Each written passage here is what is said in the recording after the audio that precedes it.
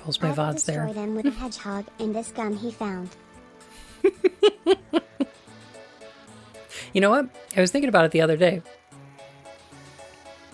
What's Shadow the Hedgehog's favorite Pokemon?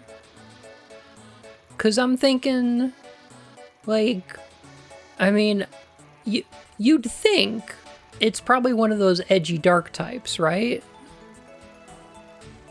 Like, or something? Or is there one that gets a gun? But I think I know what it is. I think it's this one. I think this is Shadow's favorite Pokemon.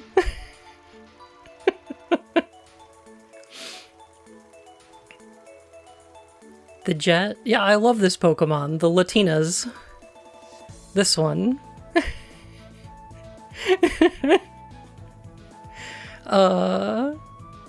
That's great. Get him? I'm sorry. No. No. No. I thought it was funny.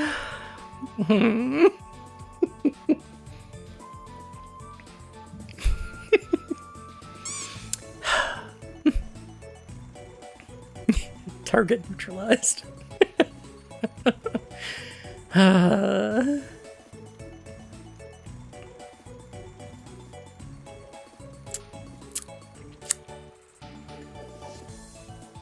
It was a little funny though.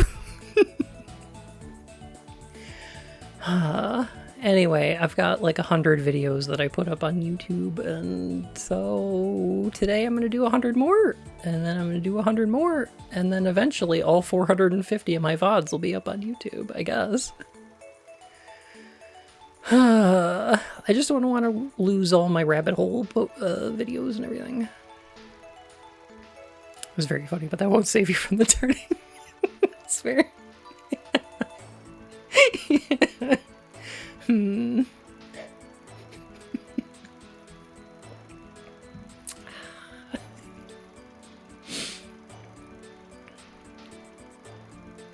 hope YouTube is fine with this. The thing that bugs me about Twitch doing this, and what they're doing is basically limiting everyone's highlights. Okay, a couple years back, I think it was like 2019, 2020, something like that, they decided that they would delete everyone's VODs, and that VODs would expire after 2 months.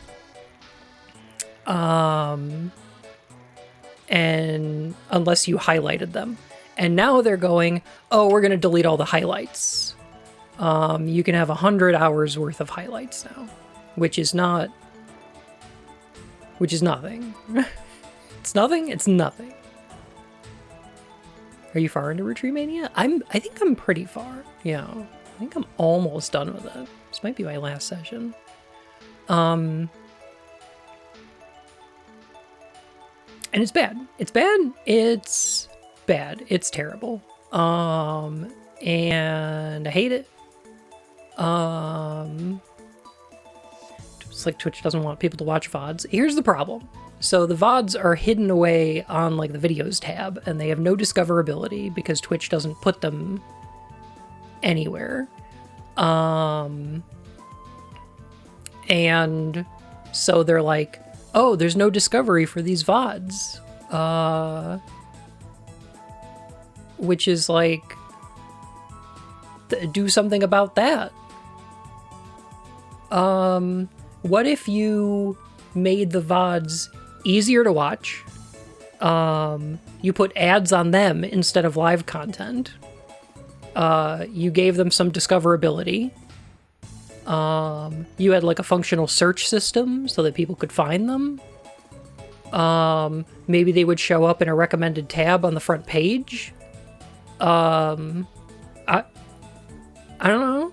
I'm just saying, like, why don't you make the VODs competition for YouTube gaming or whatever? And I don't think Amazon is interested in competing in any market where they're not a de facto monopoly. They just are not interested in having a piece of the pie if they can't have all of the pie ever.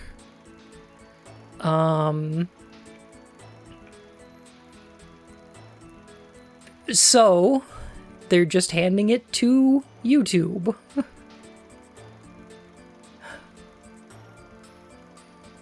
Is there any YouTube restrictions on videos? How so? Because so far the problems with YouTube that I'm running into are, one, I can only upload 100 videos per day. Videos can only be 12 hours long. And YouTube's copyright bullshit is slightly worse than Twitch's.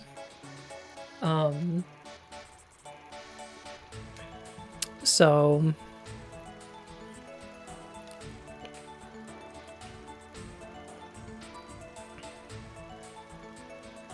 would it demonetize or probably block the video?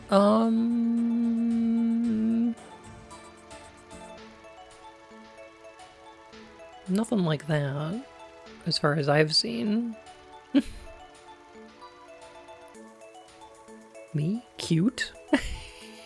Yes, and you agreed. Yeah,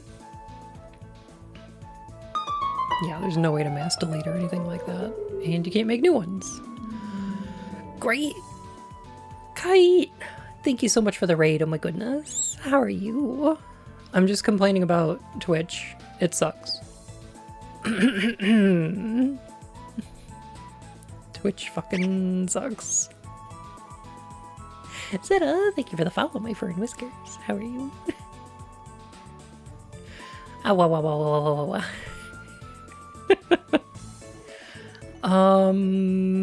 Gosh and heck.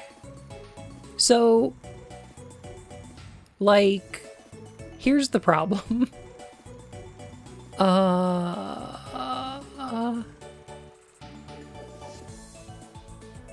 Once I get all of my highlights onto YouTube, like, I'm never going to be able to make any more. Because, like, they're going to delete all of my stuff until I'm below 100 hours. But then, like, if I ever want to make another one,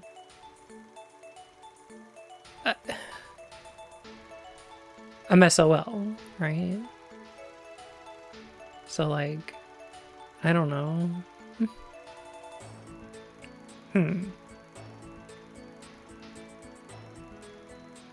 Oh, I doubt it, Laserbeaks. I think this is just they want to free up server space so that Amazon can sell that server space to other people. I have to imagine that's the only reason.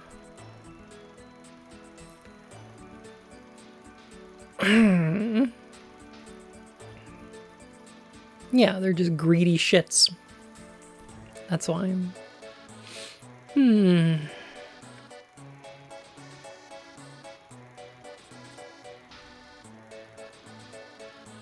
Site for hosting large stream videos? I don't know. YouTube should be fine for me for now, but like I don't know what the space restrictions on that are going to be either. But the thing is, like, okay, so server space is expensive. Like, it costs money to have the space to save things on, obviously, right? Here's the thing, though. They had two options. Either make the things that are taking up server space profitable, or delete them. Like, either stop paying for that extra space, or you could have made VODs profitable, and they just decided not to do that one. And that's what's frustrating me. That's the most frustrating part. That's the part that annoys me.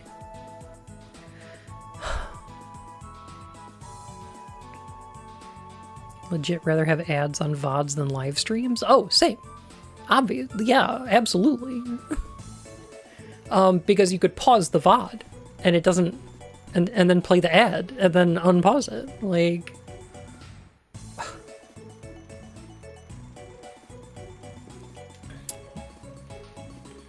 ugh. So anyway, after my stuff's done streaming, I'm gonna go ahead and put it on. I've got a separate VOD channel on YouTube. It's just Lucky Bun on demand. Yep. Heck. Way less people watch VODs than live streams. They'd make way less ad money overall from that. But they could fix that. They could fix it. Hi, Robipple. How you doing? Because, like, the problem is that they hide the VODs over on, like, a channel's tab.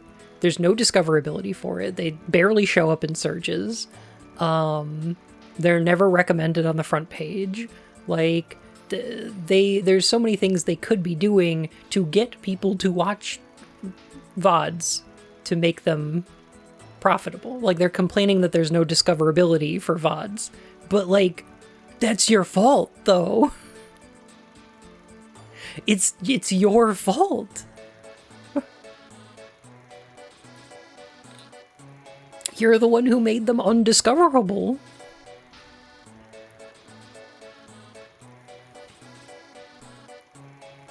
Five to 6 30-second ads every 10 minutes. Jeez.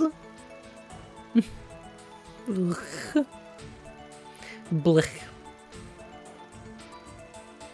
Anyway, so they just decided to hand YouTube an even larger monopoly on being the only website where you can host video content, I guess.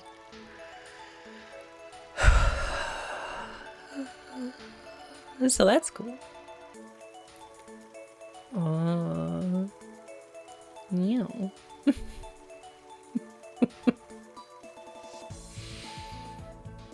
Anyway, I thought it might be fun if we played some more Root Trees tonight. Hundreds of archived speedruns are going to be deleted. Yes. Yes. Yeah, this is a way bigger problem for speedrunners. Partially because all of the speedruns that are on... Oh, geez. Is your voice so soothing? Oh, well, thank you. Heck. There's a problem where, like speedrun.org and Stream Demos Archive and Speed Demos Archive and a bunch of other like speedrunning websites archive their speedruns, like world records and stuff, as links to Twitch VODs. So all of those links are going to break. Those are all going to be dead links now. Or YouTube VODs, which are fine for now. Some of them are obviously YouTube videos, but any of the ones that are Twitch VODs are going to be broken.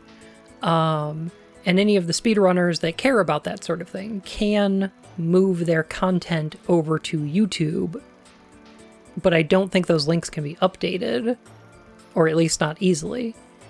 1. 2, there's plenty of people that did speedruns of stuff, like have done world record speedruns, and don't stream anymore, who aren't on Twitch anymore, who don't have access to their account anymore. Some of them are deceased. And there's nobody who can move their content. So that content is just going to be put into a dumpster and lit on fire. And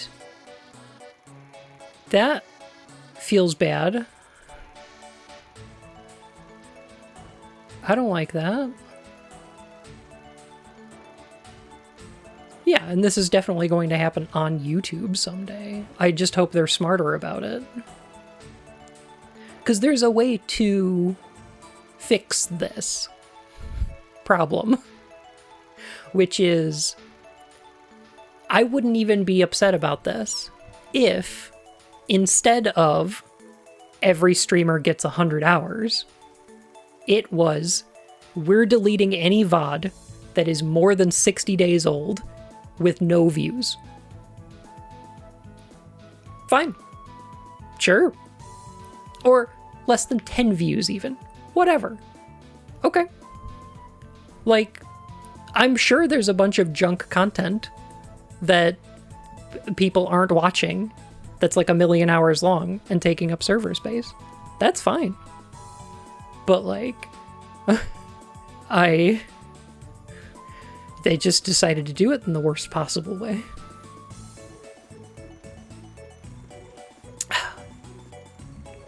I mean, abolishing capitalism is obviously the correct the correct choice here. Like, that's the best possible way to fix those. But that's kind of a long-term project. That one's going to take a little bit of work.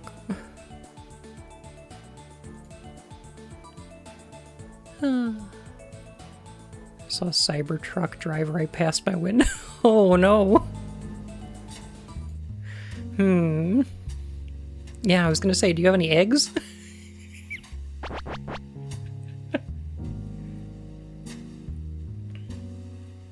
Toss the recordings be copied across multiple CPUs.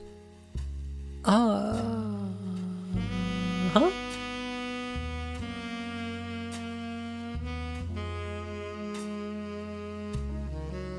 I don't have a lot of hard drive space. That's what I need. Like, I can't download a lot of my stuff because I only have like a couple gigs worth of download space right now.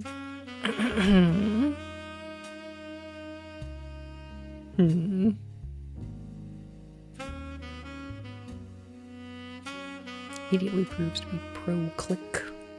What's click? What's this?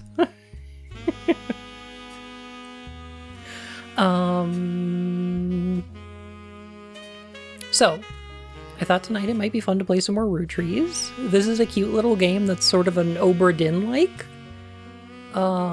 Except instead of figuring out a series of murders, we're putting together a genealogy tree of the rUtree family. Which has been pretty cute so far. I have developed some very strong opinions about some of these rUtrees.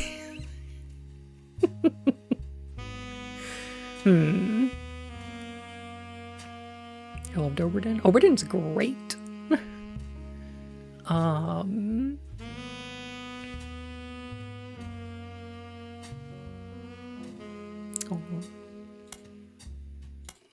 I do recommend this game. I've been having a lot of fun with it.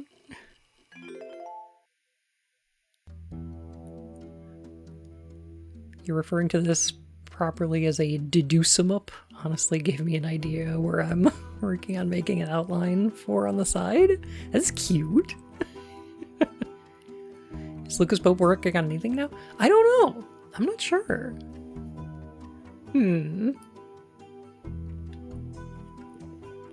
Aww, Robipple. I'm so happy you're inspired. Oh my goodness.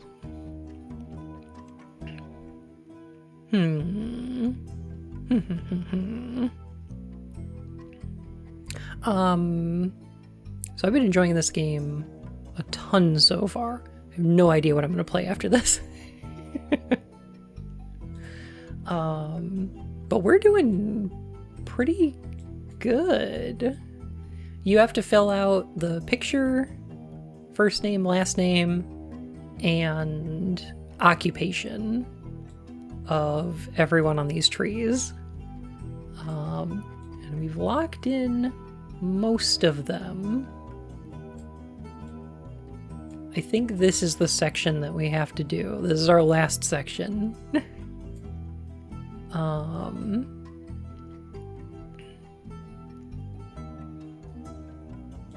We finished Guy's trees mostly, and I think I'm pretty confident with this one. So we're actually good on Guy's whole tree.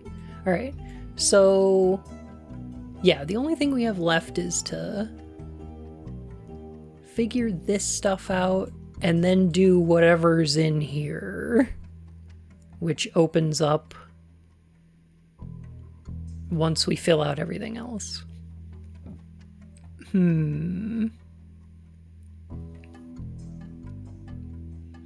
me see, where were the dangling threads we had left? Okay, so we knew that Elias and the author of his propaganda biography, Bess Williams, had an affair.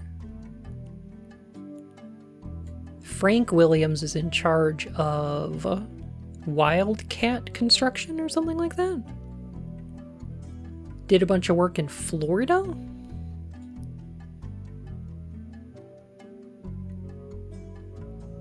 Not sure what's going on here yet. And then we know that Miracle had an affair with Mary Beth Quaker, a musician at his church. And Mark Clementine, also known as Crocodile Clementine, exotic animal smuggler,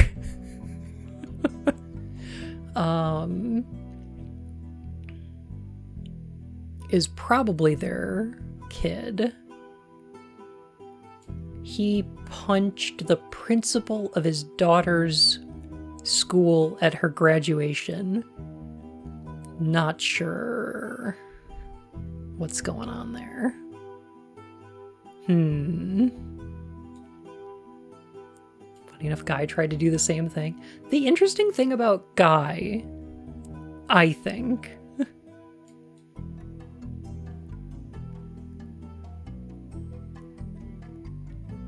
here's what interests me about Guy. Is that, okay, Christine, his secretary, he helped to pay for her and her husband and her kids to start up their restaurants. For Jinyu Lang, or Lang Jinyu, he, like, I'm sure he provided some support for her and her, like, father's business and everything, right? Same with Sonia Alves. Like, I think he supported a lot of these people monetarily. It's more of a sound. Lang Xinyu? I thought that's right.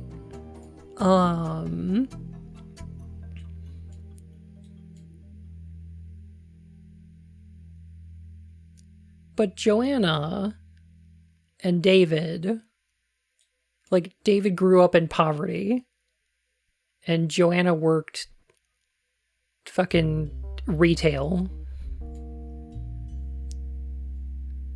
Yeah. Child of the first affair got fucking nothing.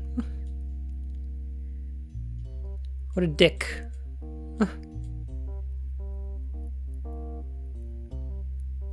Yeah, he paid a huge amount of hush money and then nothing for his first affair. So, like, don't like that. Don't love that.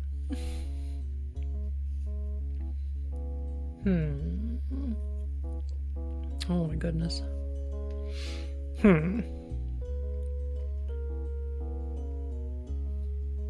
Don't know if it was altruistic support or hush money. I lean towards the latter. I think the weird thing about it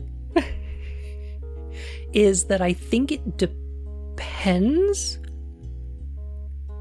on the perception. I don't know if Guy would be thinking about it as hush money, but, like, at least for people like Christine and Steven, where we've read a bit of their writing, we get the impression that they didn't necessarily think it was hush money. Like, I get the impression that For Christine and Steven, it was kind of amicable. Like, Steven was definitely aware that she was pregnant with somebody else's child when they got together, and he was cool with it. So I think in this instance, it was pretty much they considered it altruistic. But I don't know if Guy was thinking about it as hush money or altruism, you know? Like, I don't know.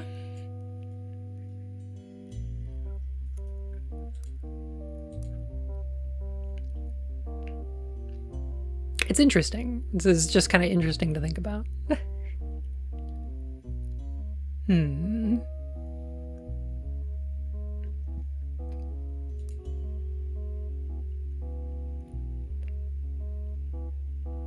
Xingyu situation is for sure hush money. They bribed a whole company to keep that one quiet. I think so, yeah. Yeah, we found Beef Baby. What an incredible song.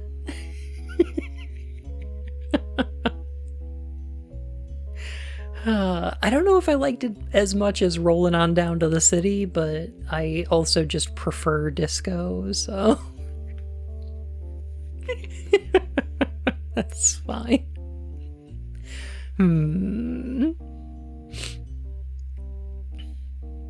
He probably doesn't want to think of it as hush money, but would 100% take it back if they leaked anything. That's certainly possible. Alright. Frank Williams Construction.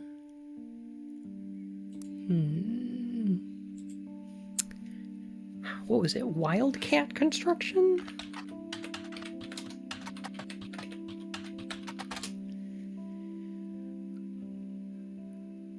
Seems to have ceased operations in the 60s.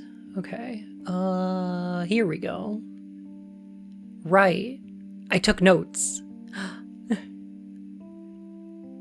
Thank God I took notes. Okay. Sanchez, about Guy Hudson. Spratt. Ruby Legal Enterprises. Right. This is the rUwUttree's lawyer that we were getting suspicious of. There's something going on with her. I'm not sure what.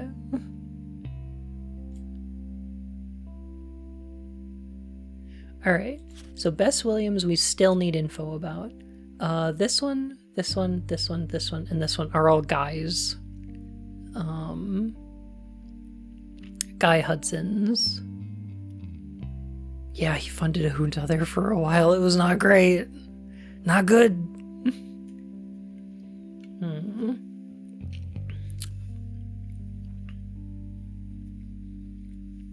We're pretty good on all of Guy Hudson's stuff, so what we need to be looking into is Bess and Mary Beth's. Yeah, the Clementines. That's right. Which I didn't seem to take notes on. Interesting.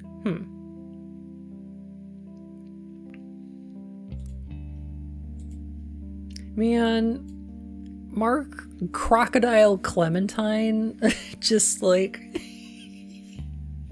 He's got such Sawyer vibes. He's such a Sawyer from Lost. You know?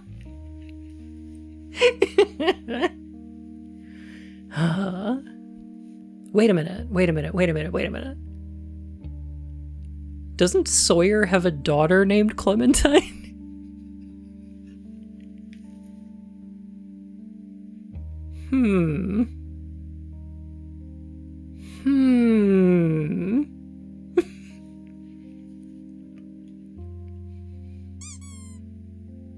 No, I swear. Cause he gave Kate the location of like the money that he earned when he was in prison.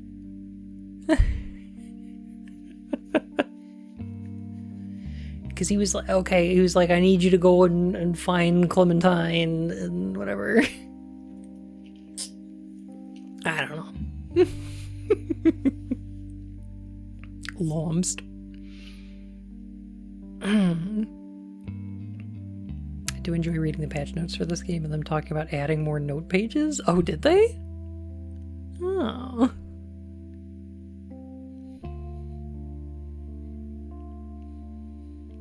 Clementines.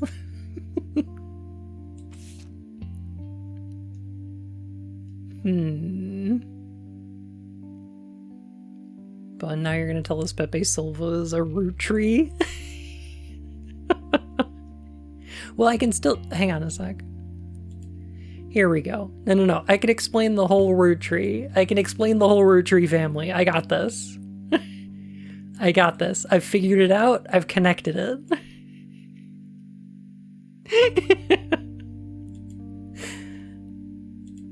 I've got it.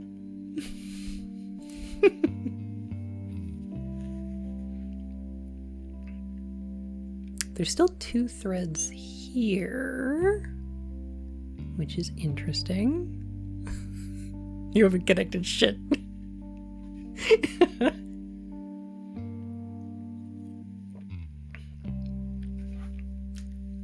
Lauren's 2 diaries, Elias's children, Presidents Carol and Morden, Brian Jones were featured on campaign posters, led to Carolyn's art book.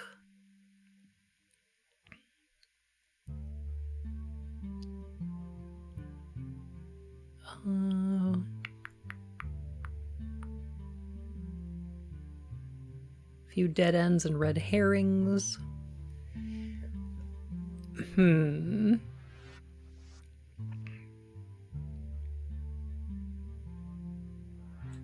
Carolyn Morden's sculptures were not useful.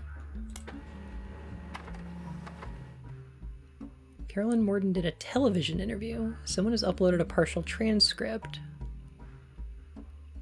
Transcript is only her answers and missing the questions. Creates a somewhat confusing reading experience, but gives you a bit more history about Carolyn and some of her family members. Huh. Okay, that's new. 45 minutes. Cute. I've never really fit into the family, so it didn't surprise me. She could have put me in if she wanted to talk about the time during my activism days, and I almost got arrested for stealing the spark plugs out of all her tractors. But I don't really think it fit her narrative. She talking about Sam?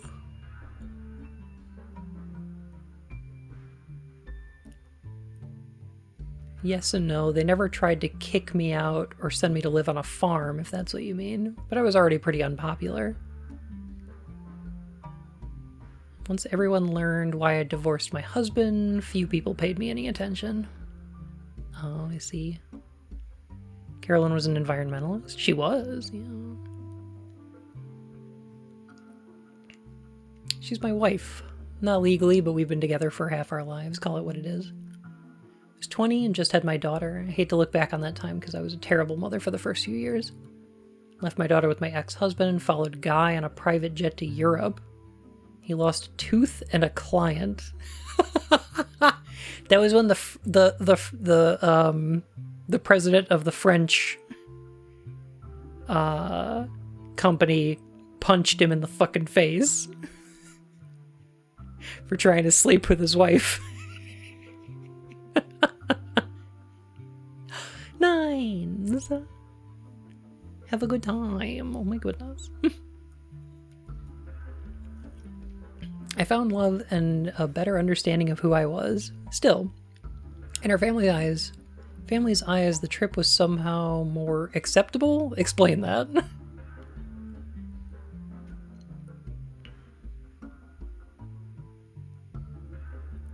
Did you like Guy? I'm assuming is the question here. No, I couldn't stand him. Our family wrote off his behavior like he was some huge fan of romance or women. But he didn't like the entire woman. It was doubly awkward for me because he was more supportive than most. I slowly figured out it was because he assumed I would be as shallow as he was. He was a workaholic. He seemed nice enough and did a good job. I didn't know him well. That was one of Sam's problems with our family. None of us did except Carl. Honestly, I get why she's pissed. I'd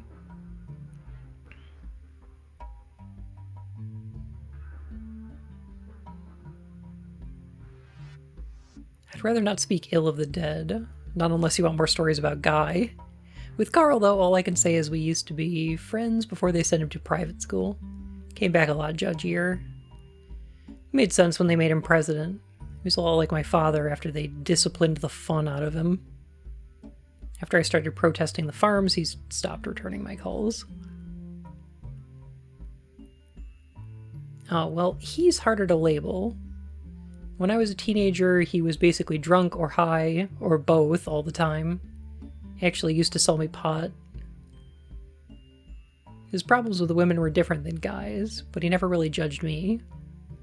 I guess he knew it would be pretty hypocritical to judge anyone for anything. Back then he was destructively unreliable in every way, but nowadays he's just kind of boring and old. I'm assuming this is Clark?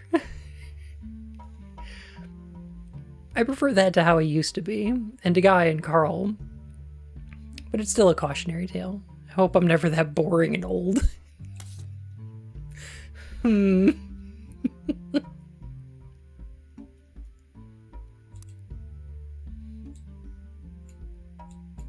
Yeah, I think that's Clark. I'm sure Clark appreciated that very diplomatic answer. Yeah, not wrong, I suppose.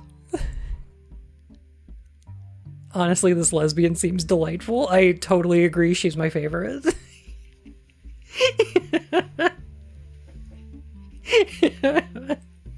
Carolyn's absolutely my favorite. Aw, thank you, Sindri. Aww. Do we have any? Okay, so we have a weekly newspaper discontinued in 1969. Miami, Florida. What about, okay, so I think we tried to look up Wildcat Construction.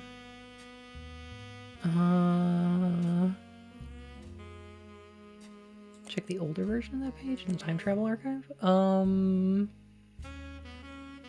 Yeah, the Time Travel Archive is basically what it was last chapter. So I don't think any of the new information is going to be in Time Travel.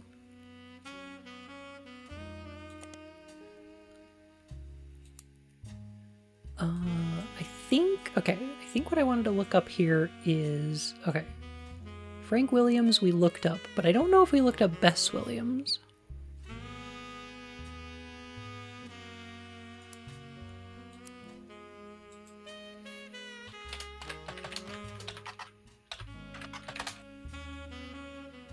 We did. Bocadoral Library. Bess's young son, now an orphan, was in attendance during the dedication.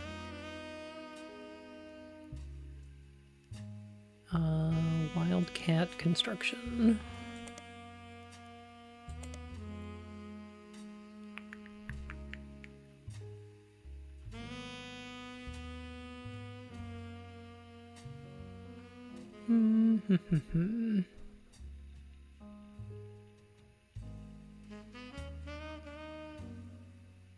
Frank Wildcat Williams.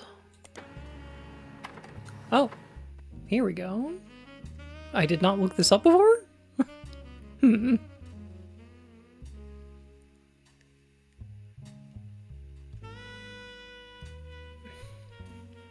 Listed on a few different military history websites. He was awarded a Navy Cross Medal in World War II. The story goes that even after being struck in the arm with a bullet, he managed to carry a fellow soldier through enemy territory on his shoulders for over 2 miles. Died in 96, age 74, in a retirement community in Sweetwater, Florida. An obituary website of a local news channel that was written by his surviving family sheds light on some of his personal life.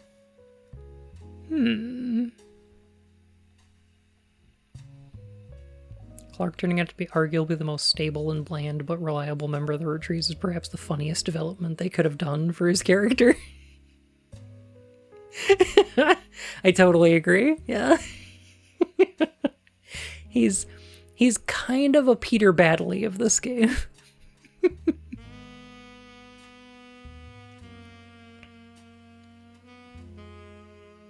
Grew up an orphan because his family died in a hurricane when he was very young. Barely remember his mother and had no memory of his father. After the war, he ran a construction company that mainly hired World War II vets. He was a born joker, smoker, and midnight toker, and a shining light to those veterans who needed it most. Some people called him Maurice. An anecdote mentions that he used to insist he married his wife Ophelia as a matter of courtesy and convenience. She wouldn't have to change her last name. Huh. Interesting. Frank sounds rad. Frank sounds pretty cool. Oh. Still angry about that song just inventing the word pompous. I agree. I agree. So, that would be Ophelia Williams, huh? Because she wouldn't have to change her last name? Interesting. Now, hold on a second.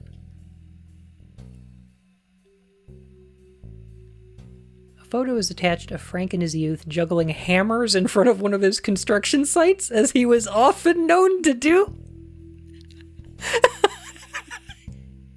Cool. According to the article, he is survived by Ophelia as well as his daughters Barb and Sharon Williams. You know, as you do.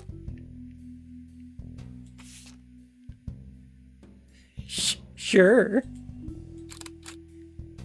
Huh. There's Bess's statue back there. Interesting. Jesus Christ, man. There he is juggling hammers. This is what we did before OSHA was invented. Look at what they took from us.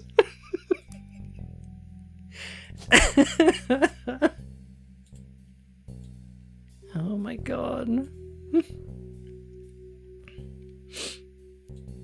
A real life hammer bro. Yeah. And he's wearing like a Mario hat too.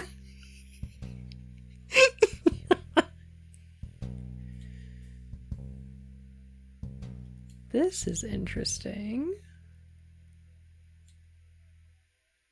It says here, daughters.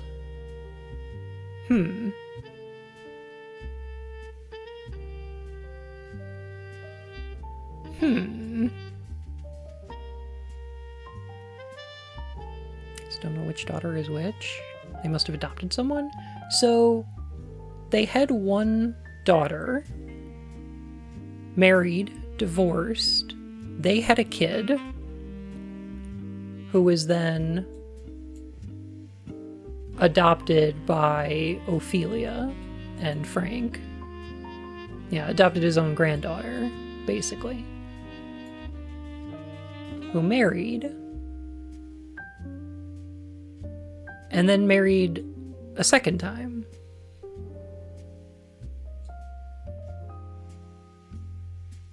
Interesting.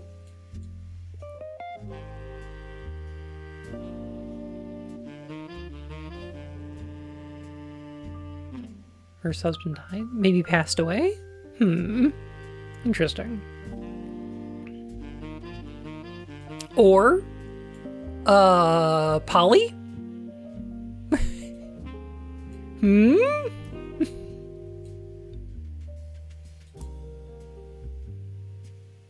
So let's hear it for representation. In Florida in 1990? Could be. Florida's got some swingers, I'm sure.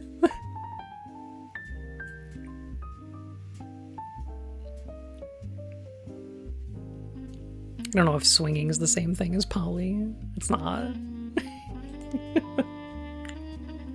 Nothing for Sharon Williams. What about Barbara Williams?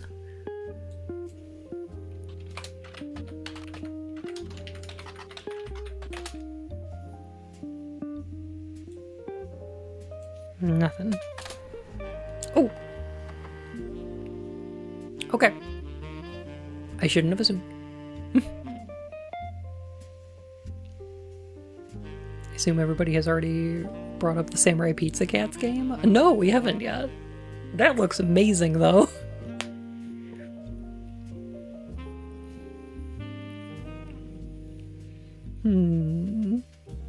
Swinging is kind of like, what if Polly was gross? Yeah.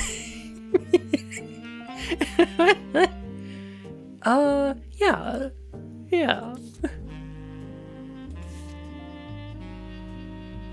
Overcoming Adversity with Barb Williams. Her story will surprise you, uplift you, then energize you. Greta Jones.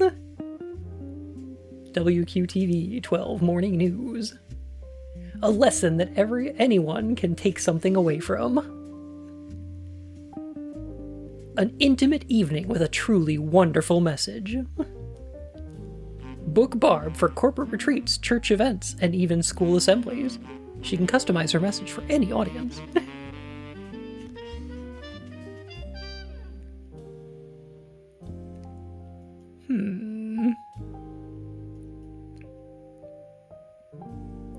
Benton County.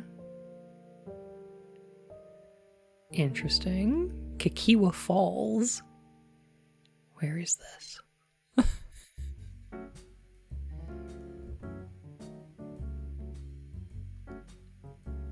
WQTV 12. Let's look it up. No online web presence whatsoever. Next to the city, Springfield, under the heading Effingham County. I need to do a deeper dive on a specific city and state.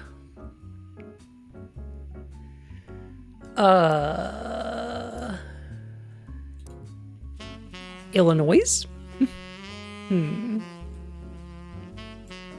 Don't know. Anywhere in the world that you can find, the closest thing to a Kikkewa appears to be in New Zealand.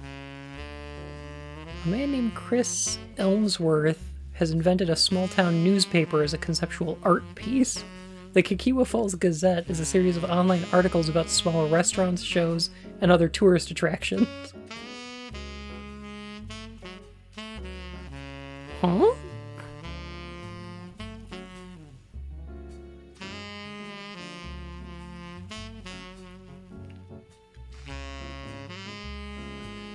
Amongst the articles detailing real locations and occasional stories that present outlandish, inflammatory concepts in extremely mundane ways. For example, on the homepage right now is an article entitled "Mermaids Strike Back Against Lobster Farms." Then, using very dry language, details the idea that the mermaids in Maine have begun to unionize in support of better benefits. Based. There are no punchlines, and the articles are not marked any differently from the rest.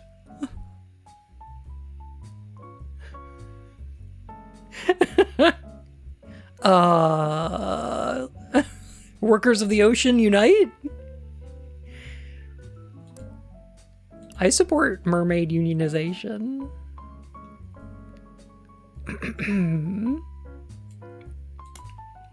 Benton County. Isabel Crosby,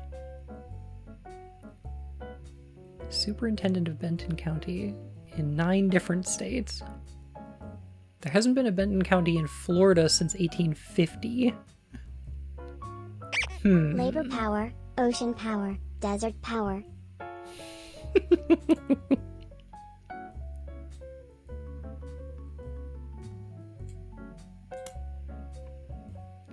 Okay.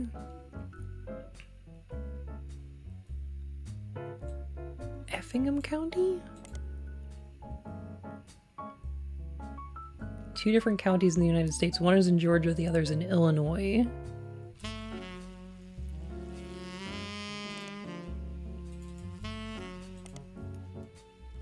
There are over 30 Springfields in Illinois, in the United States. Okay. Let's try Springfield, Illinois. Because I know that's a real one, that's the capital. Yeah. Located in Sangamon County. Okay. 30 in Illinois alone.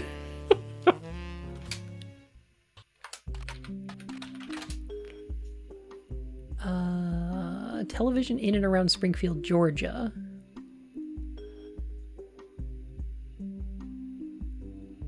The list seems to feature broadcasts with female news anchors. None are relevant to journalism. The person who runs the website has ranked each using 3 categories. None are relevant to journalism. Gross. One of the entries is Channel 12. The news anchor is listed as Greta Flores. Used to go by Greta Jones before her divorce. Got it. Compared to the ordeal you've gone through to simply figure out her current name, it's way easier than you expect to find that she has a website of her accomplishments. She was apparently the MC for an all-female speaking tour in 1977. The tour was called Storytellers of Sisterhood, The Mothers and Daughters of Earth. You do a search for it, and it seems some of the stories were compiled into a book simply titled 25 Stories of Sisterhood by Ayla Hale.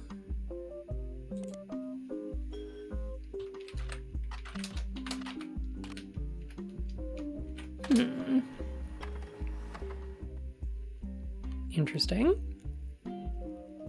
It's an anthology of stories told on a few different Storytellers of Sisterhood tours. So this is a vagina monologues kind of thing. Hey Phoenix, how are you? Contains a direct transcripts of the most well-received stories told on stage. One of the stories by Barb Williams has been added to your evidence. Ah.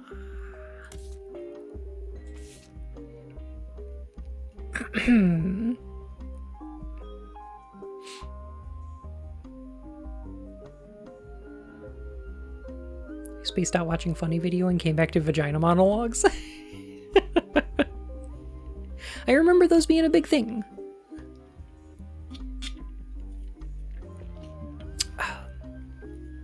I remember those being on like a hot button topic back in the day. The first part of her story focuses on 2 16-year-old girls. My sister, Sherry, was a brat, always sulking, often disobedient, never on time. She borrowed things without asking and even ran away from home, only to sneak back the next day like nothing had changed. My daughter, Sharon, on the other hand, was a beautiful person. She had excellent marks in school, was intensely artistic and creative, and even volunteered at an animal rescue.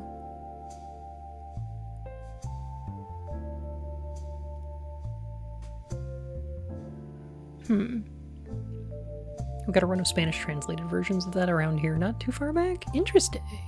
I didn't know that. Huh.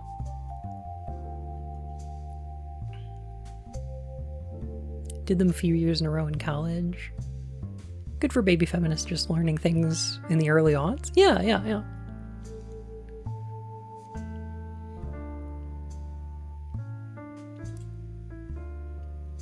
They were relatively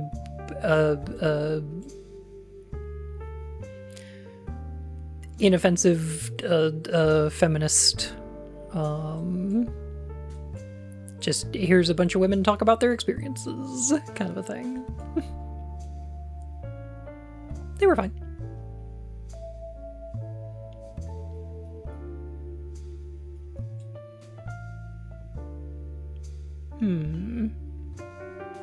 Weird. Okay. So,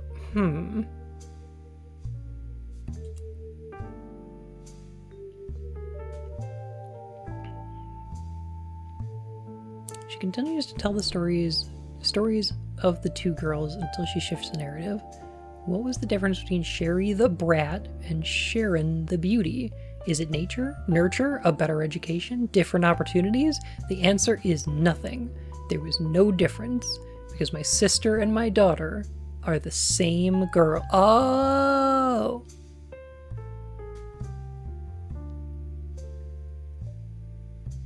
Barb reveals that her daughter was the result of an unexpected pregnancy when she... Oh, not good. I met a boy at a county fair. Unlike us, he lived in a nice part of town.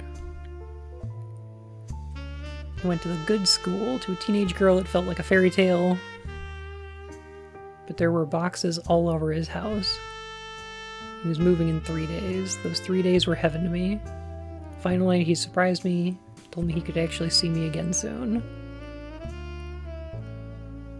Planned to return to visit his grandparents. I thought I was giving him a reason to keep his promise. I never saw him again, and when I finally got desperate enough to ask around, a friend of mine told me he hadn't even given me his real last name. Oof. What?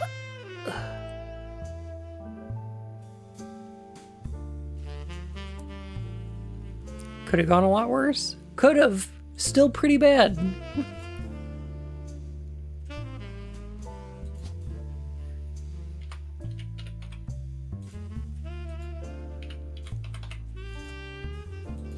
Barbara Williams. She's a public speaker. Sure. That works. How is it I hate this guy more than the guy who funded out?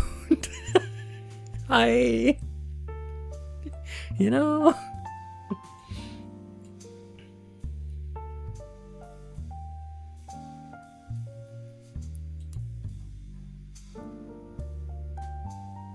Sherry and Sharon. Okay, so Sharon Williams.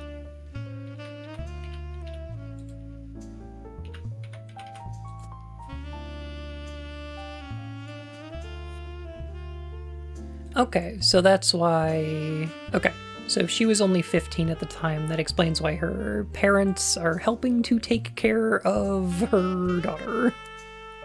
Yeah. Damn, yeah.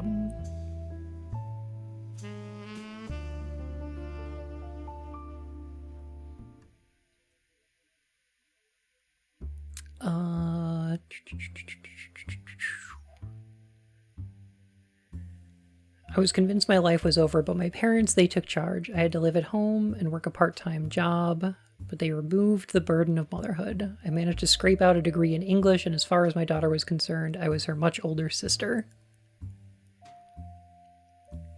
When I was younger, I thought my sister was the brat, and I wasn't wrong. But she ran away from home to work at that animal shelter. She borrowed my clothes for presentations at school, and her creativity allowed her to open up Sherry's hair. It took me far too long to realize the beauty was always there too. In fact, the brat and the beauty exist in all of us. It was my inner brat that kept me blind to the truth. And I'd like to say it's the beauty in me that's finally able to see what I was missing. Call upon the beauties in yourself whenever the brat tries to take hold.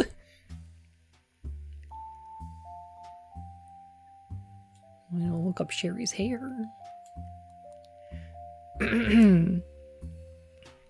Yeah, don't let those brats be in charge.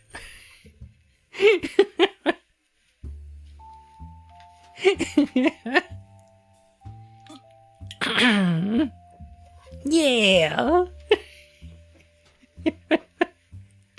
When the brat tries to take hold, you gotta spank 'em. That's what they want. That's what they want.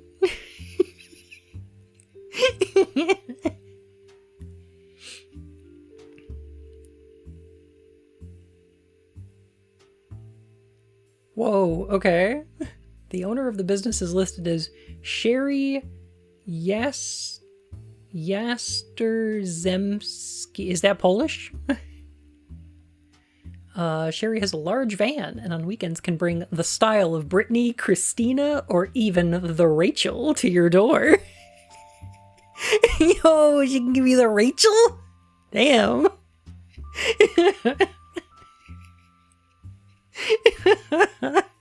This is very 90s. This is very good.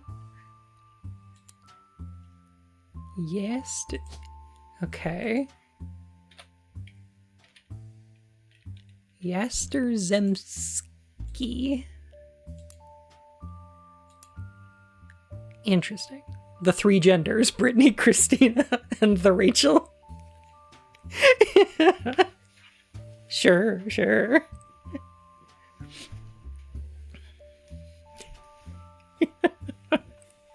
Crazy how many people had that haircut. The About Sherry section is a very, very long and presented as one paragraph with multiple run-on sentences and no pictures.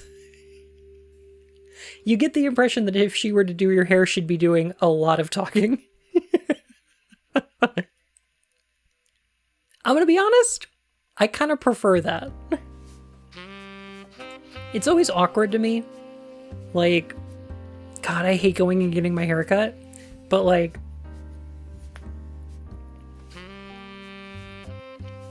it's always awkward to me because I'm like, am I holding up my end of the conversation? So if a hairdresser just wants to talk, that's totally fine with me. Because like if it's too silent, then I'm like, oh shit, should I be talking? And if, yeah, I don't mind if my stylist talks, but I hate doing talking. Yeah.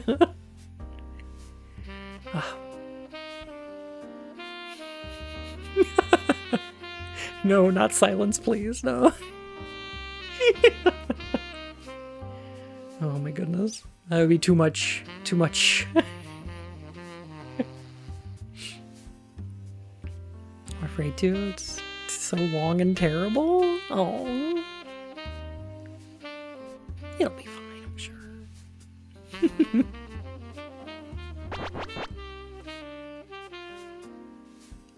Glad my hair salon always has the radio on. That's nice, yeah. It mentions that her husband, Pete, was her late husband's college roommate. Late husband, okay. So her current husband.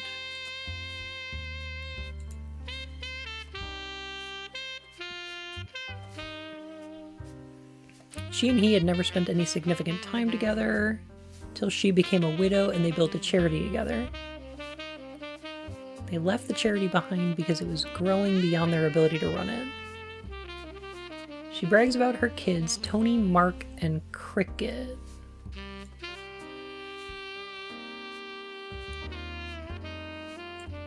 Oh no, that's unfortunate. Her oldest, Tony, seems to get the short end of the stick. His two listed accomplishments are that he's the oldest and he's a straight. Aw, rip Tony. Damn. Mark, on the other hand.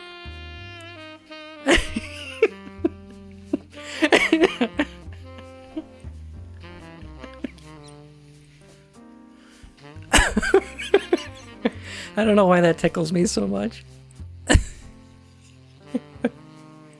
He's also a student. Got that going for him. Yeah.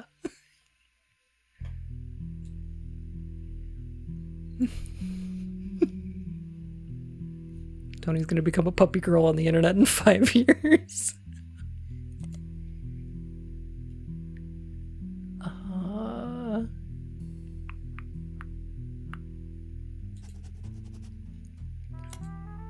Let me see. This is the Bess Williams family.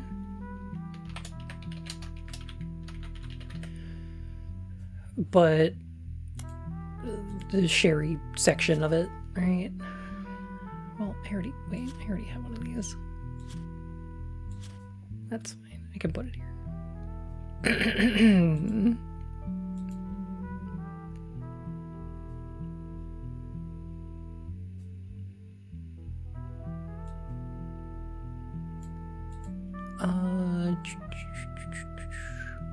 Mark has multiple baseball accomplishments. Little League team is nationally recognized. Okay. Oh. No, I meant to highlight that. Cricket York is near the end and has an entire section dedicated to her. She's an actress on a local television show. Sherry relocated from Miami to Orlando.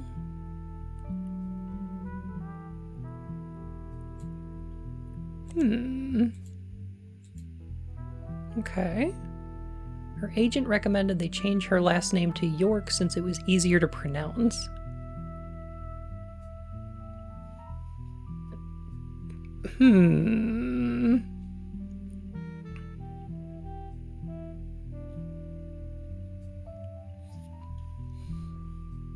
Child actor. Do you list actor or student? Good question.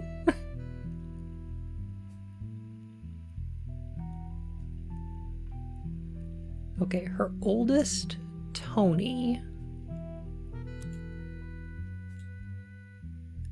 That would be, okay, first marriage?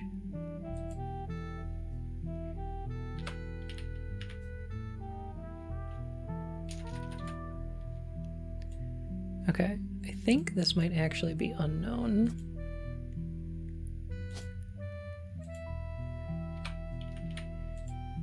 I think Peter might be. Maybe? I don't know which of these. I don't know if she changed her name twice, you know? Okay. But this one is Mark.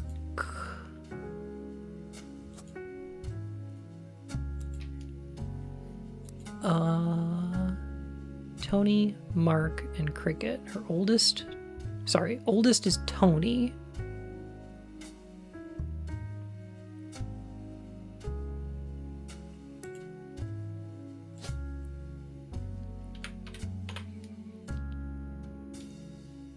Tony Spumoni.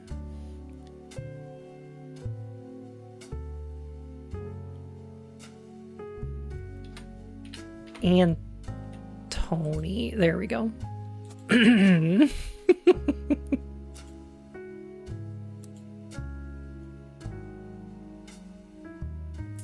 Okay. Mark has multiple baseball accomplishments. Little League team nationally recognized. So that would be...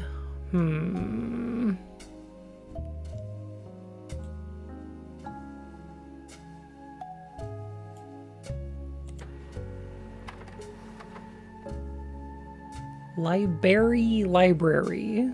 It's a children's show filmed at a studio in Orlando, Florida. Live on location at Nickelodeon Studios in Orlando, Florida. Multiple adults and children interact with different animal puppets. Unlike some other popular shows involving non-human performers, this one isn't funded by the public.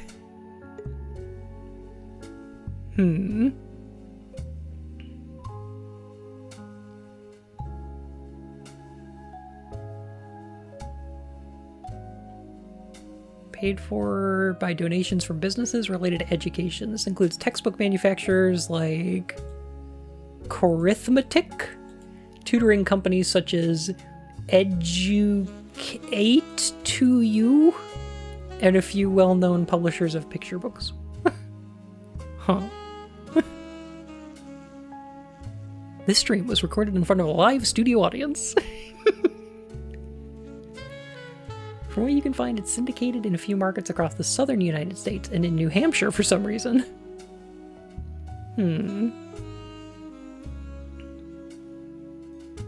There's a library web ring, though it only has 3 entries.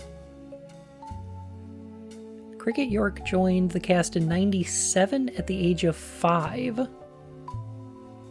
and is still listed as a current cast member. So she's only 7 years old?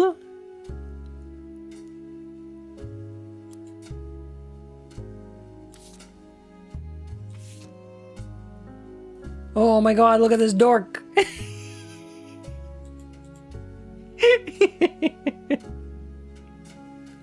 The theme of the episode tackled why some people need glasses. Aww!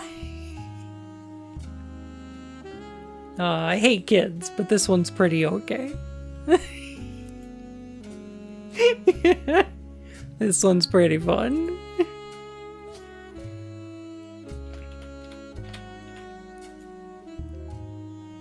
I think this is Cricket. Last name.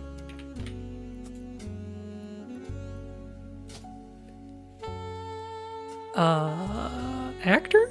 Or K-12 student?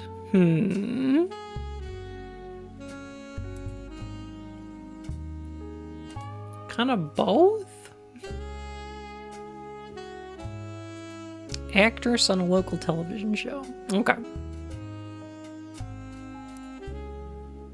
So I'm thinking actor.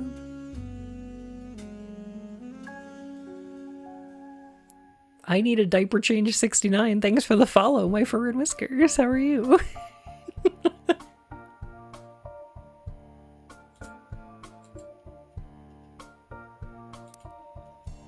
I hope you get that taken care of. Tony, Mark, and Cricket. Alright, here's what I'm thinking.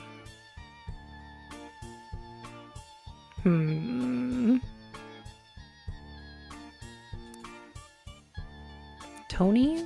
This one would be Mark. But I think Mark and Tony, okay, are gonna have the last name from this marriage.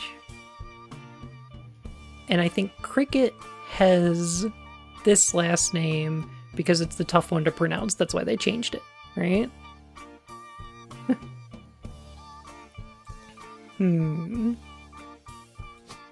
Also, we know that Sharon Williams is a hairdresser. Right.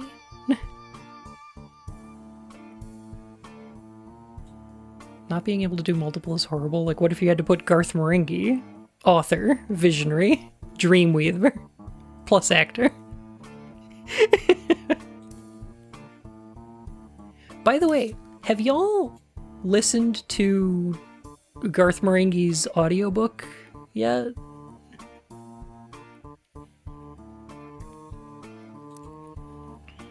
Back in, what was it, 2019? 2020?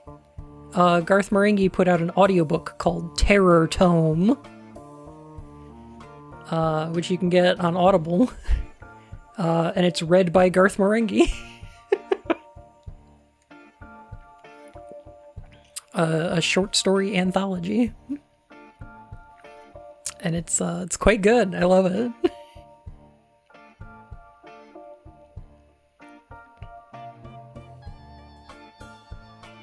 Bun, who would have a hard time saying Yastrozemski? I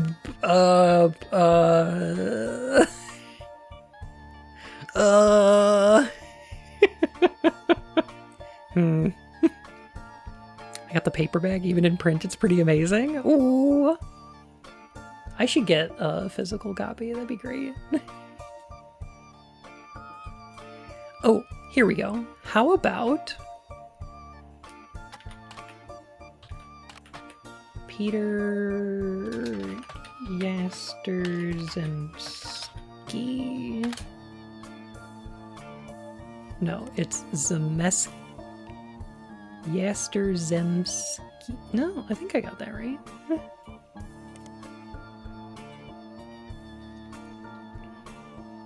Husband Pete.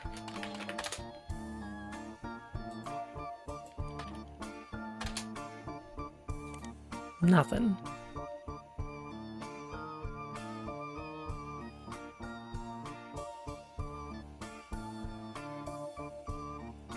Yastremski?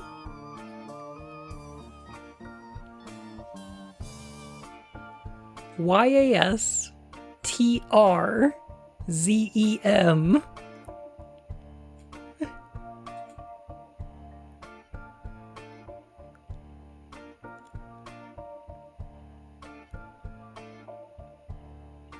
It's Polish?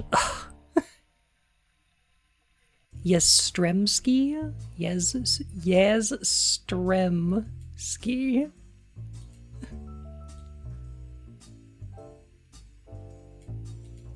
Just ignore the Z? Okay. You got it.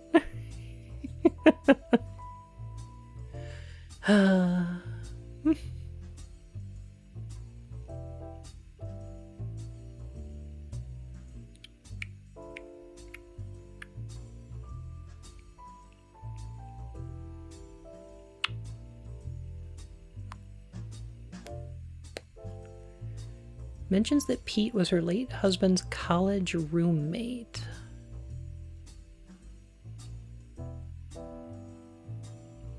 They built a charity together. Huh. And they're in Orlando. Let me think.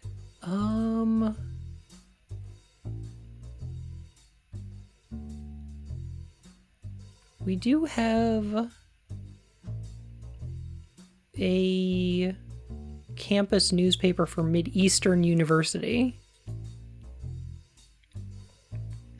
What are the chances?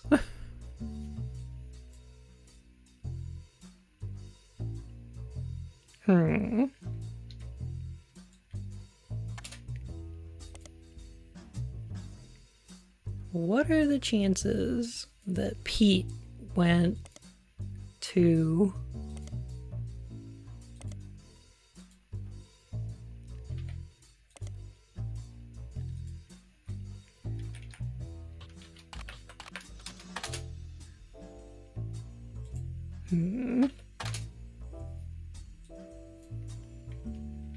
nothing.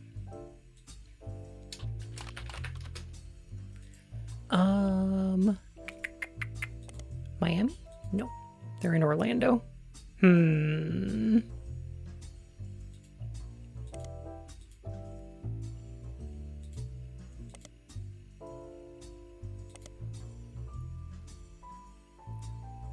Dang.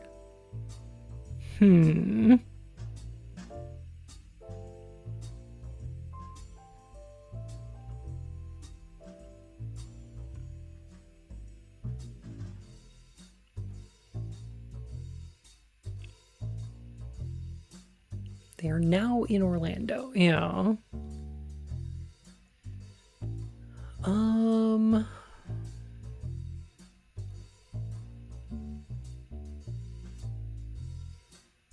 Oh, here we go. The reason Sherry relocated from Miami to Orlando. Oh, okay. So we may be able to find something about Sherry in the Miami Mercury?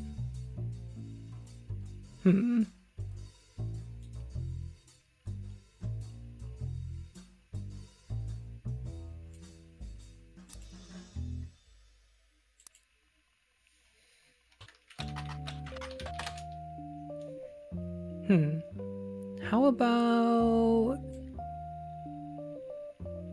ended publication in the 60s? It did, didn't it?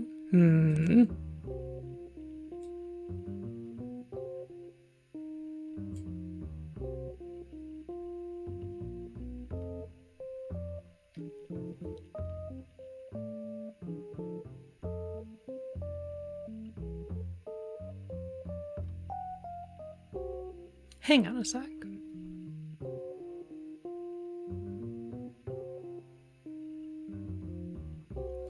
Her agent recommended they change her last name to York.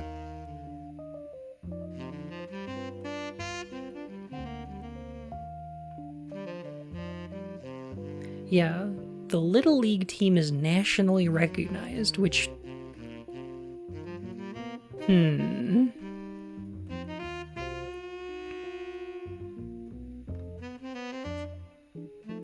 I'm wondering if York is the last name of her other two kids.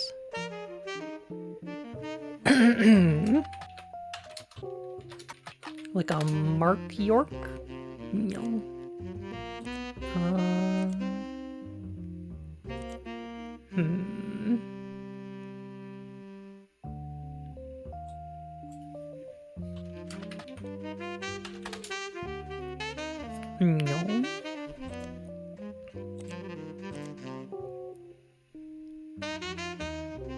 Francis York Morgan.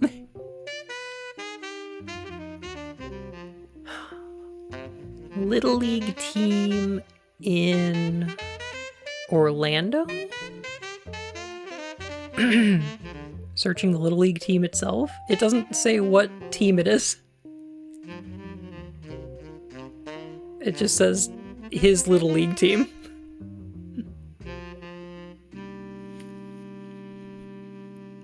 I would need to narrow it down to, like, a team.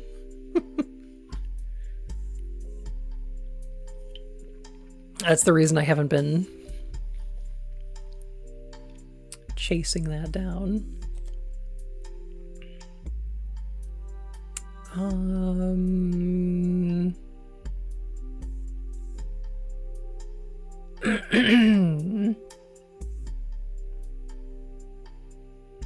Do we have a sports paper? I don't know if we do.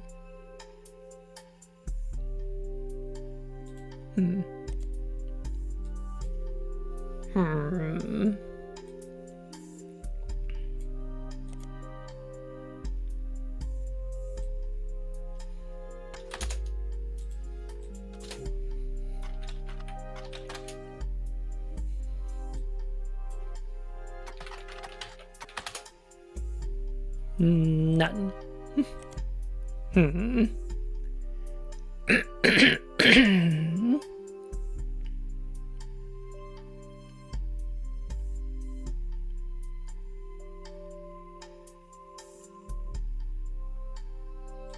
left the charity behind because it was growing beyond their ability to run it. Okay. Pete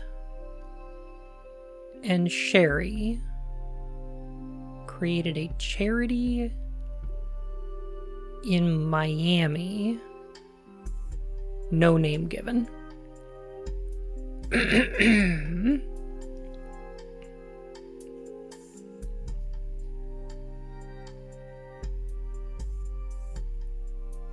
She named her kid Cricket? Yeah.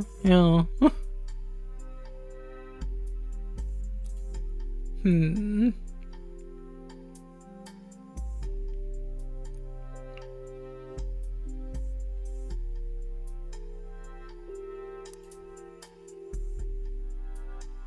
surprised we haven't found a picture of Rion. I assume the charity is related to the husband's death? Possibly.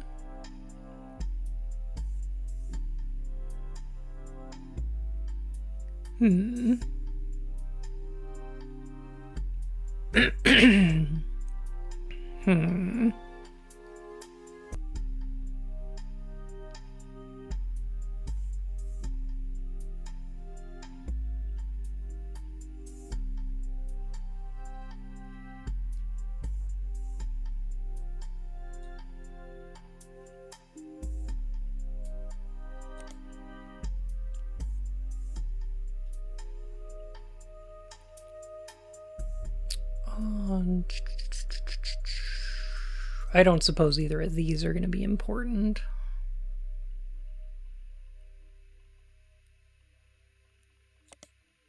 No.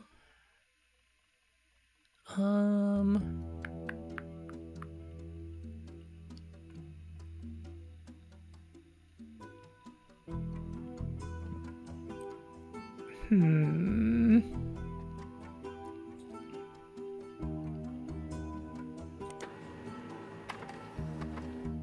okay. Educate to use a tutoring service. Provide tutoring for all the actors and actresses in the show to accommodate their shooting schedules. Cricket and her brothers ready to learn from one of our talented tutors.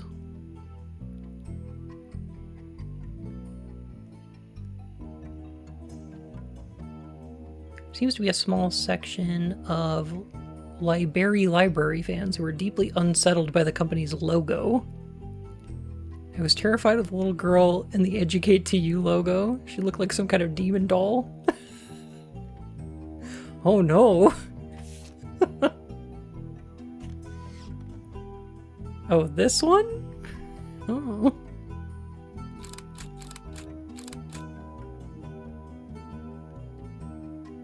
Perfect student.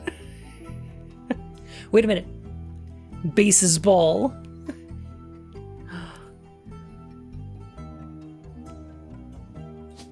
Mark is the bases ball player.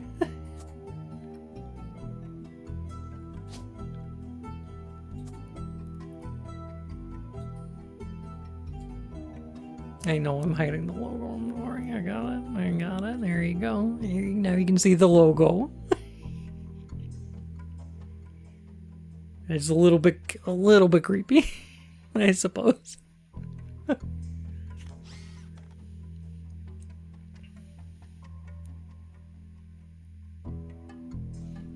Fair assessment.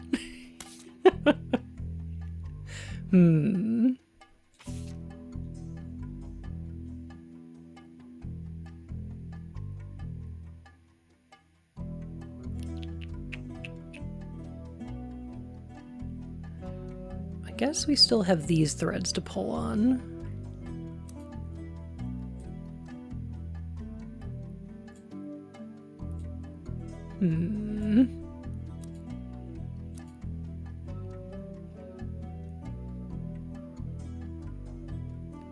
Because we still haven't tracked down Vic Elmsworth, have we?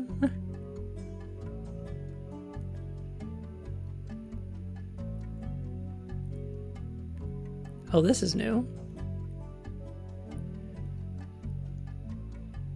All the articles he's written are archived on his site, including the long-form version of the review for Barb Williams' motivational show from '97. Wait, are they... Hang on a sec. I love when this happens. Vic Elmsworth says, a lesson that anyone can take something away from. Alright, now what is his review actually gonna say?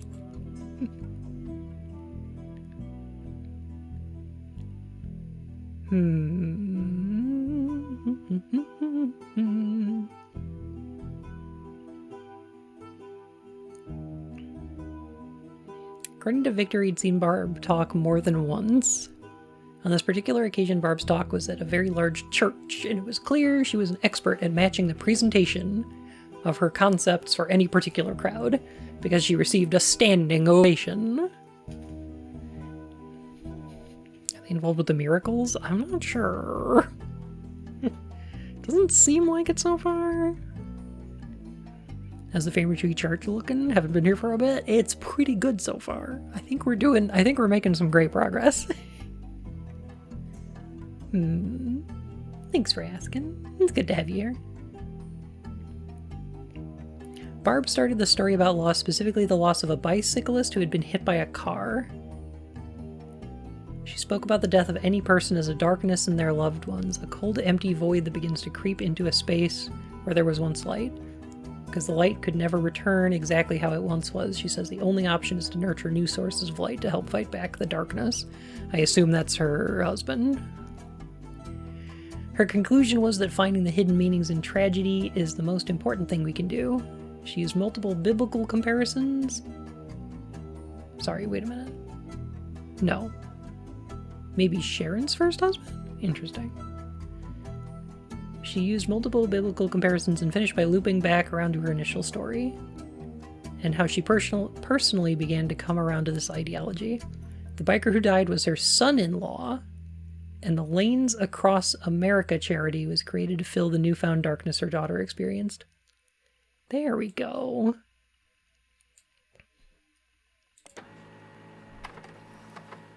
Charity focused on adding bike lanes to major cities. You know what? That's a pretty good cause. That's pretty good. After the death of Drew Smith. I see.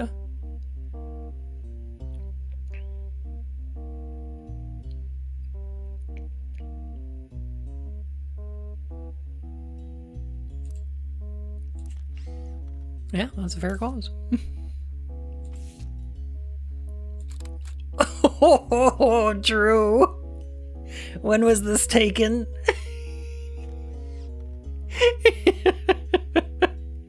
Was this 1979 or what?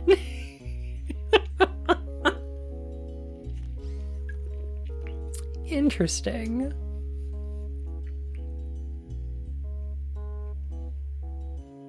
The rest of the photos cropped out, though.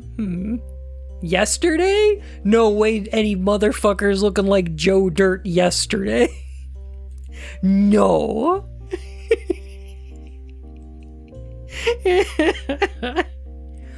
Drew Smith?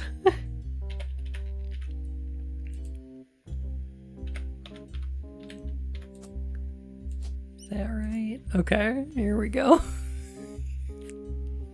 Dressed in his corduroy finest.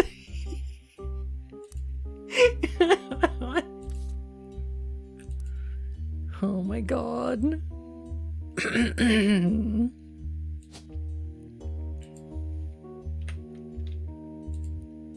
And I'm assuming these are Smythes. Anthony is a straight A student.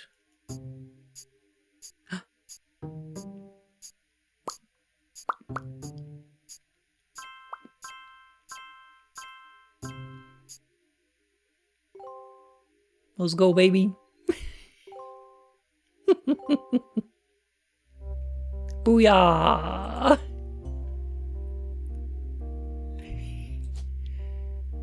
And he's a baseball player. Athlete.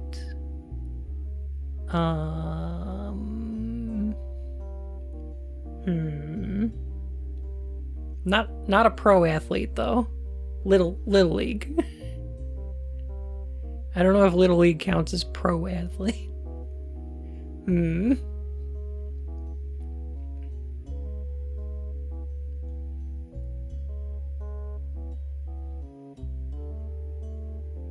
This game has one divergence from Oberdin. Oh yeah? Is it that I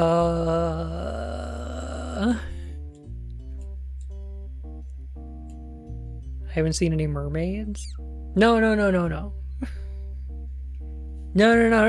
But they have been mentioned. There have been mermaids in this game. They were unionizing against the lobster farmers.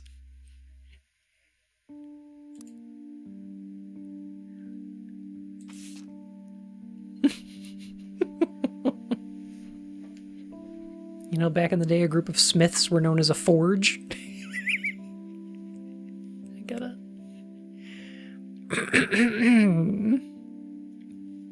In Oberdin, the lobsters and mermaids were teamed up. That's true. They unionized together. Workers of the sea unite.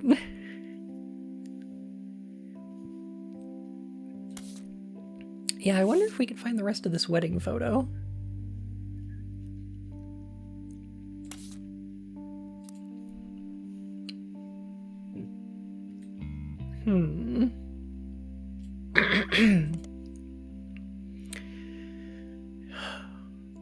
We'd probably either look for Drew Smith or Sharon Smith? Sherry Smith, maybe?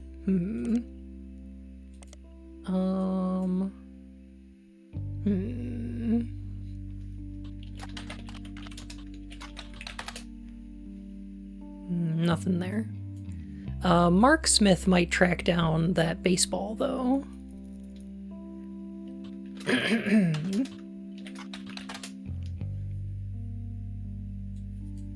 If not here, then possibly...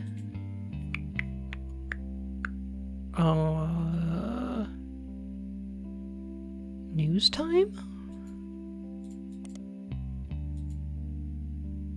Miami Mercury discontinued in the 60s.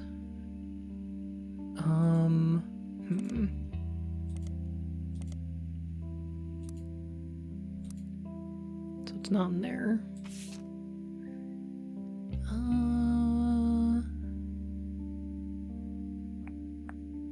Portland Telegraph. No, they're not in Portland, though.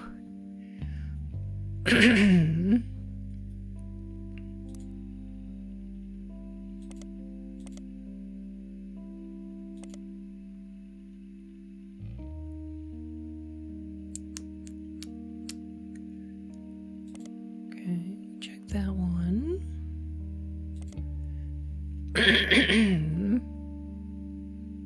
Yeah, it was nationally known.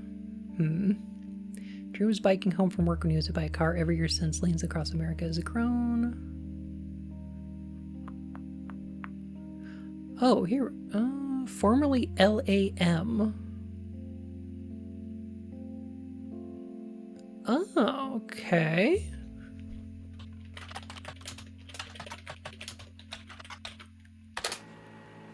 Aha. Lanes across Miami. Formed in 1987 and became LAA in 1994. Founded by Sharon Smith. Sharon and some other board members stepped down in 92. One of the oldest articles has a full uncropped version of the same wedding photo. After Sharon left LAM, they began to crop her and the rest of our wedding party out of the photo to focus solely on Drew, who is the face of the charity. Uh-huh. Got that way faster than I did? Well, I was just, like, I don't know. You know where the line of logic was? Because it was like, oh, lanes across America, and it was formerly something else, must have been a little more local, and then they decided to go nationwide, started out in Miami. Obviously. But, it totally makes sense that it might take a minute to get that, yeah.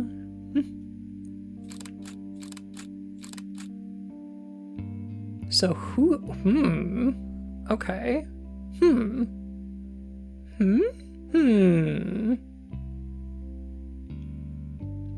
Oh, okay. Oh my god, I get it.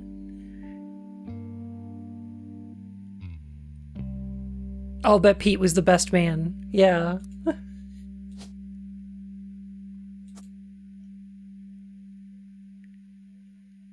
Okay, hang on. This Barbara... her sister and mom. Of course. And Pete's gotta be the best man. Oh, okay, all right.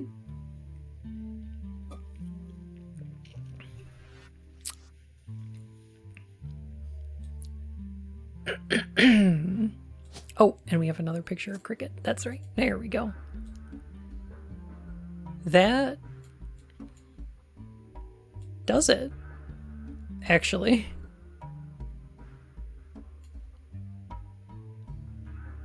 That's our tree. I think we nailed it. Huh. I didn't actually find that Little League team.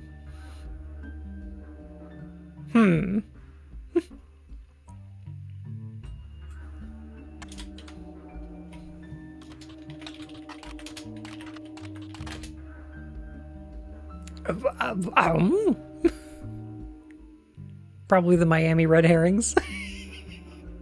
It was nationally recognized.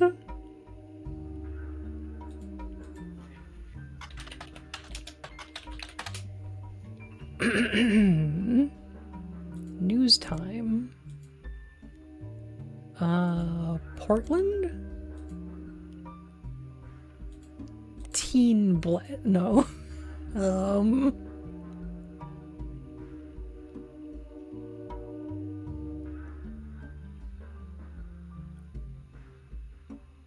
Jeez.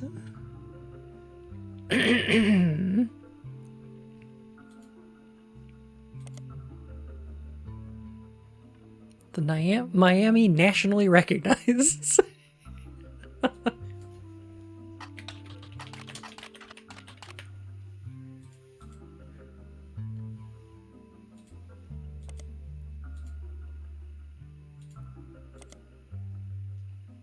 Weird. Weird. Weird. Nothing.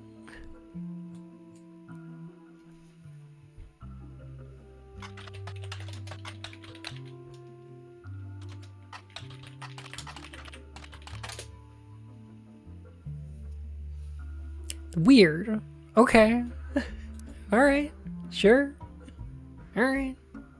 It's fine. Very weird, though.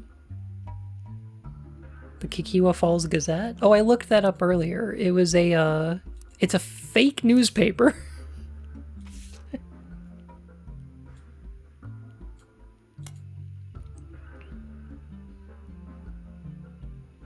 Series of online articles about small restaurants, shows, and other tourist attractions. This is where the mermaids strike back against the lobster farms.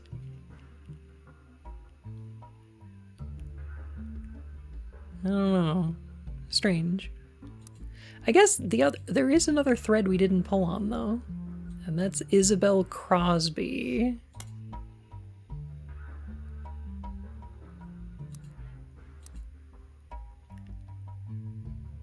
Superintendent of Benton County.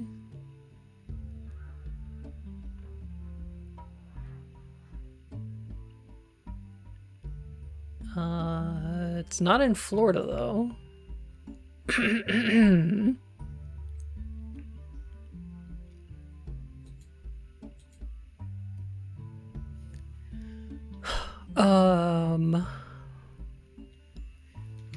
Another fake person? I'm not sure. The last one we looked up was actually in Georgia?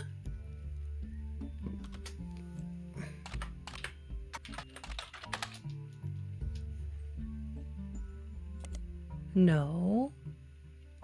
Okay, wait a minute. Benton County.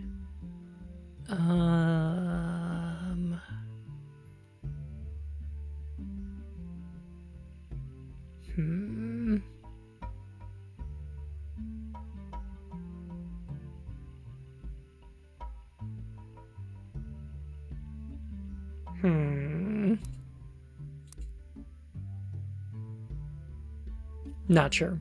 No idea.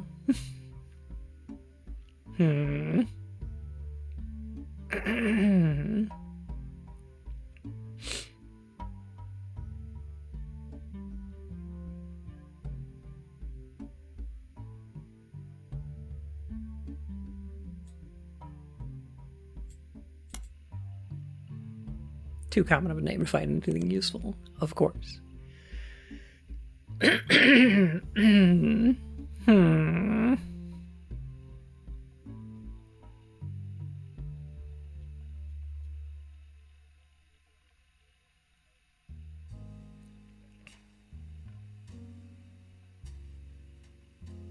Strange. Might just be a dead end there. Anyway, that's good for Bess Williams.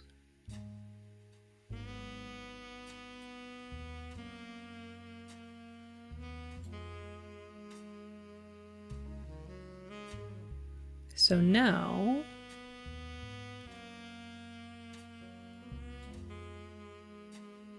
let's see what we can find out. about Crocodile Clementine.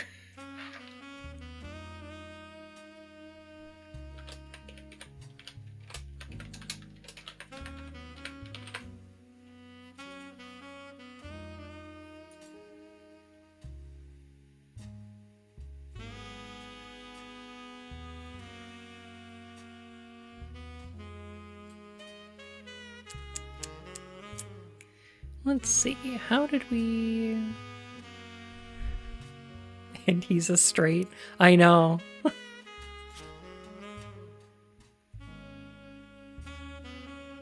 Yeah, that's rough, Tony.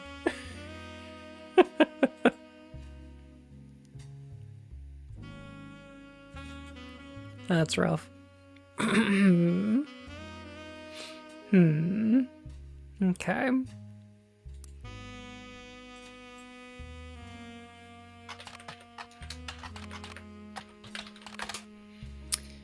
Merc? Markle. Crocodile Clementine. Mark's name would imply he hails from Florida or Australia. Mark is from LA.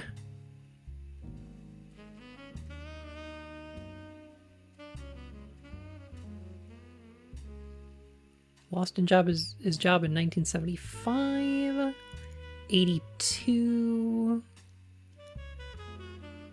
Arrested in 94 in San Diego.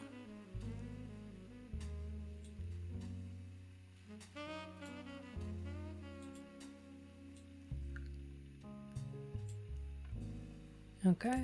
Crocodile Clementine.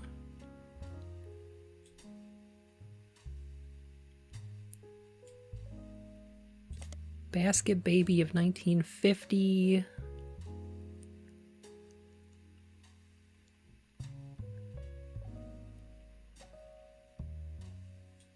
Arrested in 94.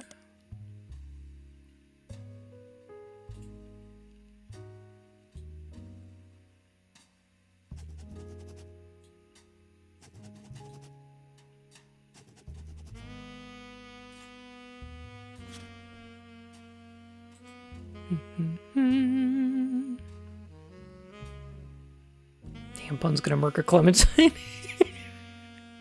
I like oranges. I would murk a Clementine. Hell yeah.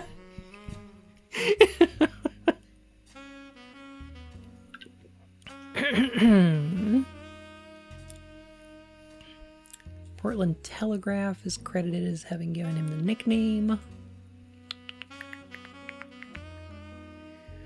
Punched a principal named Billy Sims. Sandstone Canyon High School. Here we go. In San Diego.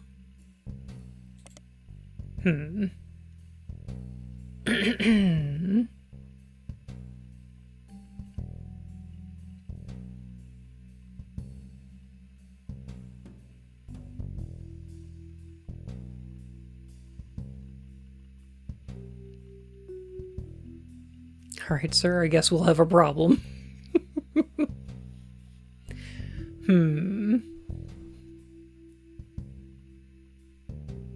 Quote unquote Billy Sims. Is that William? No. Billiam. Billiam Sims.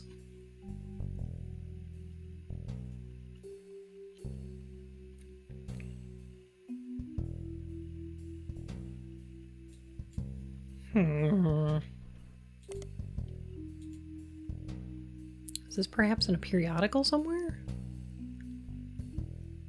What periodical would we find this in?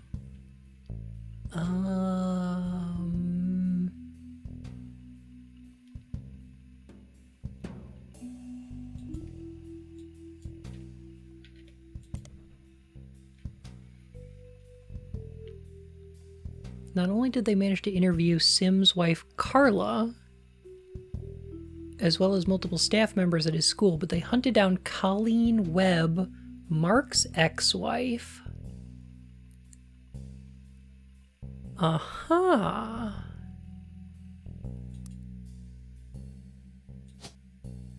Aha. Okay.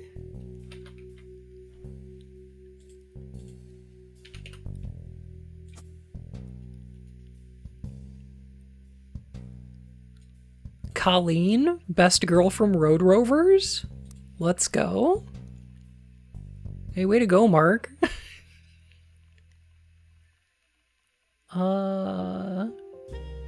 She and he met when he worked for an airline. She worked in an airport newsstand. Okay. He was a drinker, had wild mood swings. When he was charged with assault of a fellow pilot in 75 and lost his job, they divorced. She was pregnant with their second daughter. She left him and moved to San Diego to live with her sister and told her oldest that her dad had to fly planes for the army. She raised them both by herself, and although she never went through the trouble of changing their names legally, they used the Webb name so nobody would connect them to her ex-husband.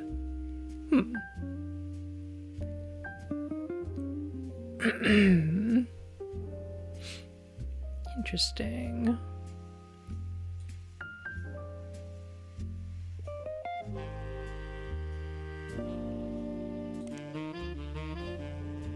Nothing for Colleen Webb. What about, Carla Sims?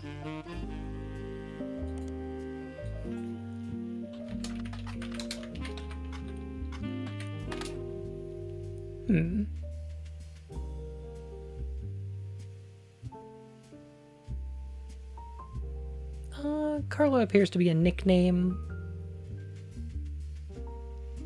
Seems to most often stand for Carlita. Okay.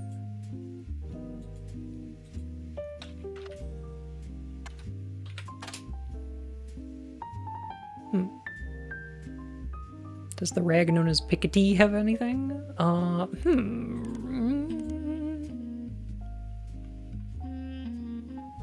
Not sure.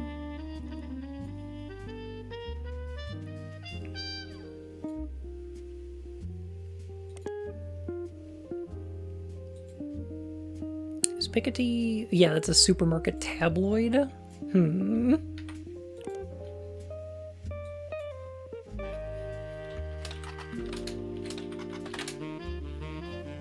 Kind of sleazy, so they're not afraid to publish a few details the more reputable news publications normally wouldn't. Billy Sims was once arrested for throwing a Molotov cocktail at a company that was found to be testing their products on animals?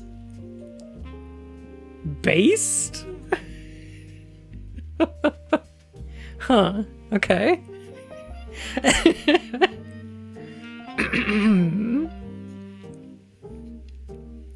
According to police paperwork, Crocodile Clementine's bail was paid for by Tostarito Jacobson?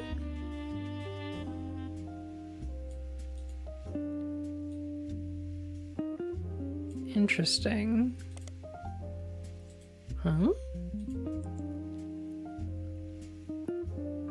Find out if anyone knew anything, and the word going around was that Mark Clementine showed up because his daughter, Mary, was graduating that night. Okay. Interesting. So, I guess if I look up Mary Clementine, I'm going to find nothing.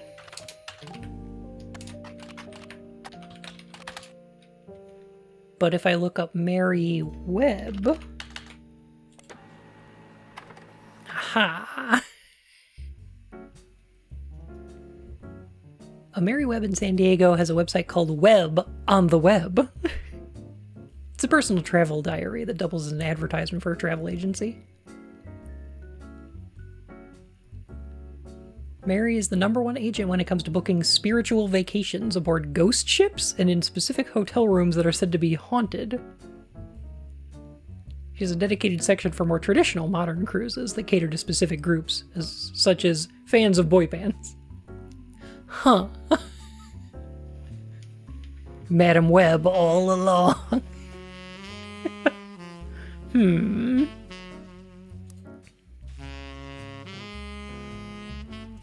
No, not that kind of spiritual. More like supernatural. She talks about trips she's personally taken and uses that as an opportunity to feature descriptions of amenities and excursions that the ships offer. Even when you're on them to see a specific band or a ghost. Aha. By that I mean a grifter. Oh. Well, I don't know. This seems pretty harmless. Do you want to rent a haunted hotel room? I think that seems fine.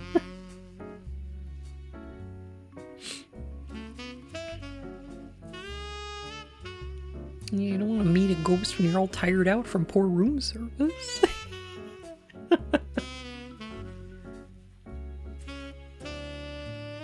There's pictures of ships, hotels, landmarks in places she's visited, as well as a picture of Mary herself with a ship in the background. She was allowed onto the ship on a port day in San Diego with a professional photographer.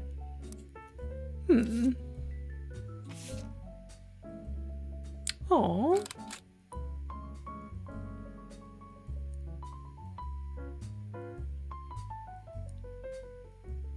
In front of an alleged ghost ship from the 1800s, it was lost at sea and turned up without any crew several years later. Oh, shit! Yo, can she book me a tour on the Obra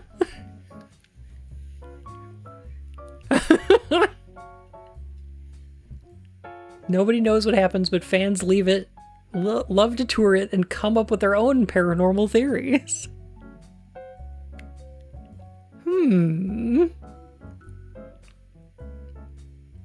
The download was titled OMG Ghosts.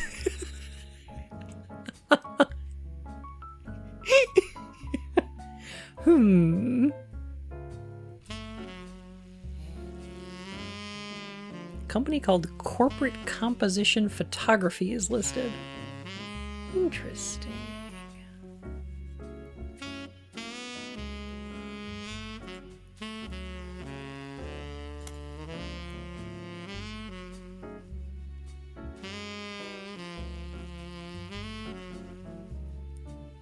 It appears to no longer exist. A ghost photography company. Ooh. Hey, little log, how are you?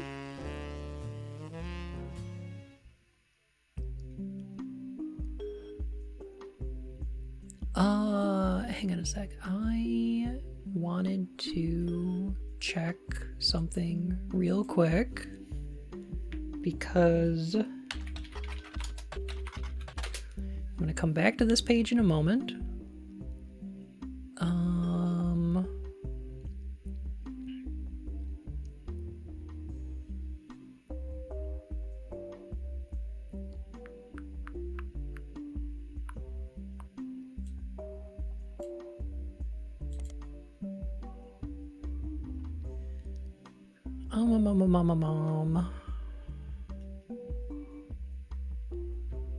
In an attempt to visit his daughter's graduation. Dang, okay. It doesn't say if it's oldest or youngest daughter. Seeing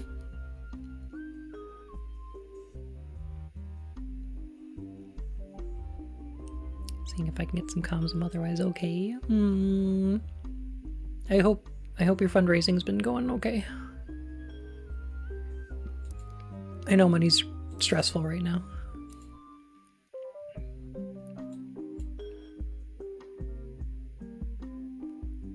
Oldest, presumably?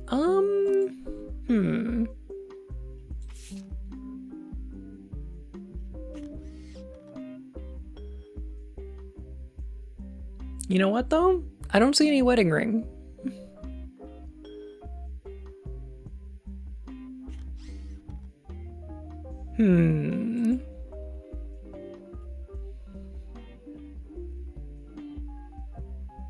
Company is mentioned on a photography site with some IRC chat logs.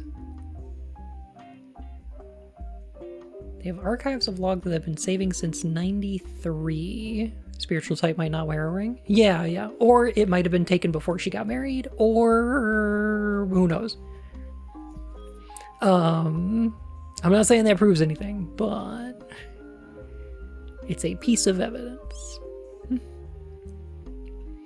One of them was from 96 when Val, the former head photographer from Corporate Composition Photography, did a Q&A.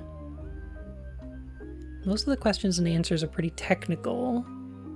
They not only seem irrelevant, but generally go over your head. Val was on the cover of Telephoto and asks about Iraq. Question was quickly shut down by the person running the Q&A, who said Val does not wish to answer questions from his photojournalism days, nor does he wish to talk about LBP.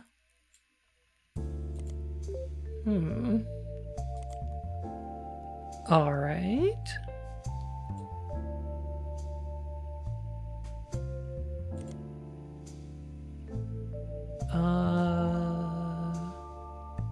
Lebanese pound, also known as the lira. Long Beach Peninsula, low blood pressure, lead-based paint, lower back pain, Louisiana Board of Pharmacy.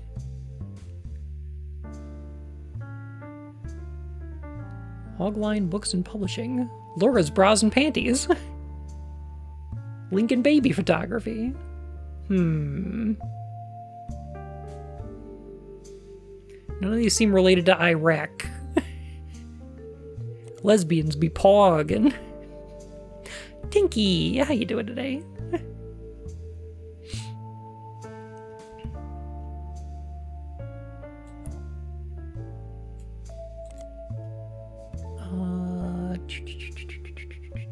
Telephoto, corporate composition, nothing. How about LBP? Nothing.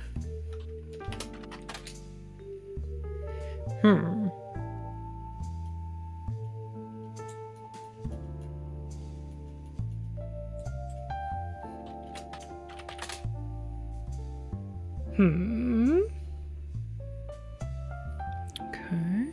Messed up my back and my whole side hurts? Oh, I'm so sorry. Gosh. I hope you feel better soon.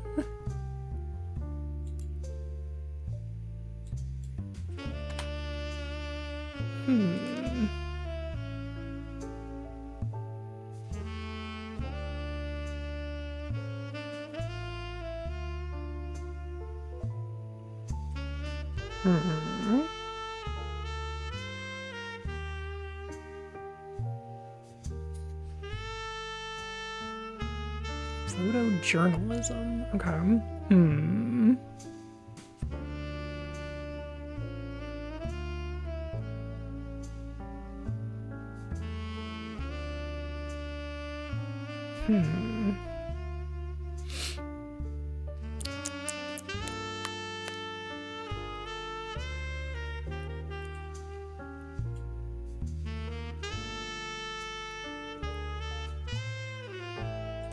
Yeah, are there...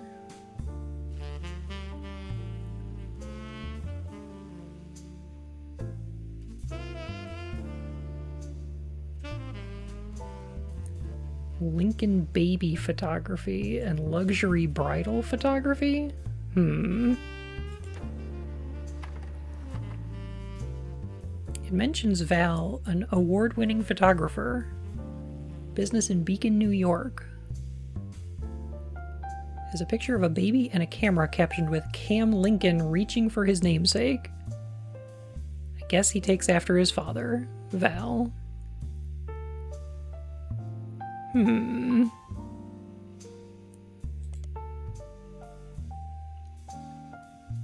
Luxury bridal photography. Seems like it's located in Ireland and its owner is named Nicholas. He goes by Nick Luxury. I see.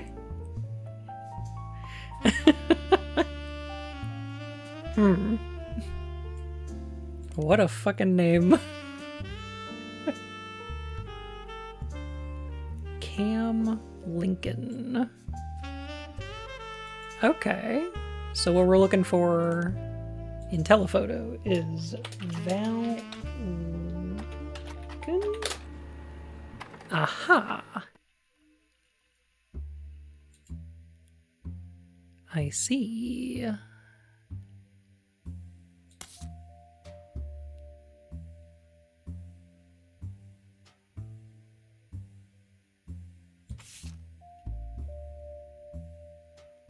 Ugh, babies are so fucking gross.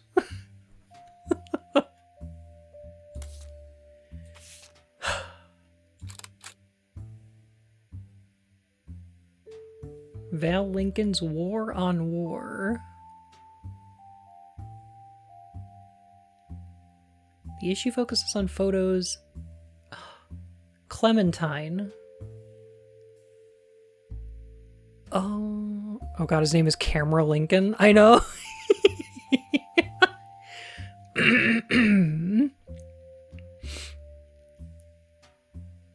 He won the Sepia Award for photojournalism, specifically for the photo on the cover. Val got his start in high school. I was not a baby. I have never been a baby.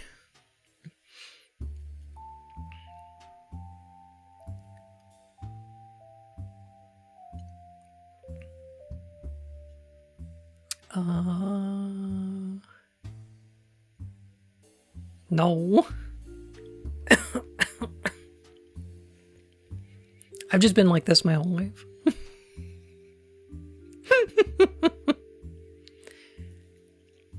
Please ignore the most recent attachment file in the newest analysis. Okay, Pink may have found one of my childhood photos.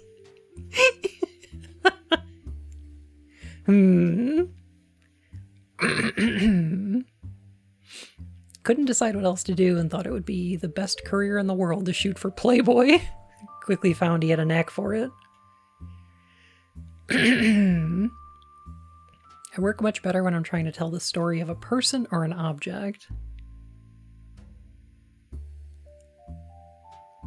Most people wouldn't call it lucky to go to an active war zone for no pay, but I bought my plane tickets, all my meals, and even pulled some strings so we could rush my passport. For someone that never had a real job or even left California, it was a hell of a break. The photo depicts Lisa Clementine, who lost an arm in Operation Desert Saber.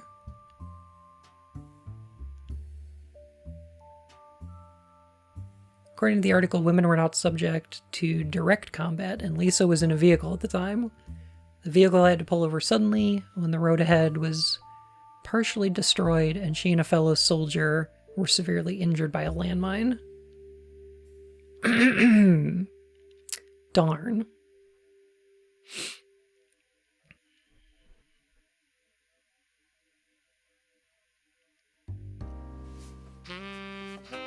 I guess it was fate, because that's the photo that won me an award, got me into your magazine, and also led to my engagement. Just earlier this week, she agreed to become Mrs. Lincoln. Aww.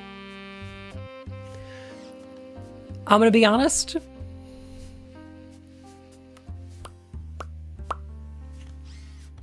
I was kind of... I assumed this was a self-portrait.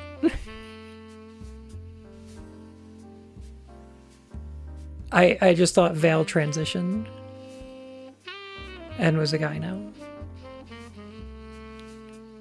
I mean, this is fine too, I guess.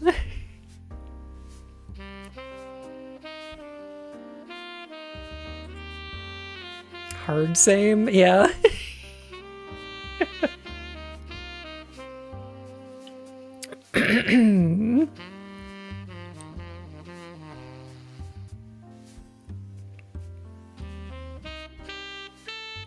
I mean, the article made me think the photo was of him. Yeah.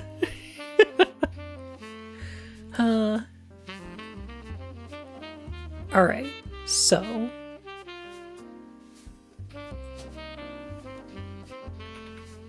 Lisa... Clementine... Val Lincoln. Camera Lincoln. Occupation disgusting baby. Lisa Clementine. Military. Military. And this would be...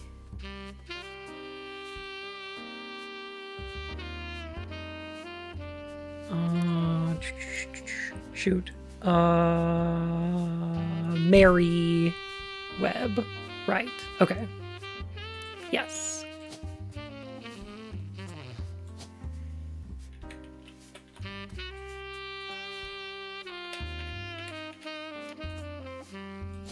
Mary Clementine.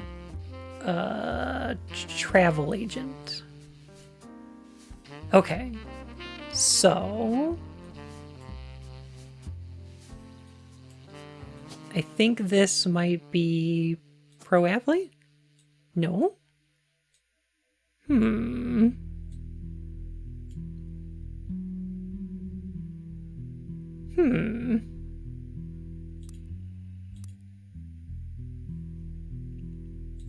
Lisa. Okay. Hold on a sec.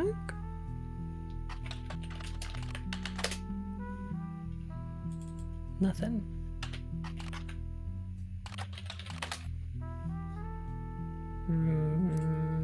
Nothing. Okay.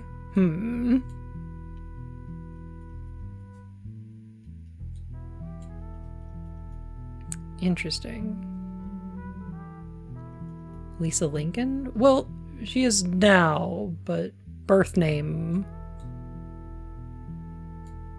Clementine.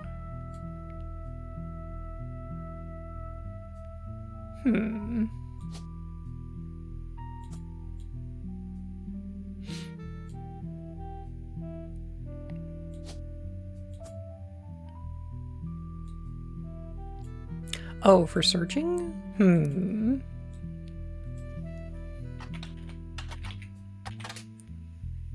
Oh, okay, here we go. She runs a support group for fellow veterans. Professor at West Point, teaches classes that contribute to their environmental education major. Okay. She had a passion for the military from a very young age due to erroneously believing that a family member was an Air Force pilot. Oh, God. I see. While she later learned that to be untrue, her passion remained. She joined ROTC. Okay.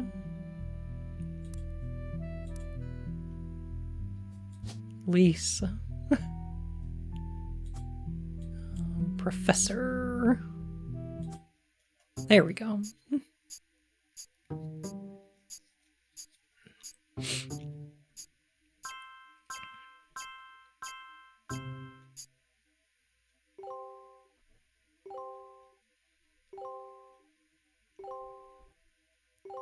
Well, that's everything. Except... Hi again. I know you probably thought you were done. Well, no, there's the big, top secret thing on the board. But it turns out what you're doing here might have some pretty major repercussions on the family tree. Yeah, no kidding. Again. Also, there's something really strange happening. I can't explain it. Neither of us can. Is it about your lawyer? I'd call it a simple misunderstanding, but it's digging at the pit of my stomach. Last week, let's just say being the president, sometimes people bring me things. Just skip to the important part. Right. One of our janitors brought me some hair she'd found in Ruby Spratt's trash.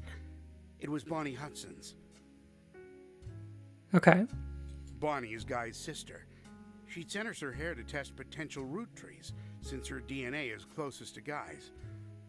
But Ruby threw it out, and I wasn't sure why she would have done that. Especially right before we began testing the tree you provided. When I asked, she told me she thought the samples needed to be fresh every time they did a test. It seems really odd. Ruby was the one who convinced us to do DNA testing in the first place. She seemed so knowledgeable. Sus. I don't like it. You've done more of a deep dive on these people than anybody else has.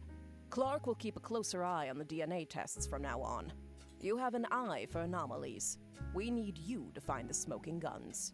If there's anyone you're 100% positive can't be a root tree, Or any you've got definitive evidence are root trees, then we might be able to catch Ruby in a lie.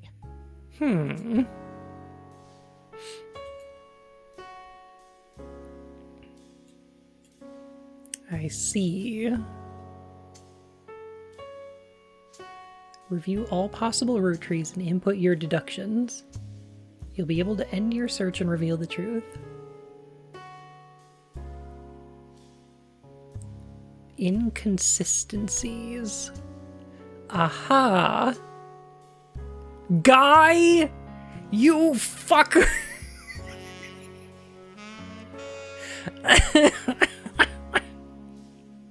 Fucking asshole! You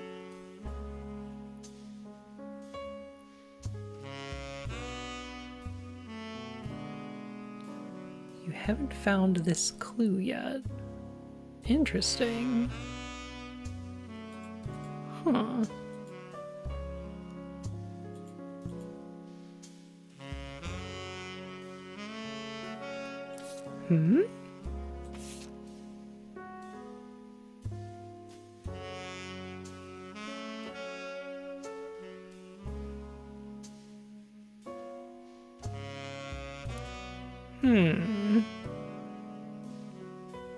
There's an unconfirmed root tree up in the original tree as well? Interesting.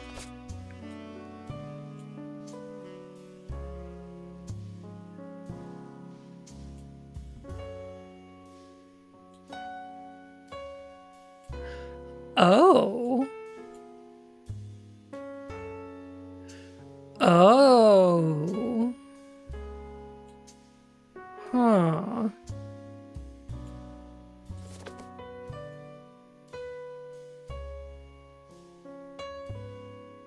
Huh.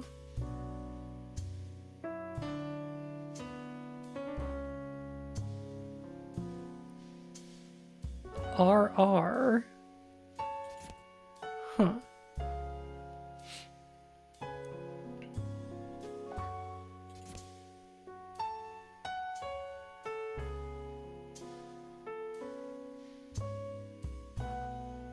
Okay. Found 2 out of 2. And I'm pretty sure Stuart Clementine is not a root tree. I'm pretty sure. I think we thought that he wasn't, but that Mark probably was. Because Mary Beth visited for the first time in 1949.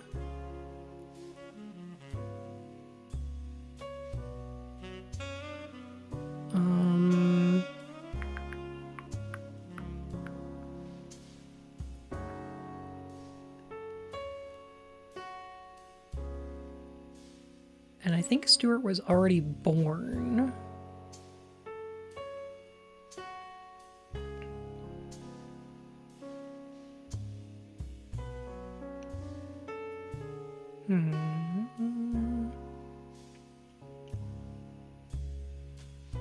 She and her son are welcome to stay in our guest home. That's right.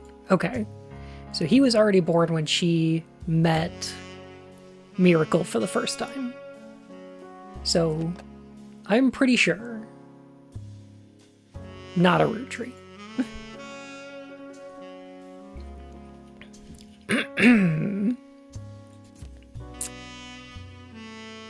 Mark, on the other hand.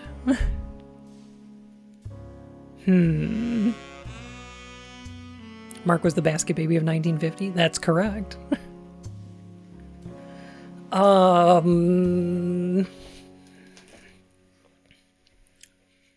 I am thinking it's incredibly likely that Mark is a root tree.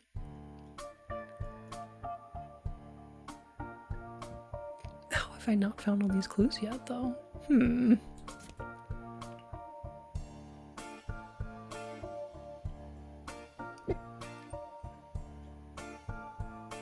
Anonymom.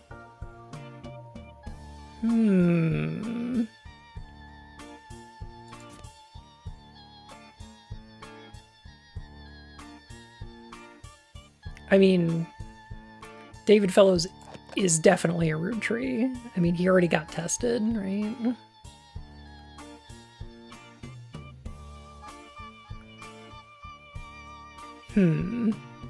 How much do we trust those tests? And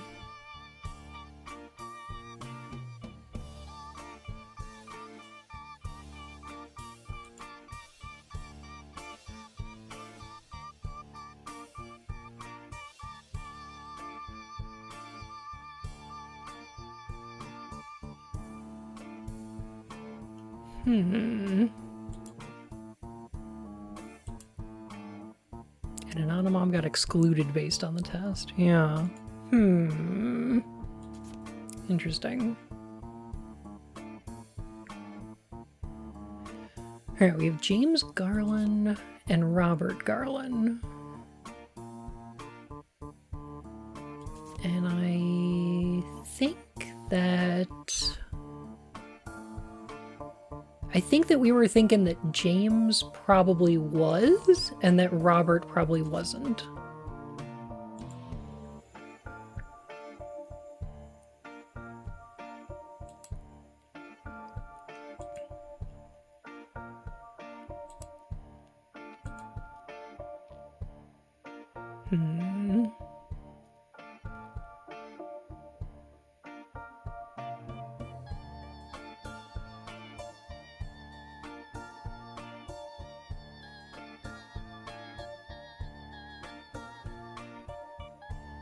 Want to see those test results? Yeah.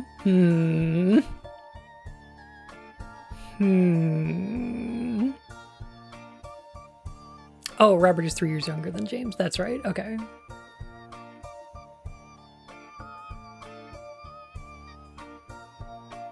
Yes. Yes. Okay. Yeah. So, in the plated loaf story,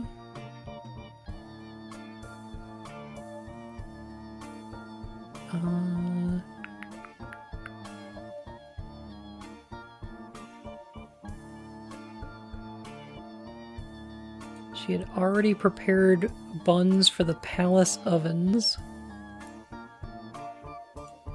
Fear that he'd be unable to bake with her.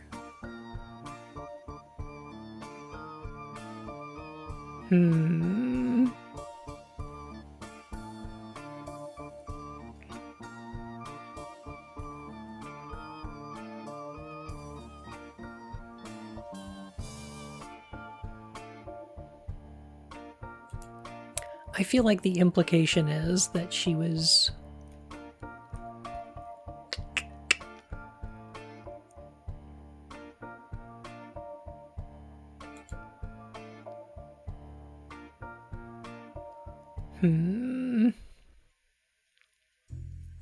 Elizabeth who had a daughter who Sam never met.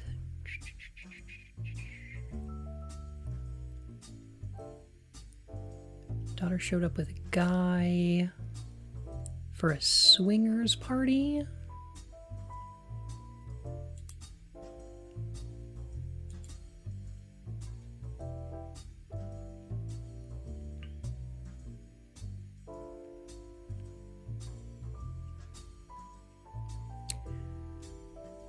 Christine Farrow hired in 76, left in 77.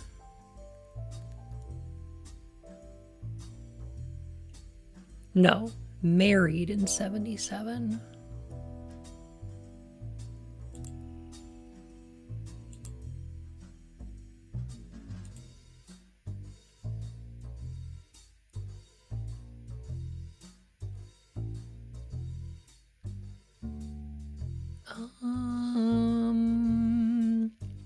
Robert is 3 years younger than James.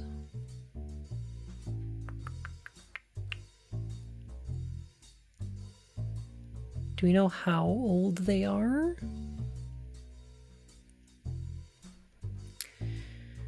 $77, $80, $90. So 22 and 19 is what we're thinking. 22 and 19.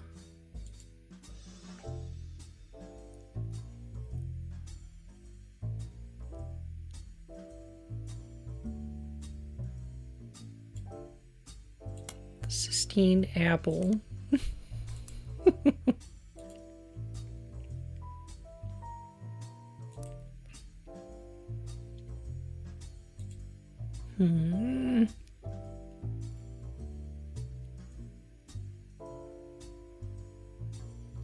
Apple pie has always been my mom's favorite. My dad always had this stupid line he used to make her laugh involving apple pie.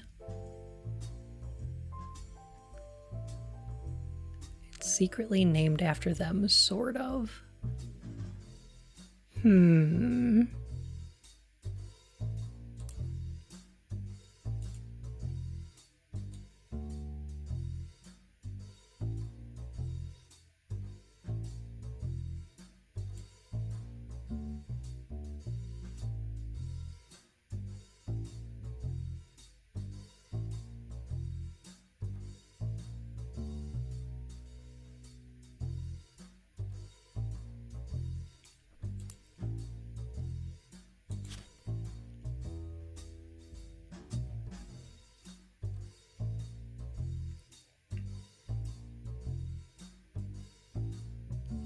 She and her husband Steve met years ago.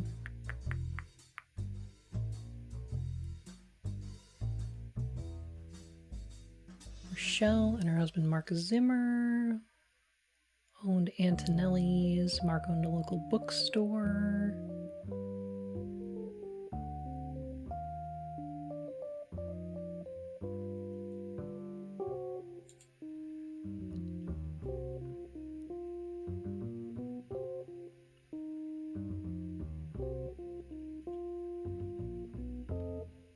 You're the apple of my pie.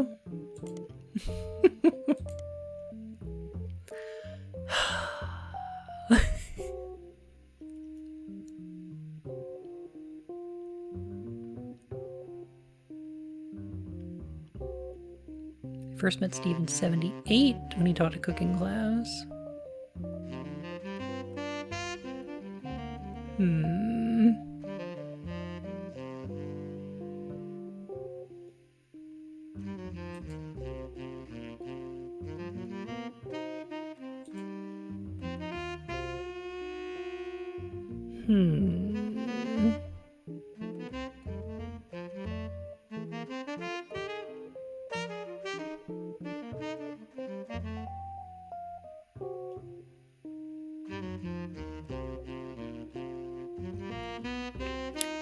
Here we go. Valentine's Day 1978. They reconnected by chance and eloped at the end of last year. Now she has a bun in the oven. Okay. That was only 2 months ago. So, timeline matches up.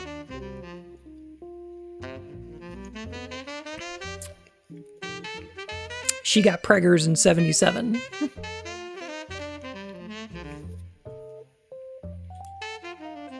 While she was working as a secretary for Guy. She got poggers, yeah. All right. I think James is. And I think Robert is not.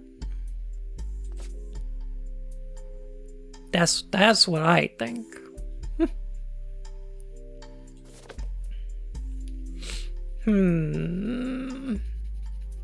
Hanging with the Hans.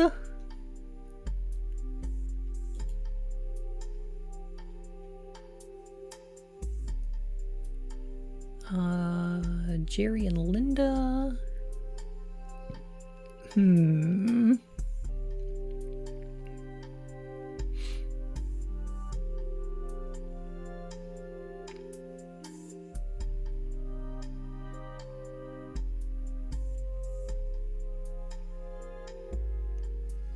Jerry and I were the ones who sent here. Now we couldn't imagine going back when we had Mark.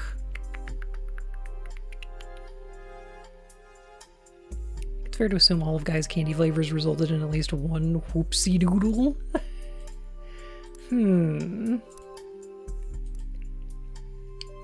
That's right. He was doing his own 5-piece candy thing, wasn't he?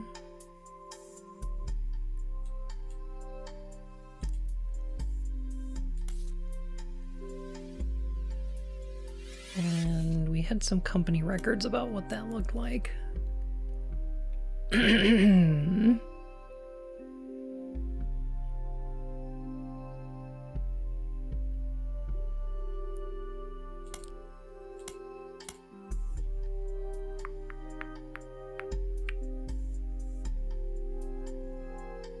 Started with caviar and then butterscotch.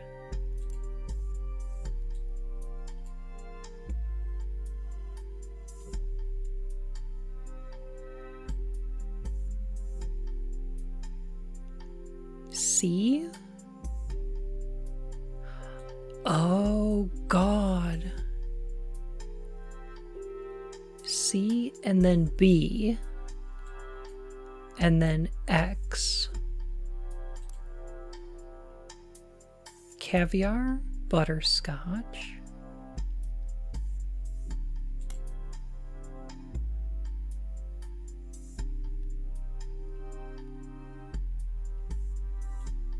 Shigua. Strawberry. Sonia.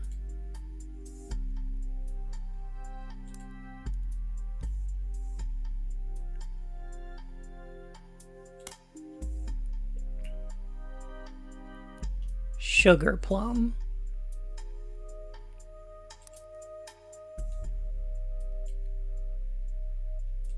So he never... Okay. So that's why she never got paid. He never had an affair with Joanna?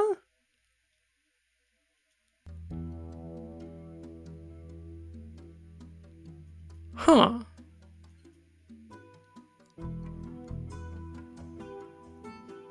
He's so fucking stupid. He's very fucking stupid. Also, hi, Sugar Plum?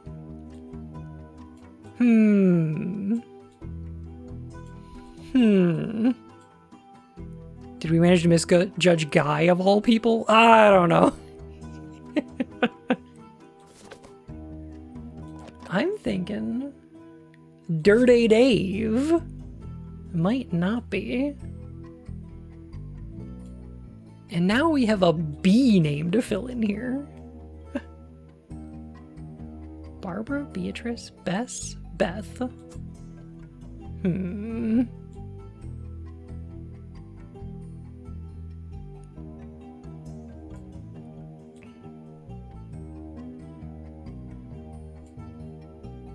Would eliminate the inconsistency of him not paying her. Yeah, I thought it was weird.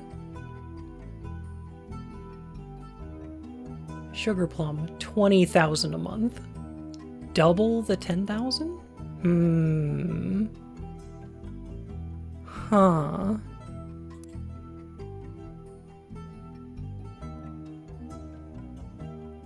Why are they hiring the legal firm again? Because they said they'd do it for free.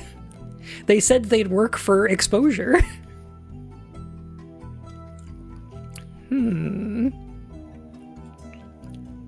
Okay, so I'm betting he's paying 10,000 in child support.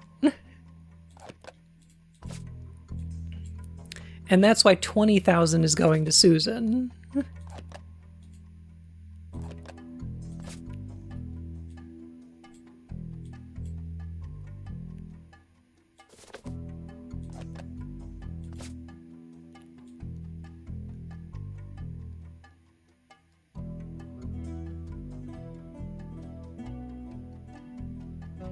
Joanna quit right after she got knocked up, so Dave might still be his child. But he didn't know about it? I don't know. I feel like this logic is pretty solid, I think. Also, we do have smoking guns to find. Like, there is still information out there that we have not found yet. Which is weird to me. It's weird to me.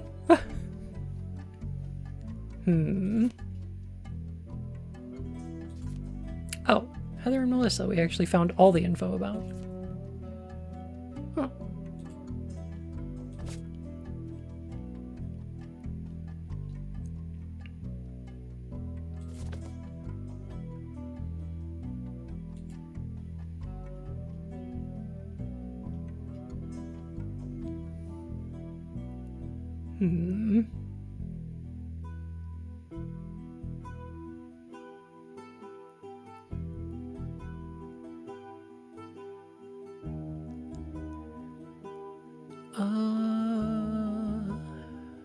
Patricia enjoyed the company of women, and the swinger scene made that more accessible. I told her I wasn't interested in her and Guy. Found out later if I had said yes, her next question would have been whether or not her husband actually had to be there too. Guy, on the other hand, was seen in a traditional marriage, and at the same time, could bed any woman that found him charming.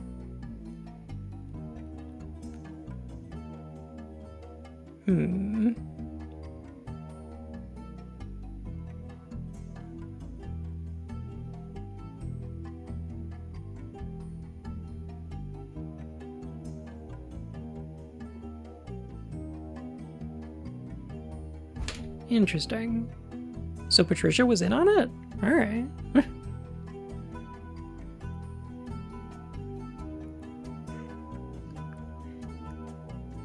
I don't know if I read this part.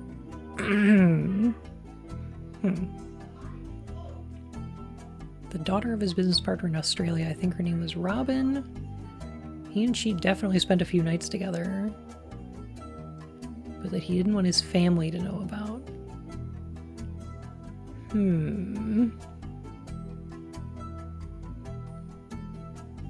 Did we figure out what was going on in Root Tree, Australia?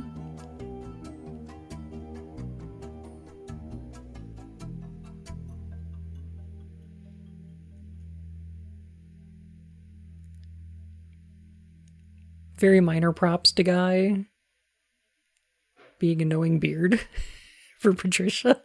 Yeah.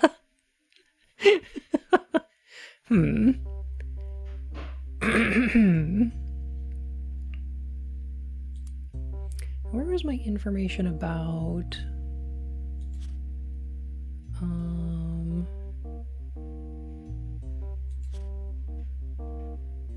was it Root Tree everywhere?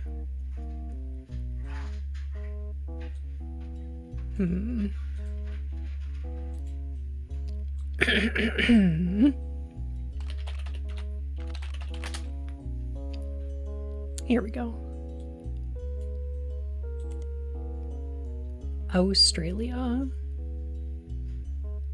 Okay, Charles Martin, who owned a company that manufactured licorice.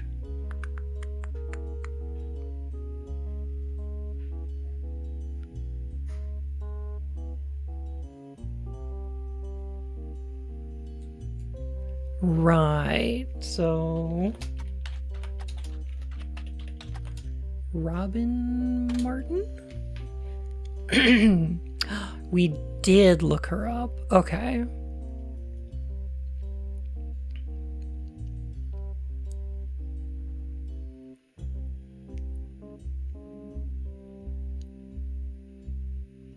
That's right. She owned a private island off the coast of Australia.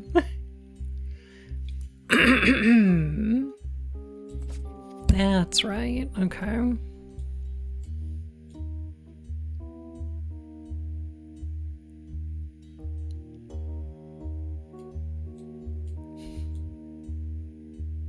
Only a rumor.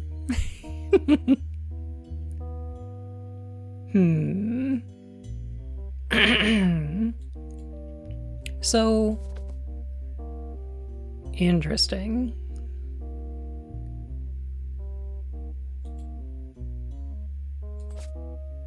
Hmm.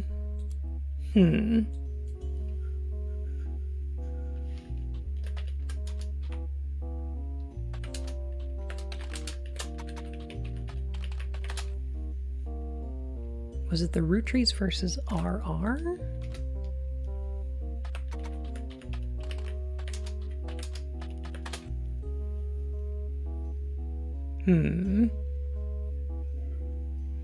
No new information here, though.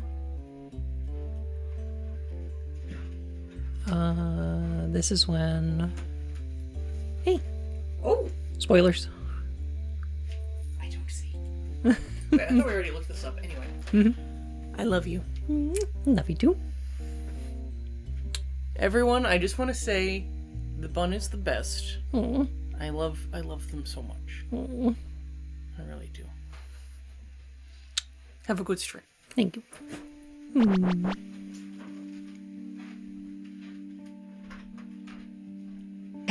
I agree, bun is the best. Oh, heck. No. I'm just regular. I'm just a regular bunny.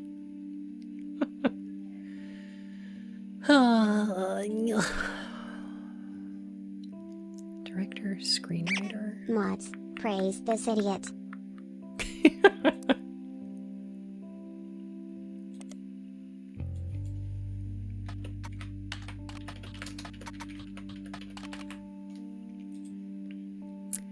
What if we check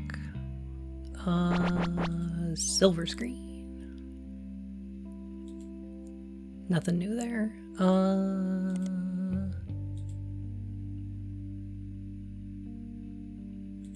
Butler County Times? Business Watch?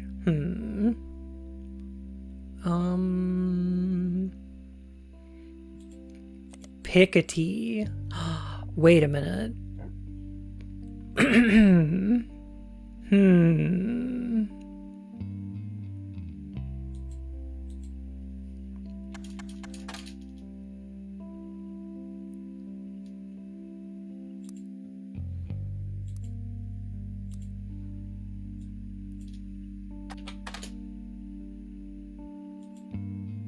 Nothing. Dang.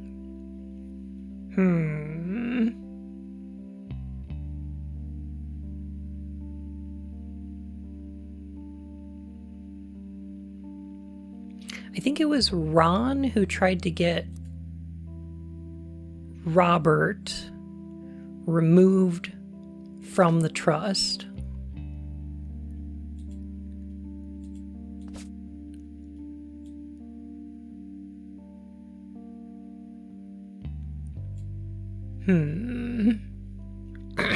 Have you found the extra bonus people yet? Not yet. I know that this first name starts with a B.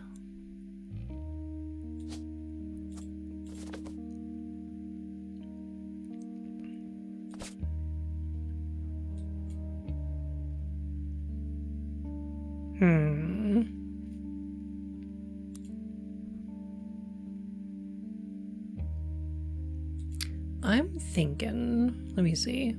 So this was before he went to China. How much searching occurred for Anonymom? Not much.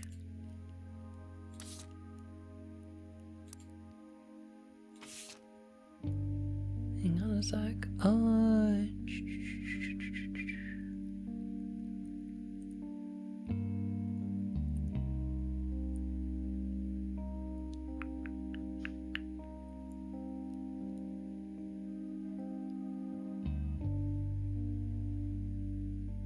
He went to Australia, France, and China. So it could have been somewhere in there.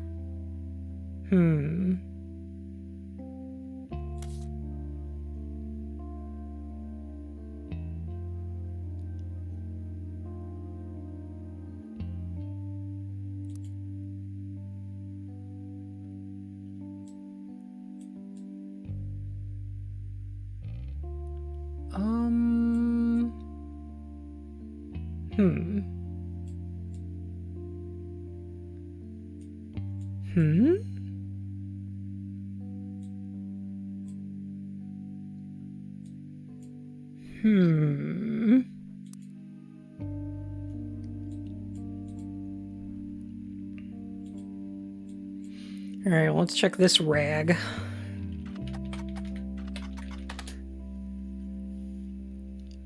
Piketty is not afraid to expose details that other publications would.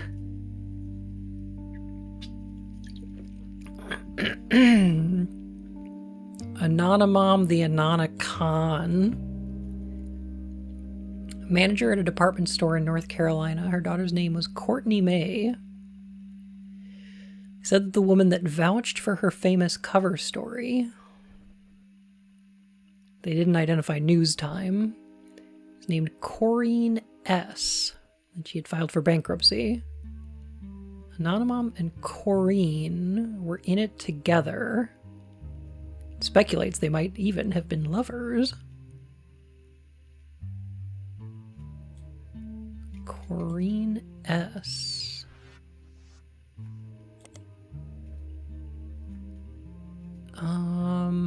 S. The hacker known as Anonymom? Oh my god.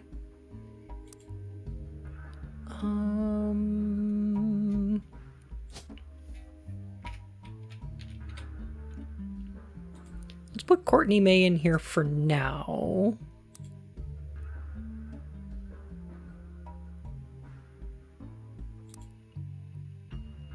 Just in case.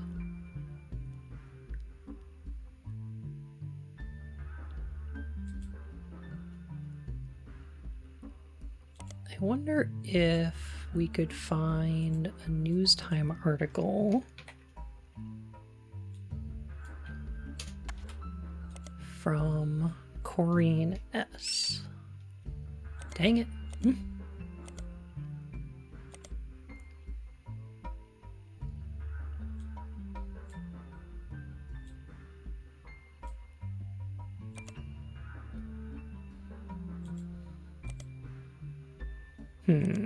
Nothing. Interesting.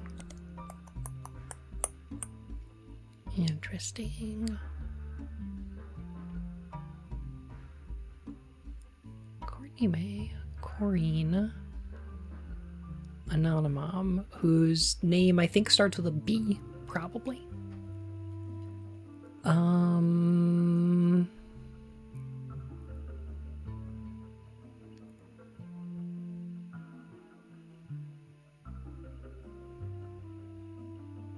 Their information wasn't particularly actionable. Very few people seemed to notice or care. Okay.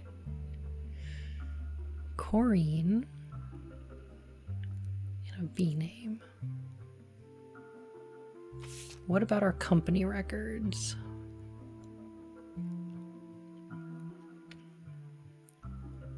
Secretaries. It would be 70, let me see, 76 to 77 or 78 to 79, probably. Beatrice Watts and Corinne Schwartz were hired. Aha! Aha!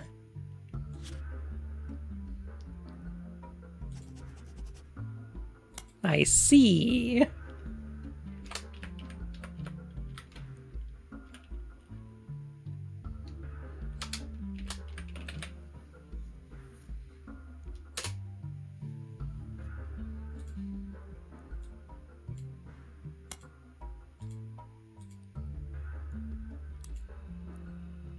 Let's see.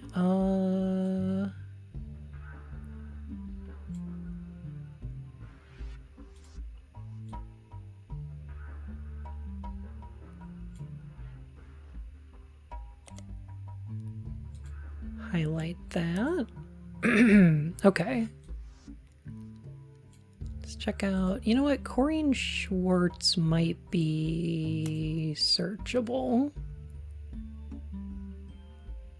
Some of the people attempting to track down Anonymom were harassing her. Take a leave of absence because people showed up at the car dealership where she works. She's begging people to stop the accusations so that she can get back to a normal life.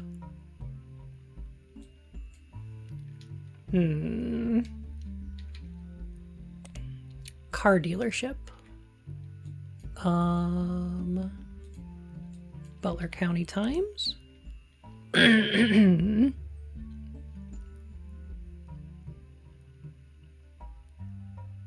After she was named in a national tabloid. It's impossible for her to be anonymous because her only child is still in middle school.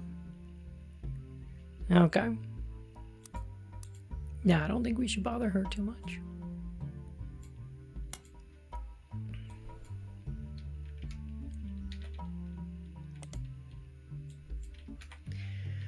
Where would we find anything about Beatrice Watts?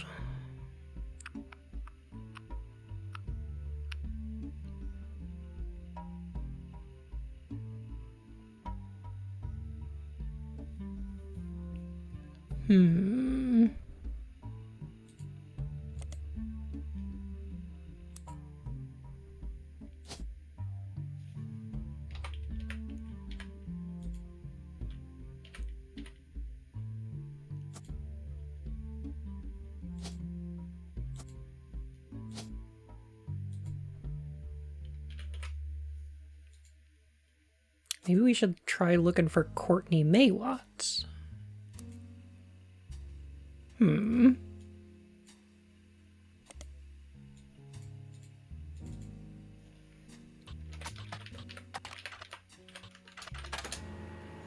Aha! Courtney May has a simple website with black text on a white background and a few images. From the view counter, you can tell you're one of only a few hundred people who has visited it. She's not shy about claiming she is Jane Doe rUwUttree. She's posted an obscure cover from the time she was featured on Newstime, as well as a different picture of herself that appears to be a wedding photo. The website seems to be created in defense of her mother, who has been the target of public scrutiny. Ah, the true story of Jane Doe rUwUttree, courtesy of Courtney May Newton, formerly Watts.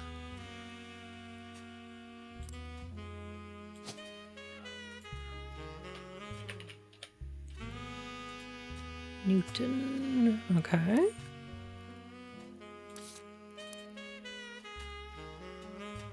Everyone has everything wrong. My mom approached the rUwUttrees before 5Ps was ever on the cover of Newstime. Nobody at the rUwUttree company took us seriously. They only listened to us after we appeared on TV and in magazines. The site has a scanned letter from the Ruby Legal Group. It accuses her of exploiting their name and orders her to leave the rUwUttrees alone. Dated from a few weeks before the 5-piece article.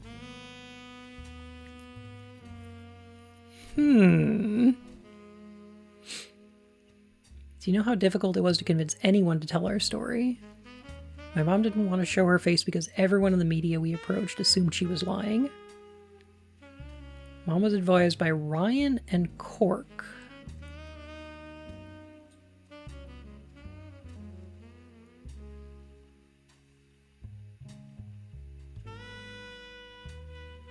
That's the only way Newstime would agree to it, to get her on TV.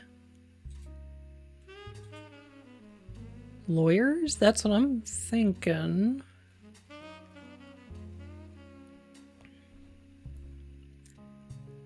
My mom is amazing, the nicest woman in the world. She has diabetes and works in a department store, but still managed to help pay for my apartment in a big city, so I could stay with my high school sweetheart. I got a degree in nursing, so I learned about DNA in college, but I'm beginning to think it's all a lie. Either they did the test wrong or DNA is complete bullshit. She's not a liar. Huh.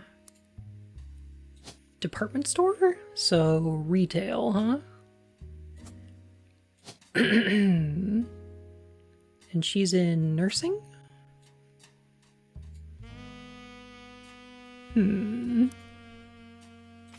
Interesting. FDNY. Courtney May and Danny. Aww.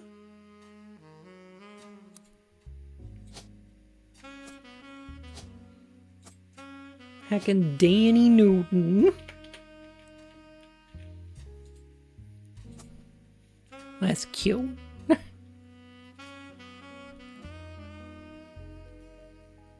Gotta fix this before she becomes an anti-vax nurse. Are they in New York now? Jane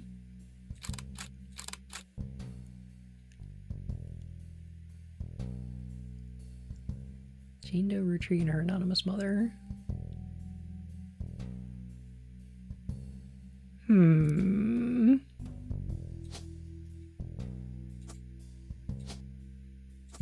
Put her wedding photo here.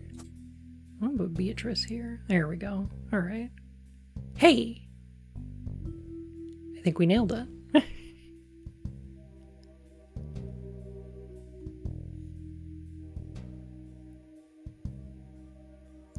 I think we kind of nailed it. Yeah, she's got that Guy Hudson hair. Interesting.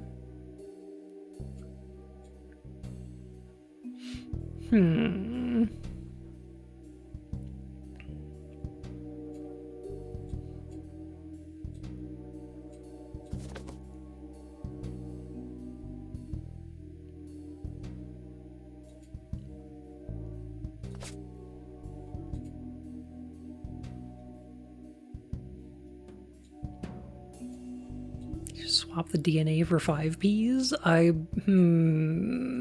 don't know.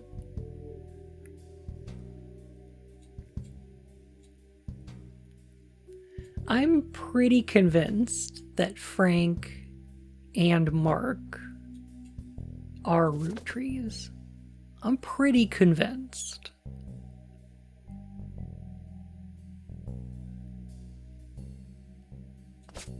I just don't know if I can prove it.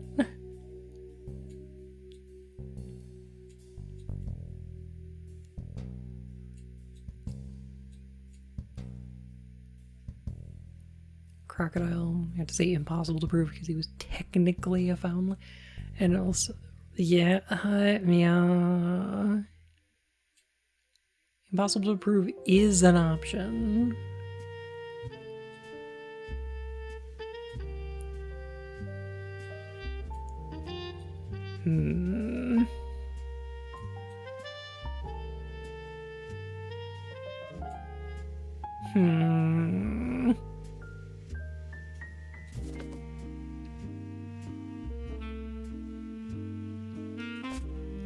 I'm struggling with having a check mark for it's impossible to prove this.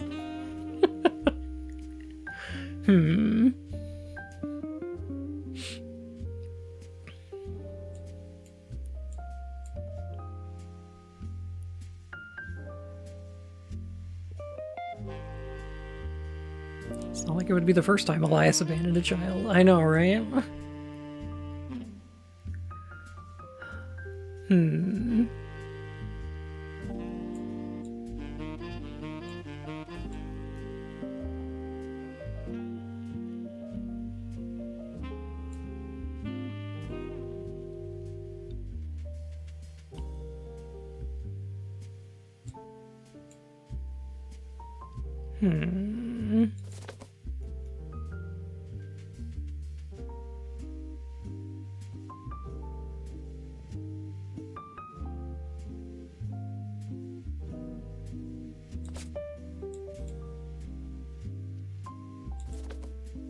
For Frank, it would be really difficult to prove.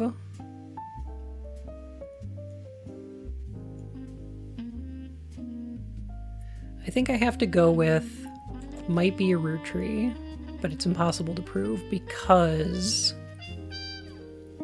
even he thought his dad died in the hurricane that killed Bess.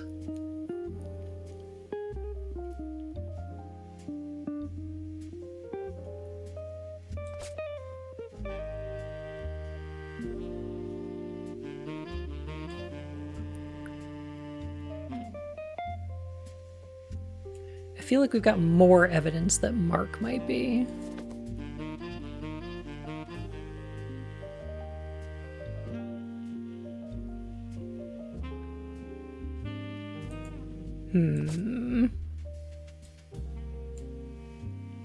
Still, there's more evidence out there.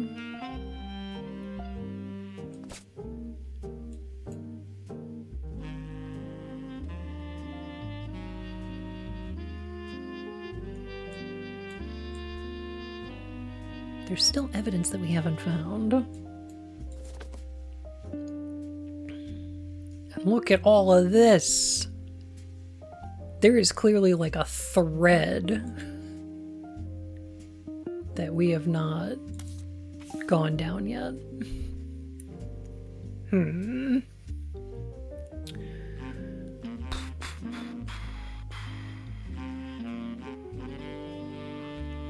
Gwen divorced Wildville. I've seen what she gets up to in Starlit.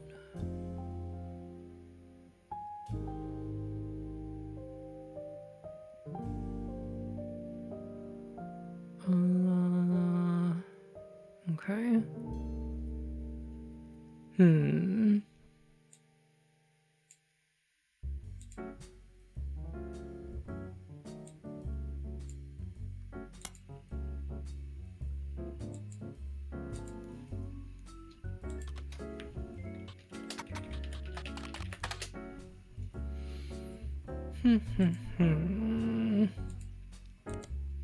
Think there's anything in Piketty about them?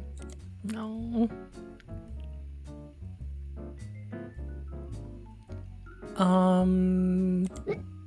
What was the show?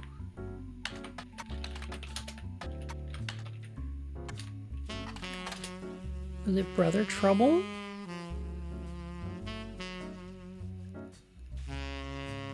Directed by Ron Rutry?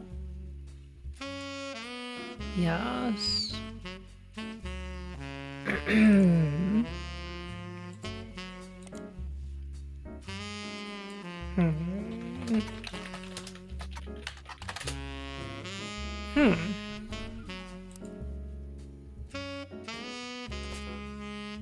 This is so weird.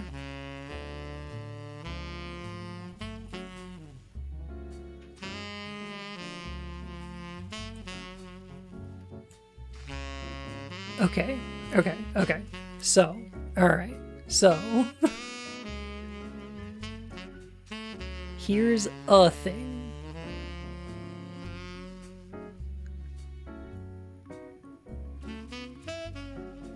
There is a thread I can pull on here.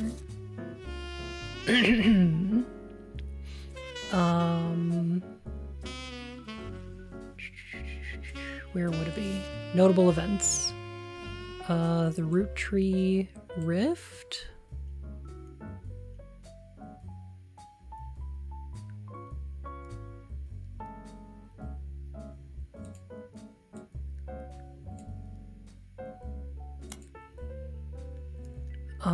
Okay. Ron Rutry would be taking over temporarily as an interim president. Okay, that's the last thing we've heard about Ron Rutry. I think this is the thread we might need to go down.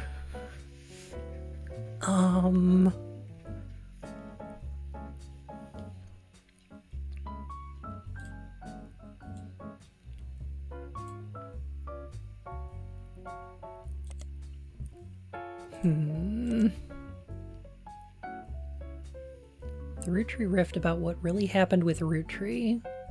The article mentions nobody from Root Tree that they reached out to was willing to go on the record.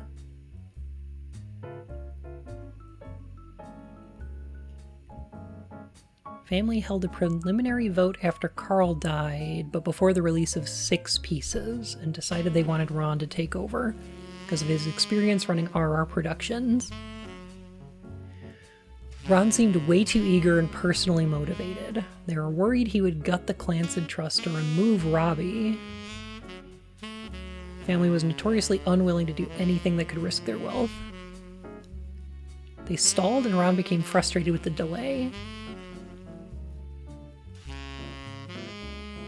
This caused chaos within the family. They tried to save face by allowing Ron to take over as co-president with Clark. Ron was impossible to deal with. It seemed like he was unwilling to protect the Clancy Trust, and they eventually let him go.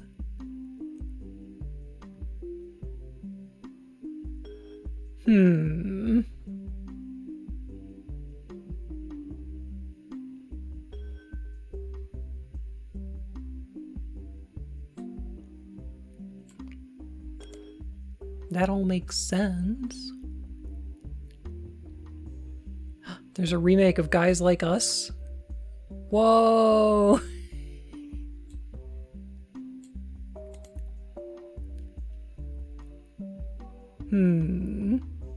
Movie news. The logo is a cow on a film canister.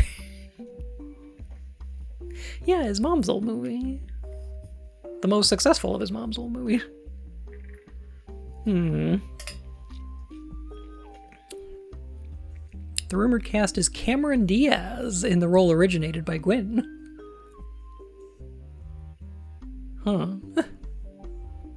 The remake has been put on indefinite hiatus due to its director, who is speculated to be Ron Ruttree, dropping out in the wake of a serious medical issue.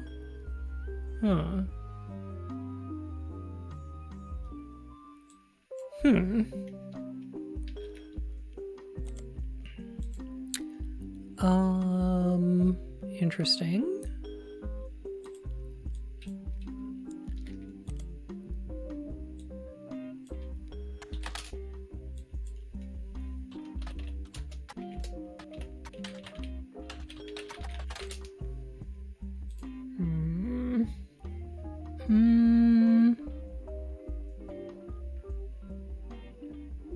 Defunct tabloid. Defunct magazine.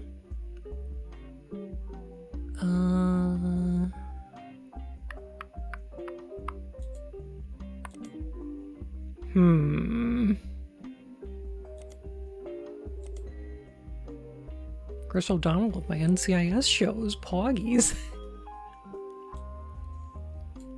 I don't know who this is. Is there any info about Cameron Diaz on the internet? Nah, Cameron Diaz. No internet presence for her.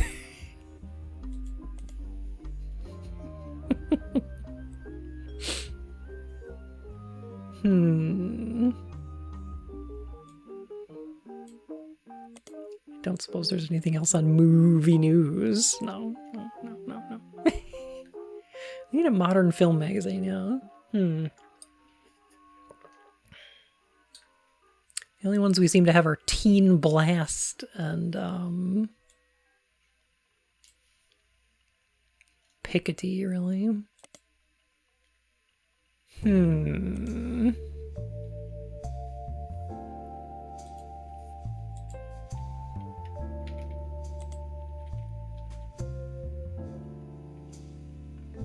Does Teen Blast care about any of Ron's old co-workers? Well, probably TMS, right? Was that his name? Brother Trouble star TMS's recent stint in rehab. I see. Cameron Diaz is obscure. Gone through a fair share of hardships in the past year. We're all still reeling from the death of the rUwUttree sisters, and he was closer to them than any of us. Focusing on himself, his family, his friends. Last year I lost my wife. Only a few months ago I found out someone close to me has a pretty serious disease. He asked me not to talk about it, but over the next 5 or 10 years it will likely get worse. All the darkness has really put my own life into perspective.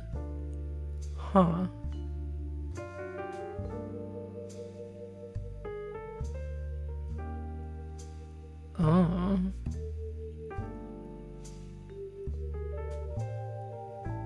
Oh. If you need help, seek it out. Yeah, this is the second time disease has come up in relation to rUwUttree. Huh. That's not good.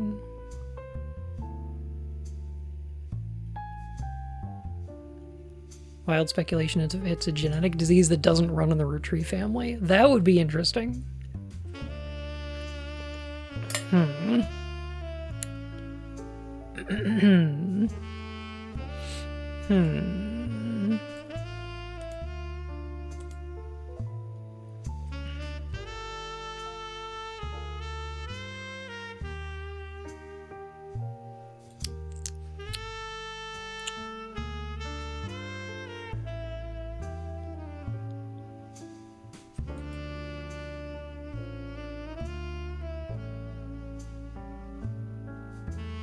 Ron and Robbie's mother only died recently? Oh, that's true. Yeah, between the two sections of this game, Gwen passed away.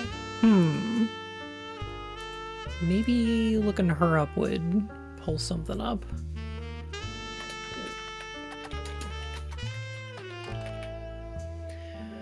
Probably not under Teen Blast.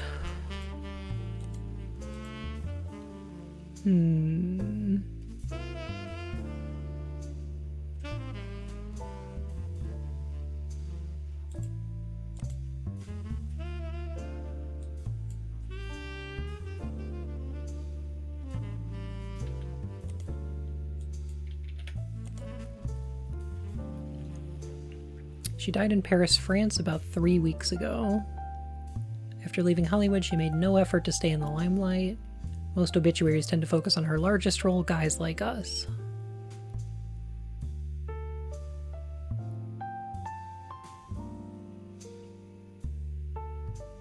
Died peacefully in her sleep while being treated for a sudden severe case of pneumonia.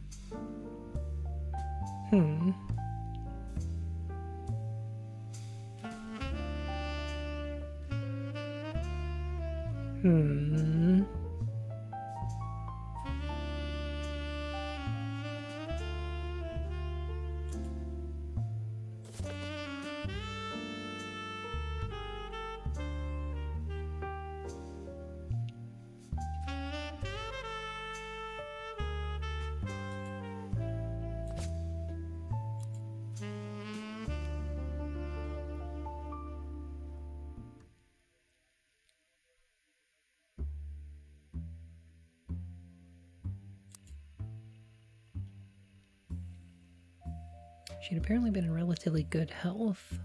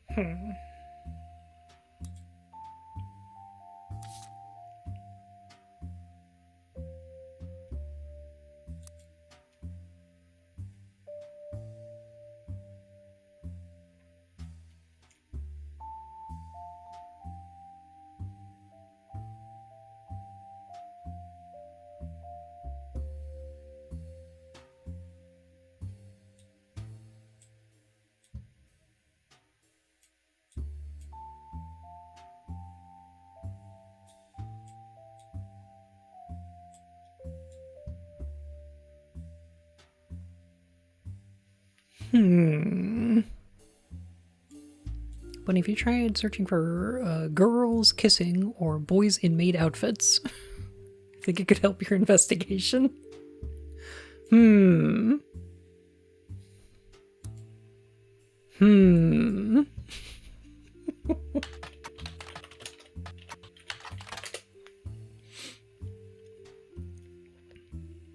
Dustin Christopher Baker.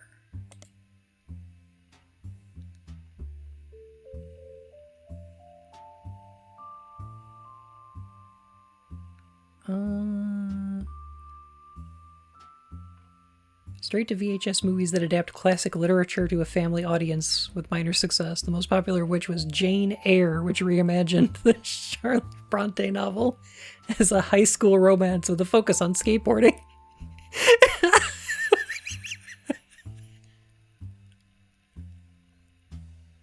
Sure.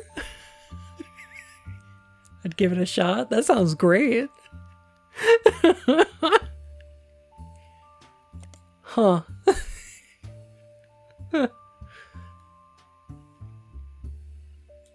Kind of love that. Ooh, this is new. Okay. Part of a recent fundraiser at the Reno Comedy Club, the Laugh Lounge. The best medicine was to help find a cure for hunting. Oh! Oh!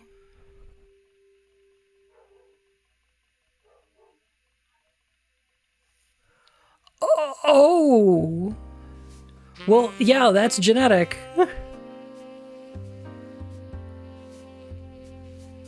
Oh!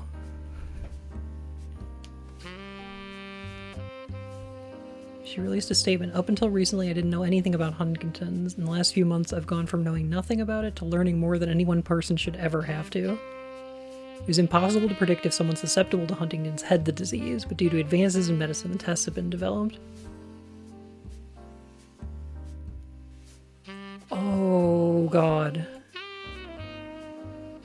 Oh, I feel really bad for Ron, though. Oh, boy. Somewhere between 30 and 50, those affected typically live another 15 to 18 years as their symptoms worsen. There is no cure.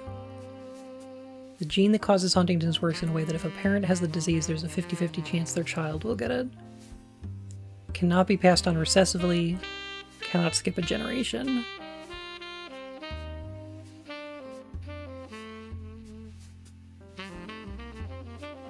If someone has a mother or father with Huntington's, but they themselves did not receive it, their children will never have it.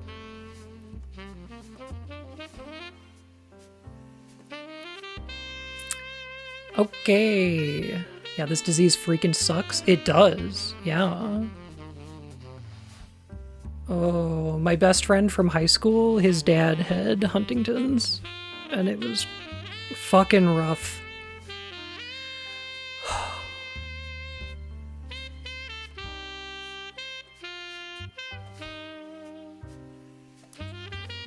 Oh, boy. I need to look up Walter Forsythe.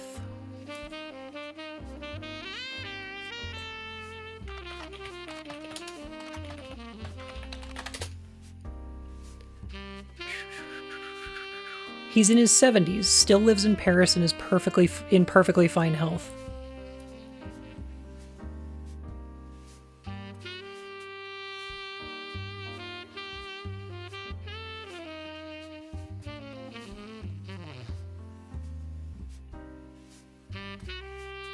Oh my god. The few years I've spent with Gwen were just one stop along the very long and complicated journey that has been my life and career. The last time we spoke was when I signed the divorce papers. She asked me never to contact her or the kids again. I've always respected those wishes. Never reached out to me either, even as adults, so I have to assume they had some idea of why she hated me so much and the sacrifices she made on my behalf. I wish them well, and I'm sorry for their loss. We've all been strangers for 40 years, so I can confidently say they wouldn't have wanted me to be there. In fact, I'm confident my presence would have ruined it.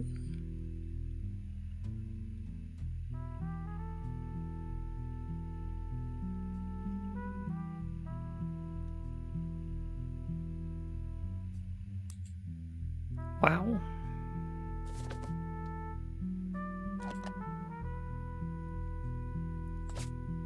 Ron is not a root tree. Wow.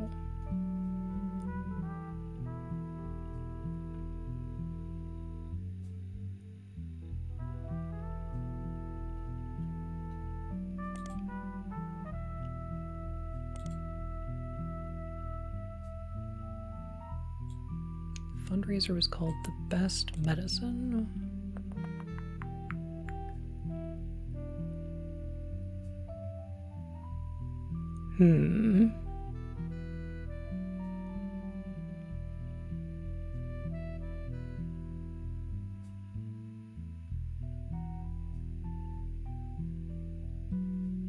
Wild Bill's kid with another woman? I'm not sure.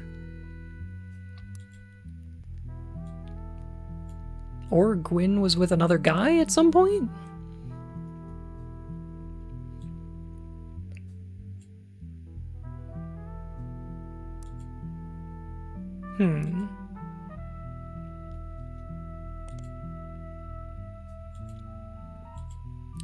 Actually, let me see.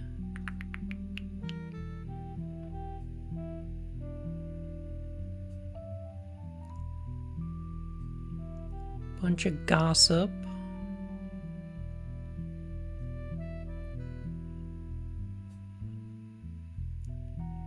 She announced her divorce. She also announced that she was pregnant again.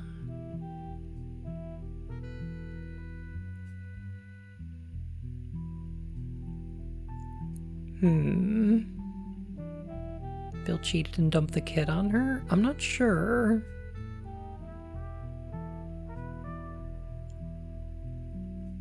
Actually, no, you're right. Yeah.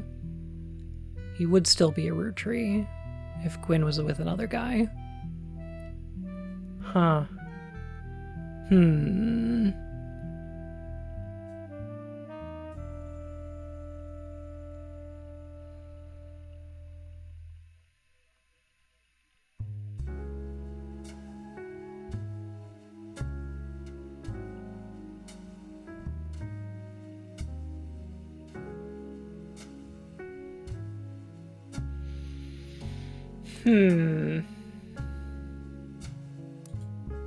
I mean, we know he was having multiple affairs.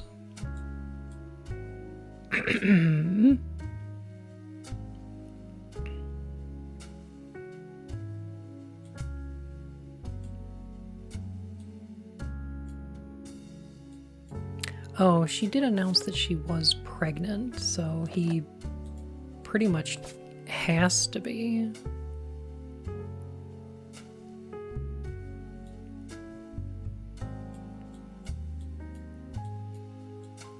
Kind of hard to deny. Like, matrilineally.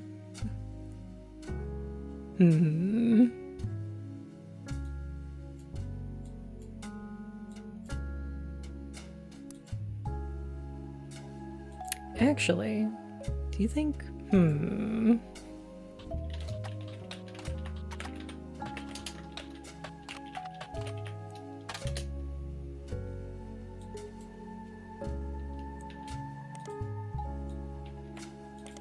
The article for this said...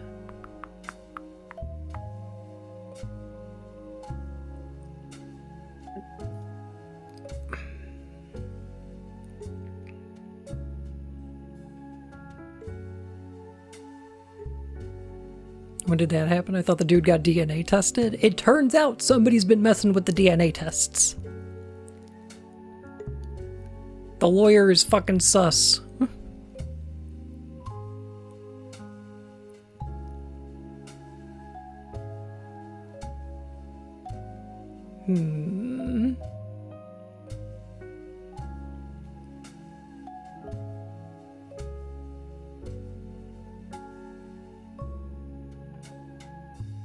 Oh, I don't think we did look up the other lawyer.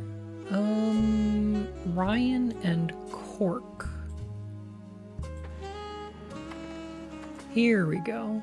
Unremarkable law firm based in North Carolina. Winston Ryan and Gregory Cork. The website has a section about the case, including a scan of the DNA test results. Ooh.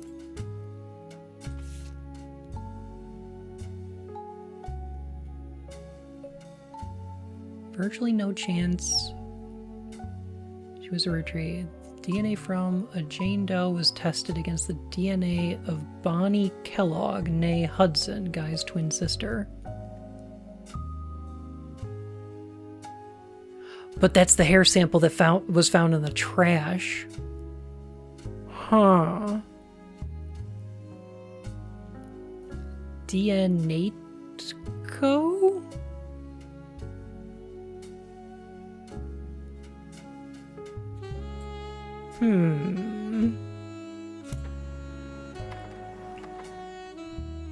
Dynatico. DNA testing company.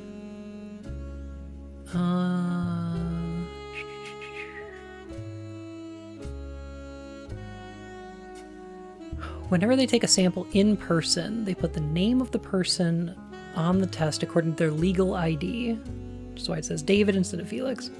Because Guy Hudson is dead, there is no known DNA source for Guy. Tested Felix's hair versus a hair sample sent from the root trees. It's listed as Jane Doe because it wasn't collected in person. But the root tree company let them know it was from Bonnie Kellogg, Guy Hudson's sister. So I said it is a paternal aunt test. The left and right sets of numbers are essentially signatures that match the DNA of the two people in question and nobody else.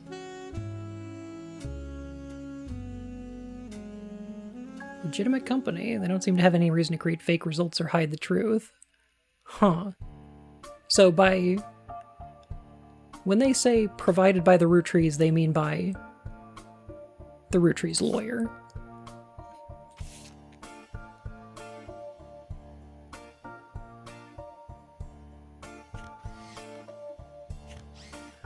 Wait a minute.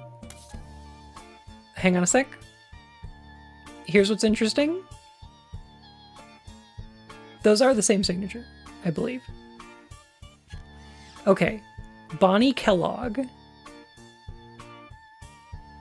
What do you want to bet that Bonnie Kellogg's DNA is different in both tests?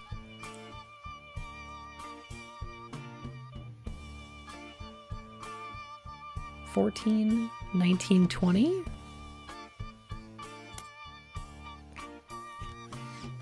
Jane Doe would be Bonnie Kellogg. 25, 26, 15, 16. 15, 16, 15, 16.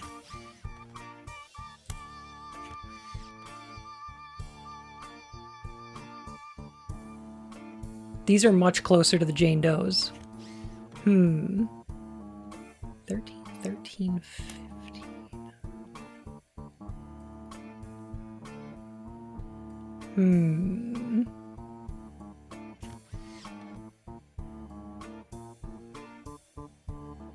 Interesting.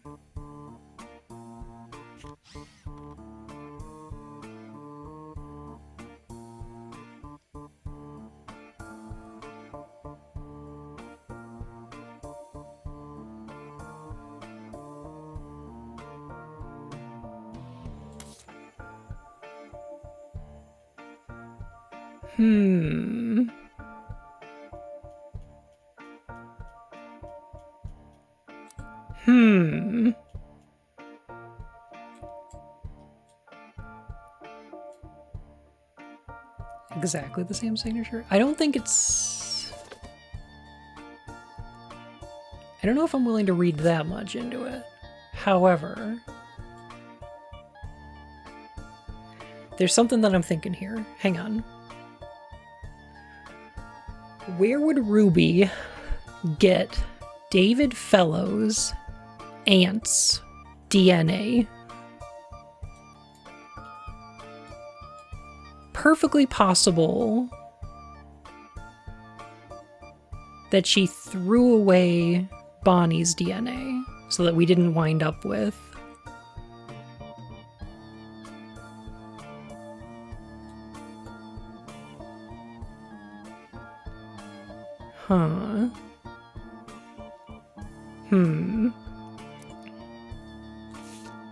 like they... Okay.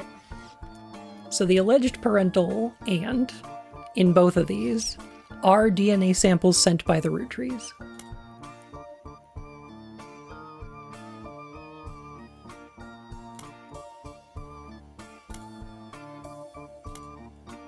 And they've clearly been tampered with.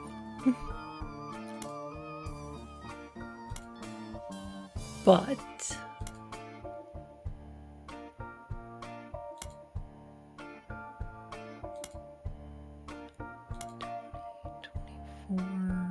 Okay, but where did she get those DNA samples from? Like, where would she have gotten those hair samples? Maybe they just took his mother's DNA? That's certainly possible. But here's what I'm thinking. Joanna Robertson.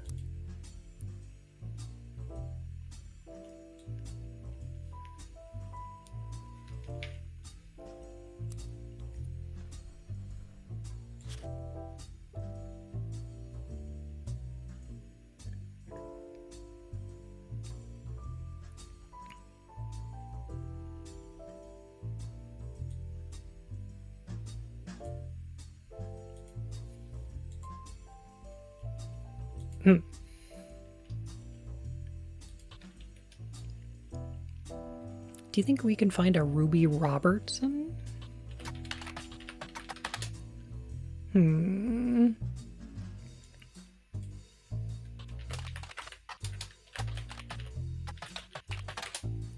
No? Okay.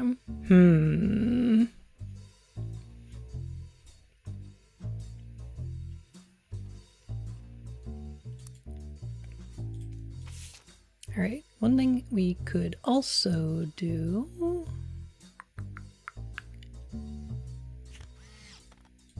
is check out Adrian Rowland.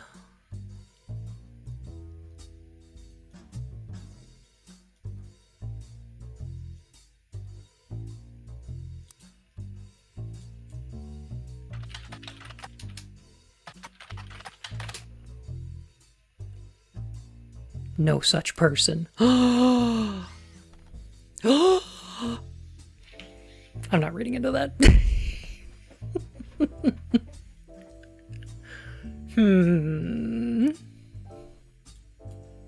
Dianetico.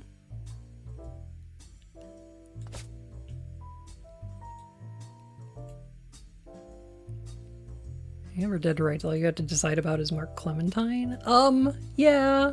I mean, the other thing is, though, there's like a lot of clues that I haven't found yet.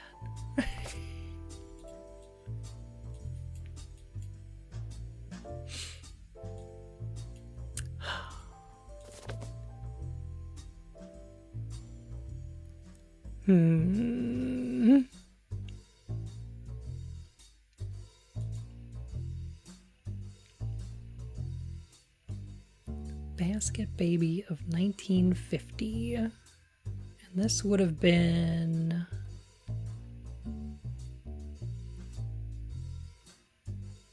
Where would this have been?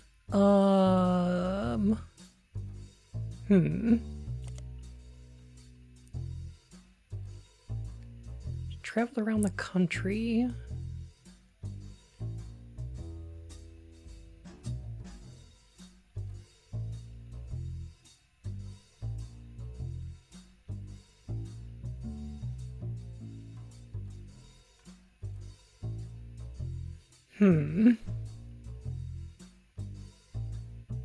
Oh, there was that person who bailed Mark out.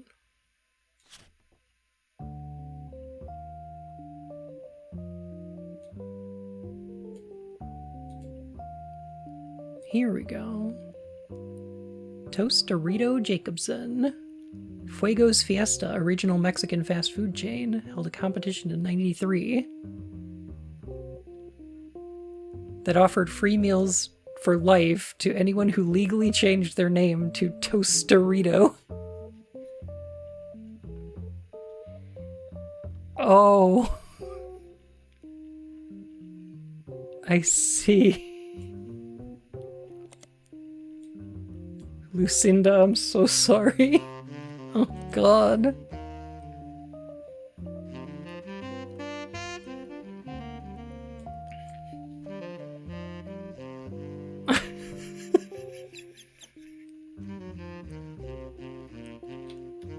Lucinda Jacobson.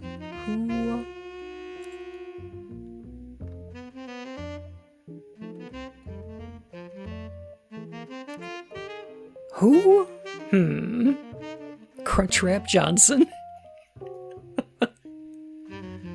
Huh.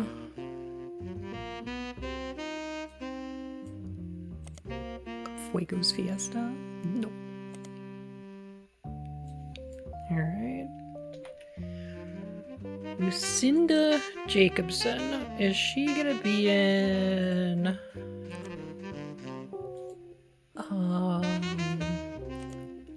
Butler County? There's a Crime Blotter article about Edith Jacobson that mentions Helen rUwUttree and Lucinda Jacobson. Edith and her sister Lucinda were arrested for trespassing at the Miracle Congregation's church in Butler County. Huh. Huh? They were caught by Helen rUwUttree, who was there at the time while her husband Miracle was away preaching. I'm confident he has brought these young women to us for a greater purpose.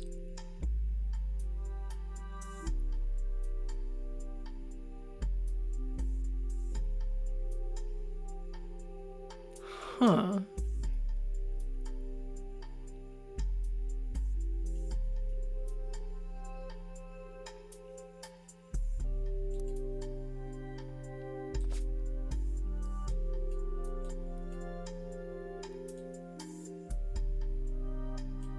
Edith Jacobson. Miracle Jr.'s wife. Huh. Mark Clementine was bailed out of jail by the Miracles. rUwUttree. Huh.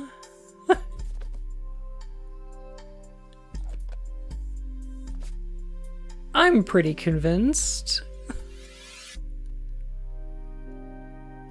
Relatively sus. Is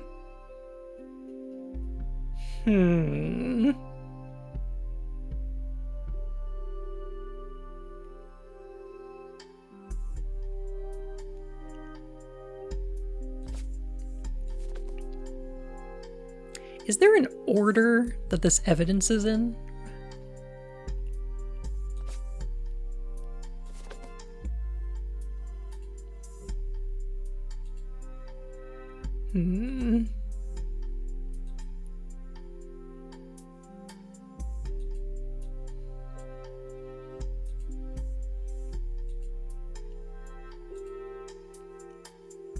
I think it's evidence, searches, and then periodicals, books, that sort of thing.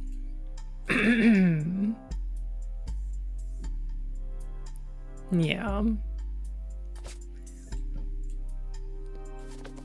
So what we're looking for is not in any periodicals. This is either a search or evidence.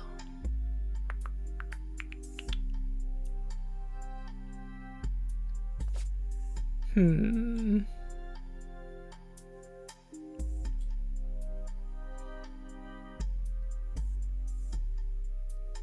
know if I'm ready yet.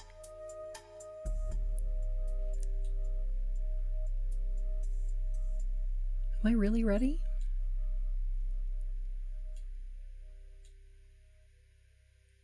I don't know if I'm ready.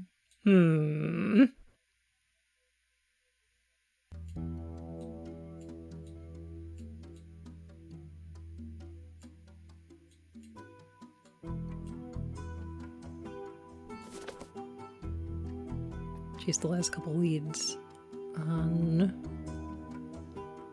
Minlang.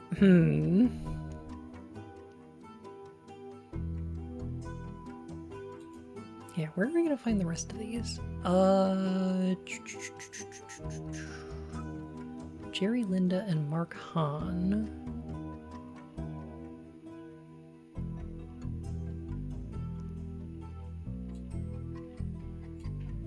Lucy Lang.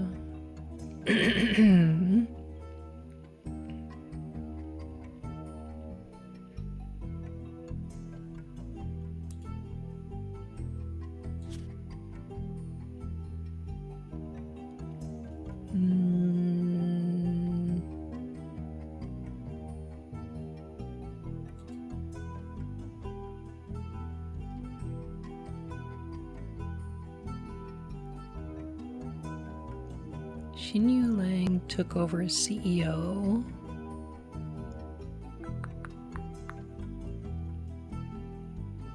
Early adopter of IVF and helped her sister have a child.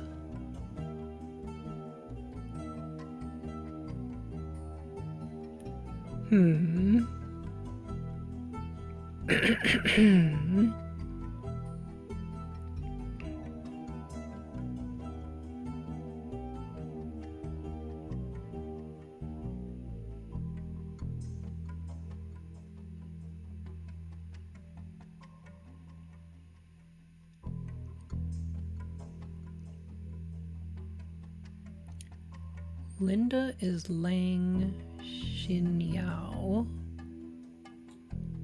Right.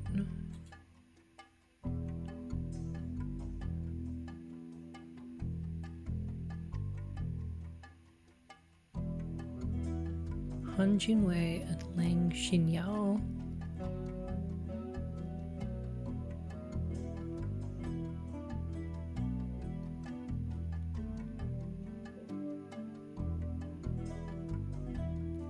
Jerry and Linda.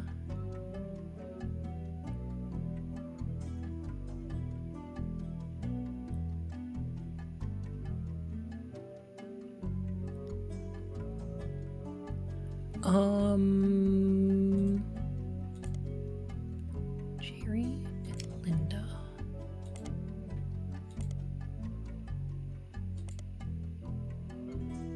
Jerry, Linda. So who's Mark?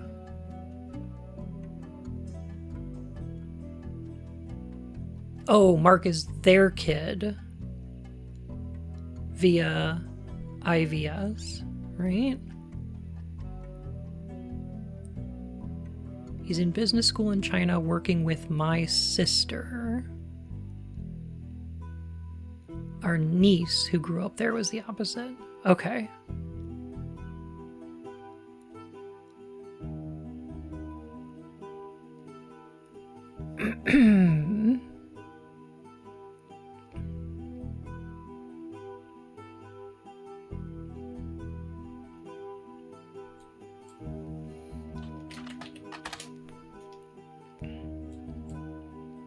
What about Mark Lang?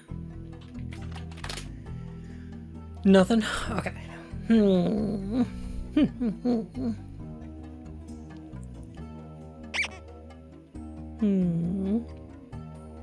Poor Laszlo. Thank you for the follow, my fur and whiskers. How are you?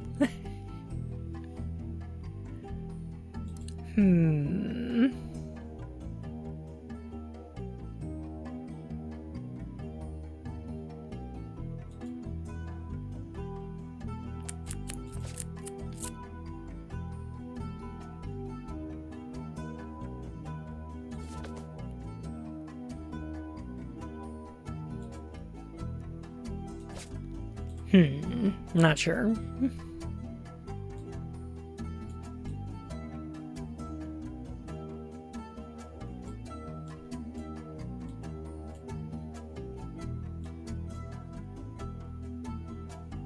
I think I might be ready though.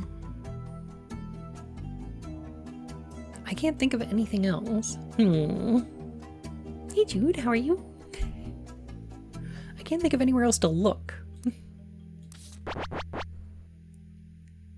Oh, there is still a thread in my reminders. This is very long though.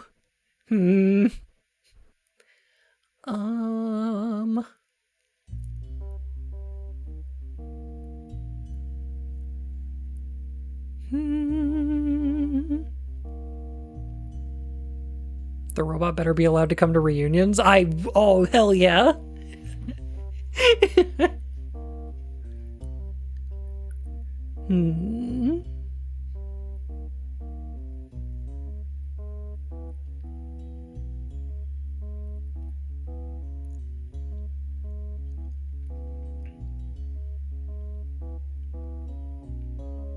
Carolyn's art book, right?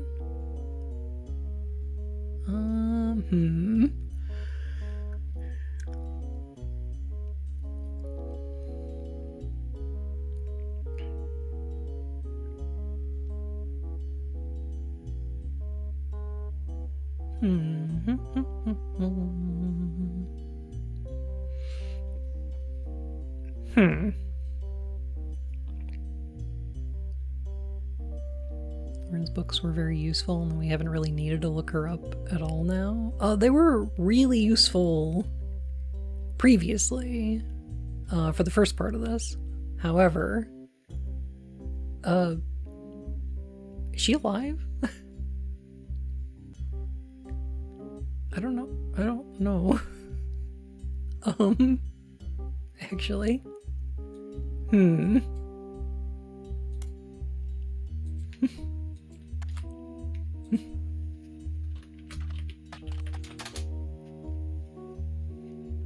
Tracked down by a reporter is being in one of the most upscale memory care facilities in Pittsburgh. Relocated back to Pennsylvania when she began suffering from Alzheimer's.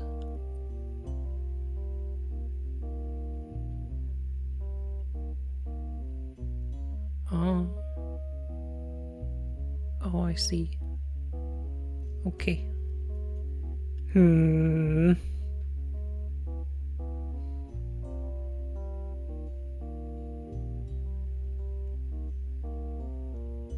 was a minor backlash towards the reporter that tracked Lauren down because they were caught standing on a ladder and holding their camera over a privacy wall to take a photo of Lauren and her son Clark. Dick move. Fuck that reporter. Fuck that paparazzo. I'm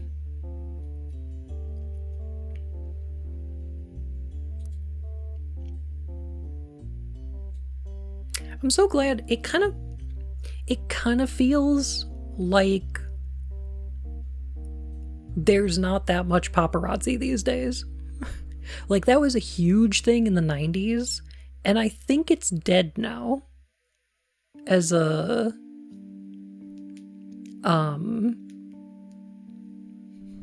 as a business, which, yeah, good. But I think what killed it is social media. I think celebrities just post pictures of themselves now, you know? So, like, who the fuck wants to pay for that?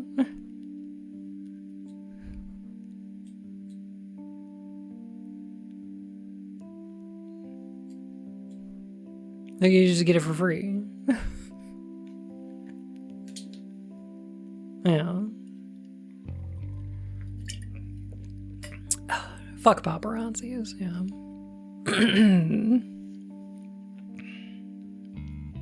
Perversive privacy invasion kind of replaced the previous industry of it. Yeah. Especially when they're doing it willingly and for free.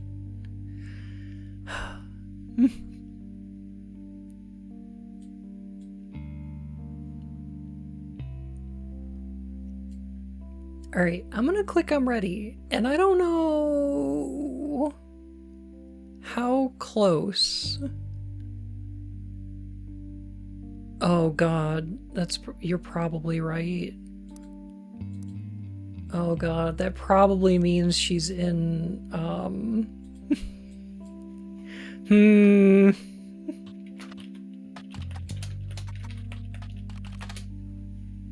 Oh, thank god. Okay. Clark was there too, though. Nothing. Okay, they didn't post the picture. Cool. The rise of apps and everything having built-in likes, dislike also killed the survey industry. Kinda. Yeah. The other thing that killed it is telemarketing. Nobody picks up their fucking phone these days because it's all scams. The only people on the phone anymore are scams. So, like, you can't call people for surveys and stuff. Because people just won't pick up. And if they do, they're the kind of people who are falling for scams. So, you've got kind of biased results.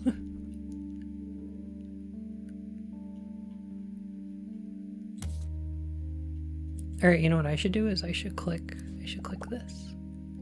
I should get a hint. Let me see. You haven't searched for everything on your list of notable events? Have I not? Did I not? Oh, right. Rafferty LaRue. Not root tree.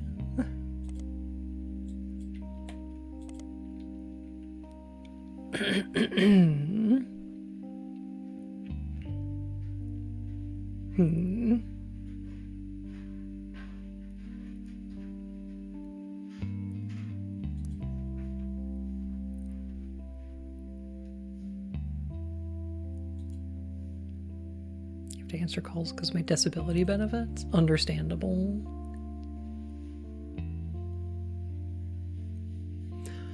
Understandable.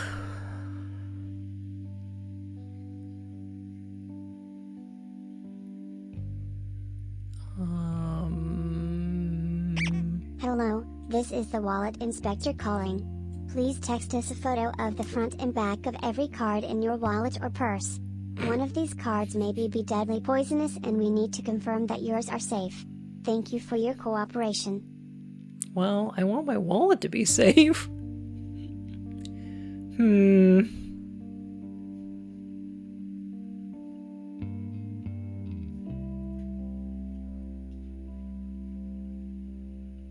Already been eliminated as a potential new root tree by the company's lawyers. That's it. All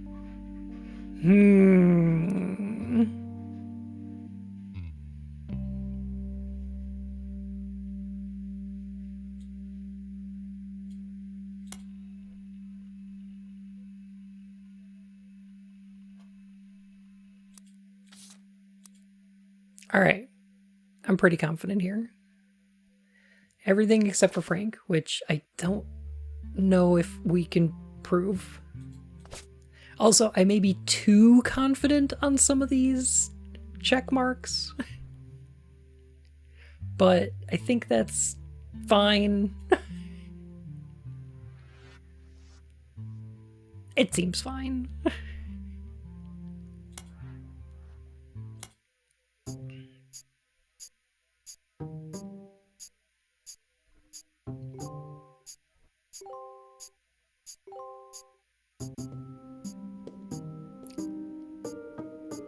Complete.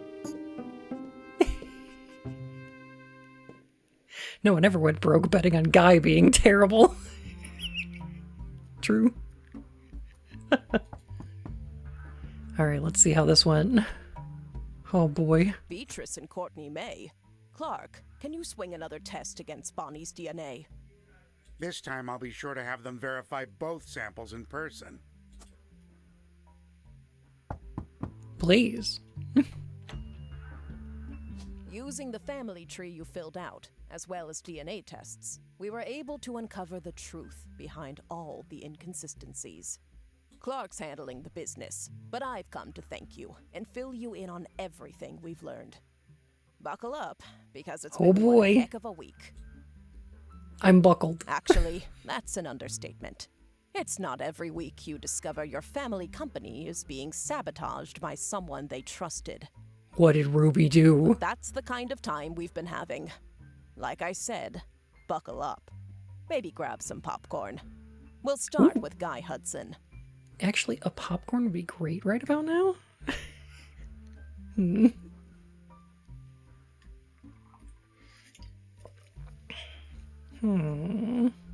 do have some popcorn downstairs that I could make. Guy had a frankly ridiculous number of potential children. What No shocks kidding. me is how many graduated from potential to confirmed. Okay. We can even prove he was aware of them. The smoking gun was how he used company money to pay off a lot of women. Sure. That's what I used too. He hid it with a method inspired by his idol, Elias. 5-piece flavors. The flavors he was paying to research were a ruse. He developed flavors based on the initials of the women he was paying. Which was really stupid, considering one of their names started with X. No. The stupidest one is probably caviar. Because, like, you couldn't pick any other C word for a flavor. You couldn't have picked Cool Ranch? I don't know. Cantaloupe? Chocolate? Sure. Like, any of those? Anything like that? Would have been nice. Would have been good.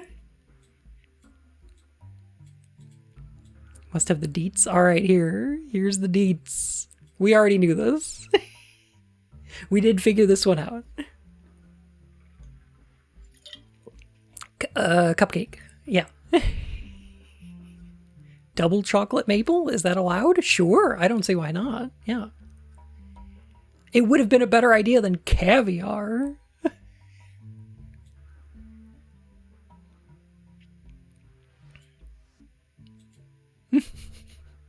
Double chocolate. Let's start with Christine. Guy was paying her under the name Caviar, but there were some other clues. James was born 9 months after Zach's party. Yeah, sure was. September 78th, for the last month so that he can keep an eye on his son. They had a retirement party in November. All right. Christine was there with Guy, and when she got pregnant, she panicked. Steve stepped up. He even turned it into one of his recipe stories. I knew it! Hell yeah. Okay, so she got pregnant at the party. Sure, that makes sense. She didn't want to swing with anybody else, is what the, what was said in the thing. So, yeah, that makes sense. We love a Steve. Fucking stepped up. He was the dad who stepped up. And then started a restaurant. Fucking, what a cool Not guy. all of Guy's affairs led to offspring. He may have slept with Robin Martin, but she didn't have children, so we'll never know. And we don't particularly care, except I do want to ask Robin Martin about it, because she'll probably tell us how good he was at it. She'd probably be like, 3 out of 10. Give him a couple points for effort, I guess. Like, she'd dish the tea, for real. That's what I want to hear.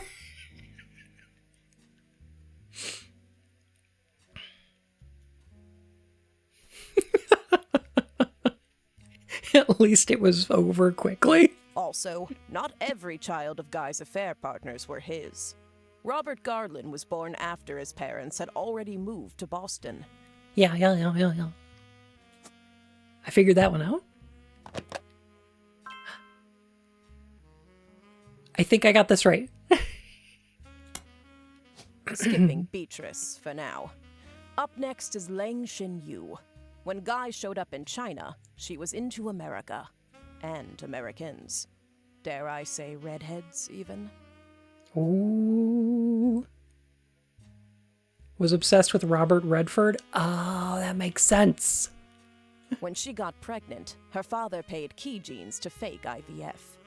They claimed her sister was unable to conceive.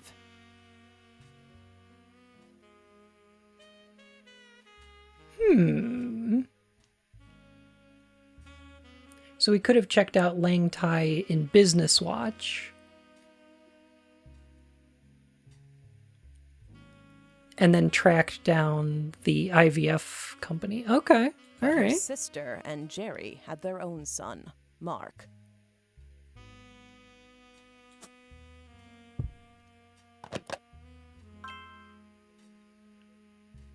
Can you move out of the text window? Yes, yes I can. I'll be over here. I'll just be over here. Don't mind me.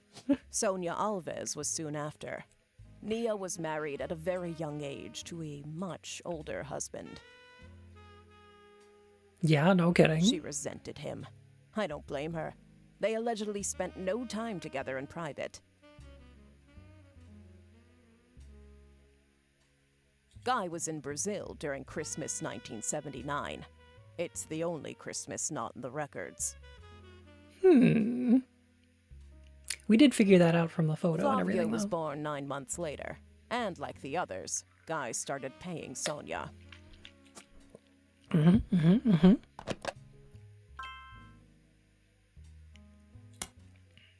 Last was Susan Ford, hired to translate for Guy's overseas trips. It's easy to read into Guy's donation to her school, but there's no definitive proof there. Oh. I see. She and Guy were witnessed together near the end of his life. Susan's husband was convinced he couldn't be the father of her daughters. Guy, though, paid double. The price of twins. Yeah.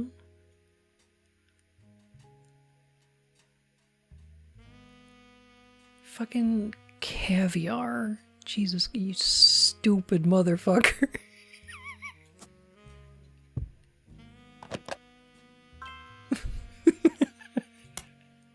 So, what about 5 Ps?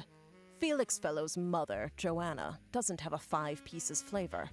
On top of that, his story doesn't really add up. That's what I was thinking. His mother already left the company by the time Guy became president, and his lyrics indicate he was born sometime around 1975. Alone, that wouldn't necessarily prove it. But there are some suspicious connections between Felix and the company's current lawyer, Ruby Spratt. I thought that might be the They case. both grew up in Portland, in foster care, and according to the local paper, they definitely knew one another.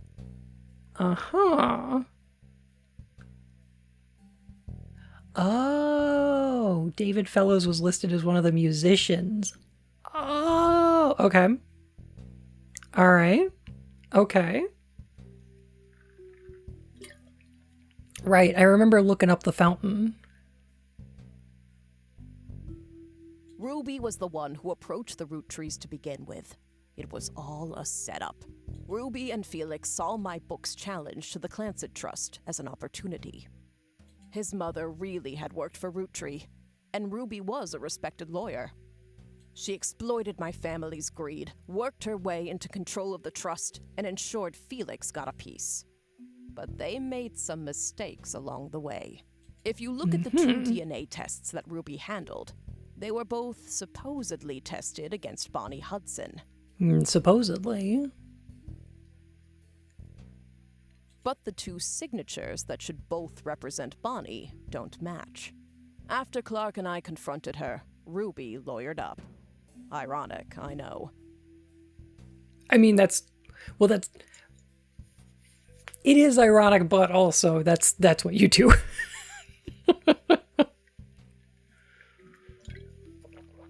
Any lawyer knows to hire a lawyer when this happens. You would hope. We suspect Ruby had Donatico test Felix against his own mother's DNA. He had a hairbrush of hers. They sent the female sample in remotely. Okay, so it was his mom's. All right. Okay. On the second test, Bonnie's sample was tested locally, but Courtney Mays was not. Doctors and lawyers should use other practitioners. Don't be your own doctor, don't be your own lawyer. Yeah. Doctors, lawyers, and hairdressers. Yeah.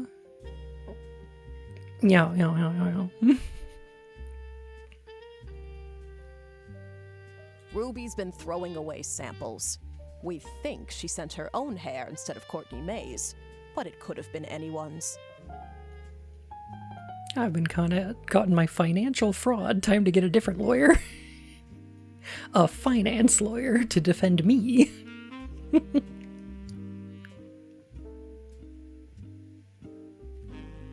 Ruby and Felix were in cahoots. As for why, they were both advocates of wealth redistribution. Which, based...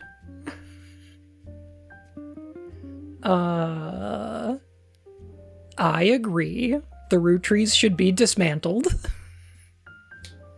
This shit is stupid. The root tree fortune should be taxed at 100%. Yeah. A noble effort. But once they controlled the family fortune, they became just as greedy as the worst members of my family. The money corrupted them. Okay, that sucks. They were so eager to personally wield the wealth for their own cause that they sabotaged any other claims. You know what they should have done? Is just been like, everybody's a root tree. We looked it up. We traced the genealogy. Everyone on Earth. Same bloodline. We found 7 billion root trees.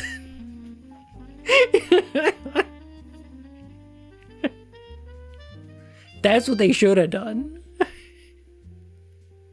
And I know that means everybody gets like, you know, $10 a quarter or whatever. Corruption of root trees now available on Itch.io.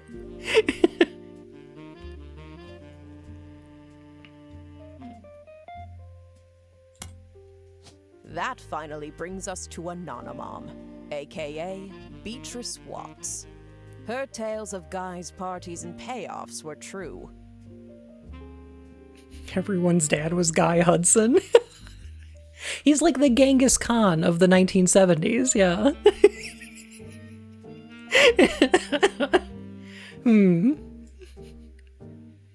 She even approached Ruby before 5Ps was on news time. Ruby used Beatrice's truths to make Felix's lies feel real, then ruined the DNA test so that Beatrice looked phony in the public court of opinion.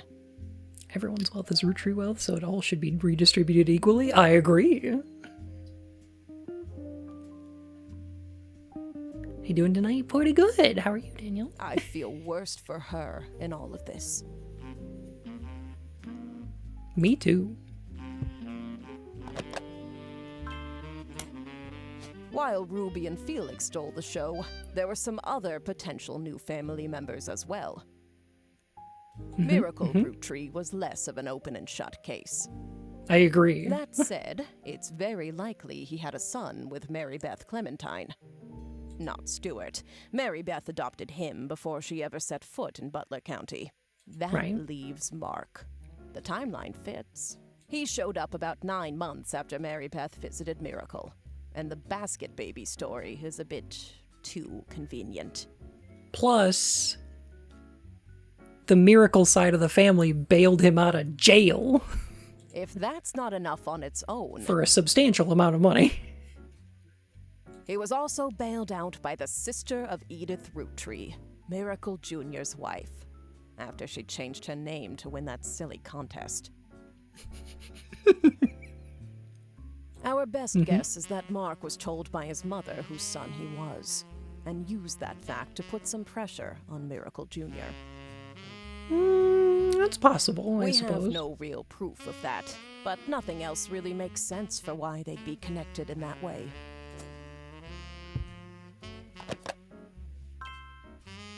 Let's go, baby. Elias's affair was the most ambiguous. I've been doing pretty good so far. Fucking drag a miracle through the mud, I know! Gwyneth was able to coerce Elias to do things he wouldn't have otherwise done, like pressure to include me in the family. My son even mentioned them arguing about someone named Beth. Or Bess. Combined with Gwyneth's lisp, it's possible the name was actually Bess. Unfortunately, all we know about Bess Williams is that she wrote his book and died not long after, leaving her only son an orphan. The timeline fits with Wildcat, but there's no record if she had any other relationship. Honestly, I wouldn't say we had enough evidence either way. That's what I said too. I wouldn't be surprised if Elias cheated. Of course, I'm a bit biased. Regardless, we haven't gotten in touch with any of the Williams clan yet. That means we haven't been able to do a DNA test. As Clark mentioned, from here on out, all of our DNA tests will be in person for both parties. Yo, I even got this one right? Ah! Dang. Okay, the one I'm a little worried about is... No, you know what? I think I got them all. Lastly, we have a bit of a curveball. rUwUttree isn't related to us by blood. Gwyn was definitely pregnant, so it's likely Robbie is. That's what I was thinking. Okay. When Ron and Robbie went to visit their mother at the end of her life, something changed. Additionally, there have been a few rumors circling around Ron. RR Productions canceled the Guys Like Us remake due to the director's illness. At the same time, Ron's wife Penelope began doing benefits for Huntington's disease, stating that she had become familiar with it. Huntington's is the same disease that Gwyn's former co-star Leslie Florence had. Oh, that's who it was. From parent to child. It can't skip a generation.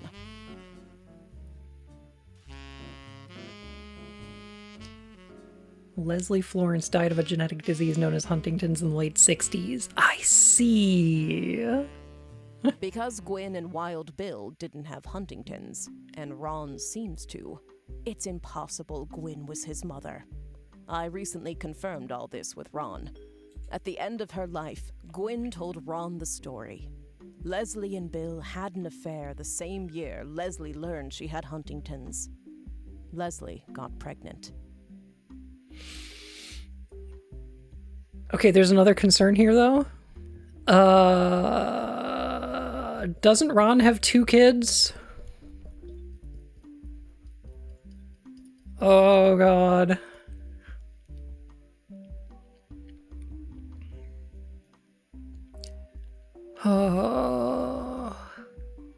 At least they know now. And I hope they don't. Leslie wasn't likely to survive to see her child grow up. And even if she did, she didn't want to be a burden. She begged Gwyn and Wild Bill to adopt her child. Gwyn did. Mere weeks after she found out she was having her own son, she also took in Ron. Wild Bill was a problem. Unreliable and a serial adulterer. Gwyn divorced him and never saw him again. Gwyn had already told Starlet she was pregnant, so it never really made waves when people saw her with a child in Paris. There was gossip during her divorce when she was discovered to be pregnant again. In actuality, it was the final months of her only pregnancy. To lay low, she stayed in Paris long enough that even her own family never had reason to question the timeline. Awesome. It's one heck of a story, and frankly, nobody could be expected to piece the timeline together. Not with what few mentions of Gwyn's past have survived. But the Huntingtons itself? That's proof.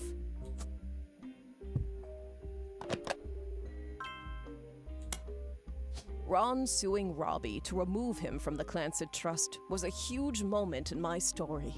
and a major catalyst for this entire investigation. Except brain genius Lucky Bun, apparently. 100%. Huh. Finding Nice. out that it's been pretty much backwards this whole time has been a bit surreal. So that's where we're at. Looking over the information you sent us was invaluable. You got everything absolutely correct. Why did we even bother hiring a team? You figured it all out solo. No, I did not. No, I did not. I had chat. I don't know if I would have done this solo.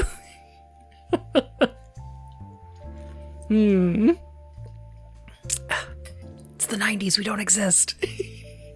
I'm sorry, what I meant is I have an IRC channel. Figuring this out with me.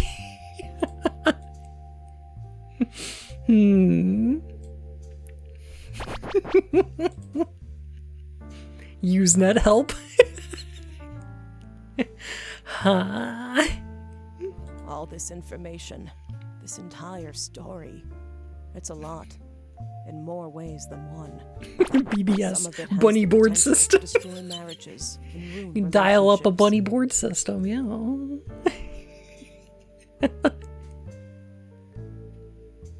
We're handling it all very, very carefully. But we couldn't. Hey, did have you gone fire here Ruby without you. already? And with that, I guess our tale has finally, truly come to an end. What What a server strange would one it Lucky was. Bun Investigates be hosted on? Oh, probably Taps.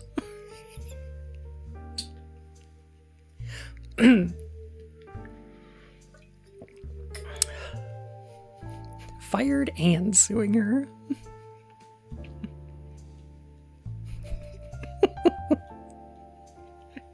I couldn't have solved it without the help of tapestries.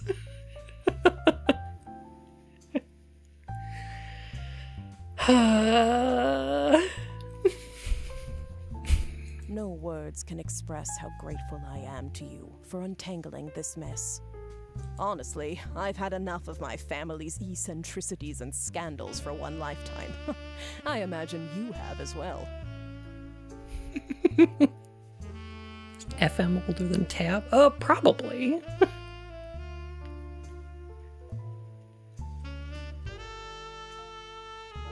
I don't remember how old Furry Muck actually is. And if not, well, there's always Elias's and Gwyneth's brothers and sisters. Attention, attention, root trees. This is 5-piece coming at you from the Oh my real- god. You know, the place you ain't ever lived in. You say money is the root of all your problems. Oh my god, it's 5Ps. Root of all your Man, y'all are hypocrites, sitting back in your massive estates, built from the cash that your ancestors gave you, acting like you somehow deserve it, based on your family's creations. Yo, but look here, sonny, don't you come for our money, or you might burn bright in hellfire someday, like that Madsen chick and her two dads. My pappy's class of trust should keep you away. Yo, it's disturbing, catching a sermon from a geezer who's never known hurt, but blurts out these claims that somehow we're sinners, cause we didn't earn it, when all of your worth it came free with your name. You expect me to treat your lectures on greed as some expert creed from he without blame. How about instead I turn my other cheeks and spread them? When you give me a kiss, you'll know just where to aim.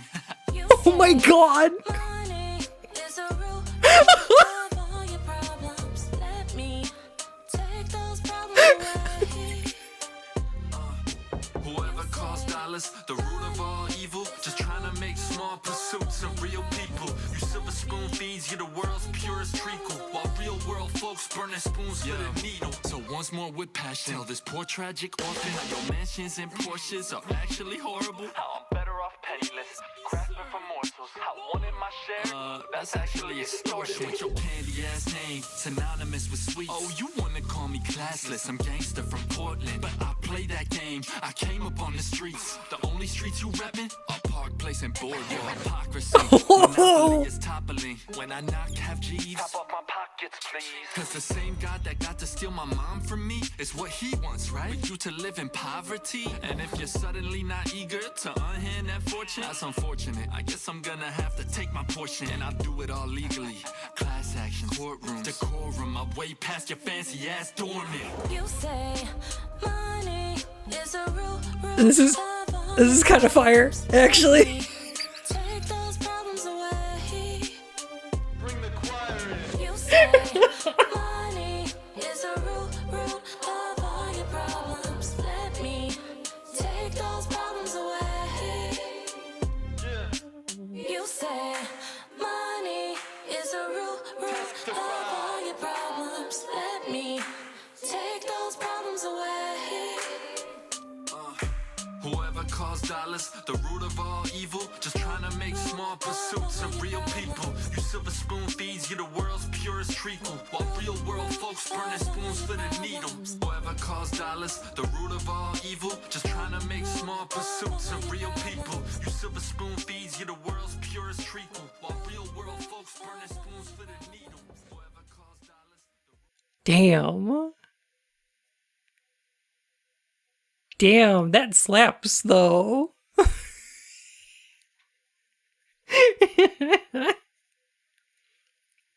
Yeah, as far as I know, the original version of the art in this game did use AI, but they replaced it. Oh man. Oh man. Okay. That,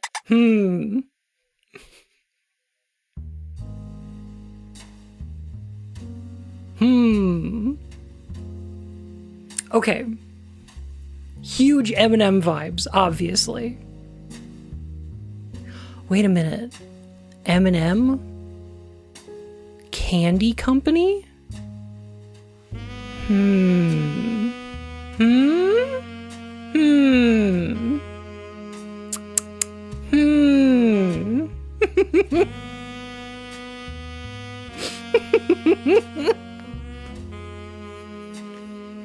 Pun was so there. I know. I didn't put it together. I'm so dumb.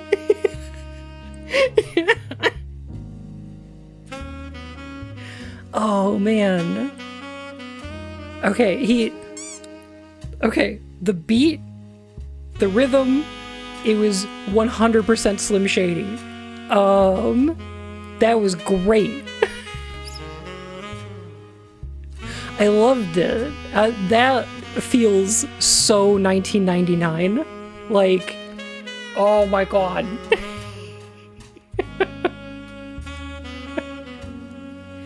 Oh. That took me back so hard to sitting in my cousin's garage listening to Gangster's Paradise. Oh, jeez.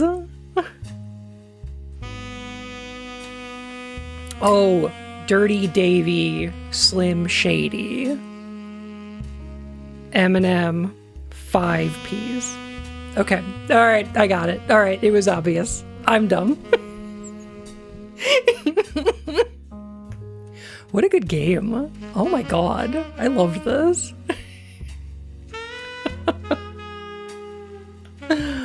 Oh, I like this a lot. Marshall Mathers and Felix Fellow. Oh my god. Oh, it's so good. It may seem crass, but in the form of 90s white trap or hip hop, it's actually a structural requirement of the form to tell the listener to kiss your butthole. If you don't do that, you are breaking the form. I didn't expect it. I didn't expect that part.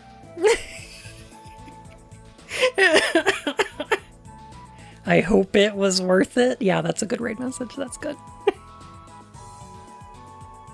I didn't expect the rap breakdown to involve rimming, but, you know, maybe I should have. I don't know.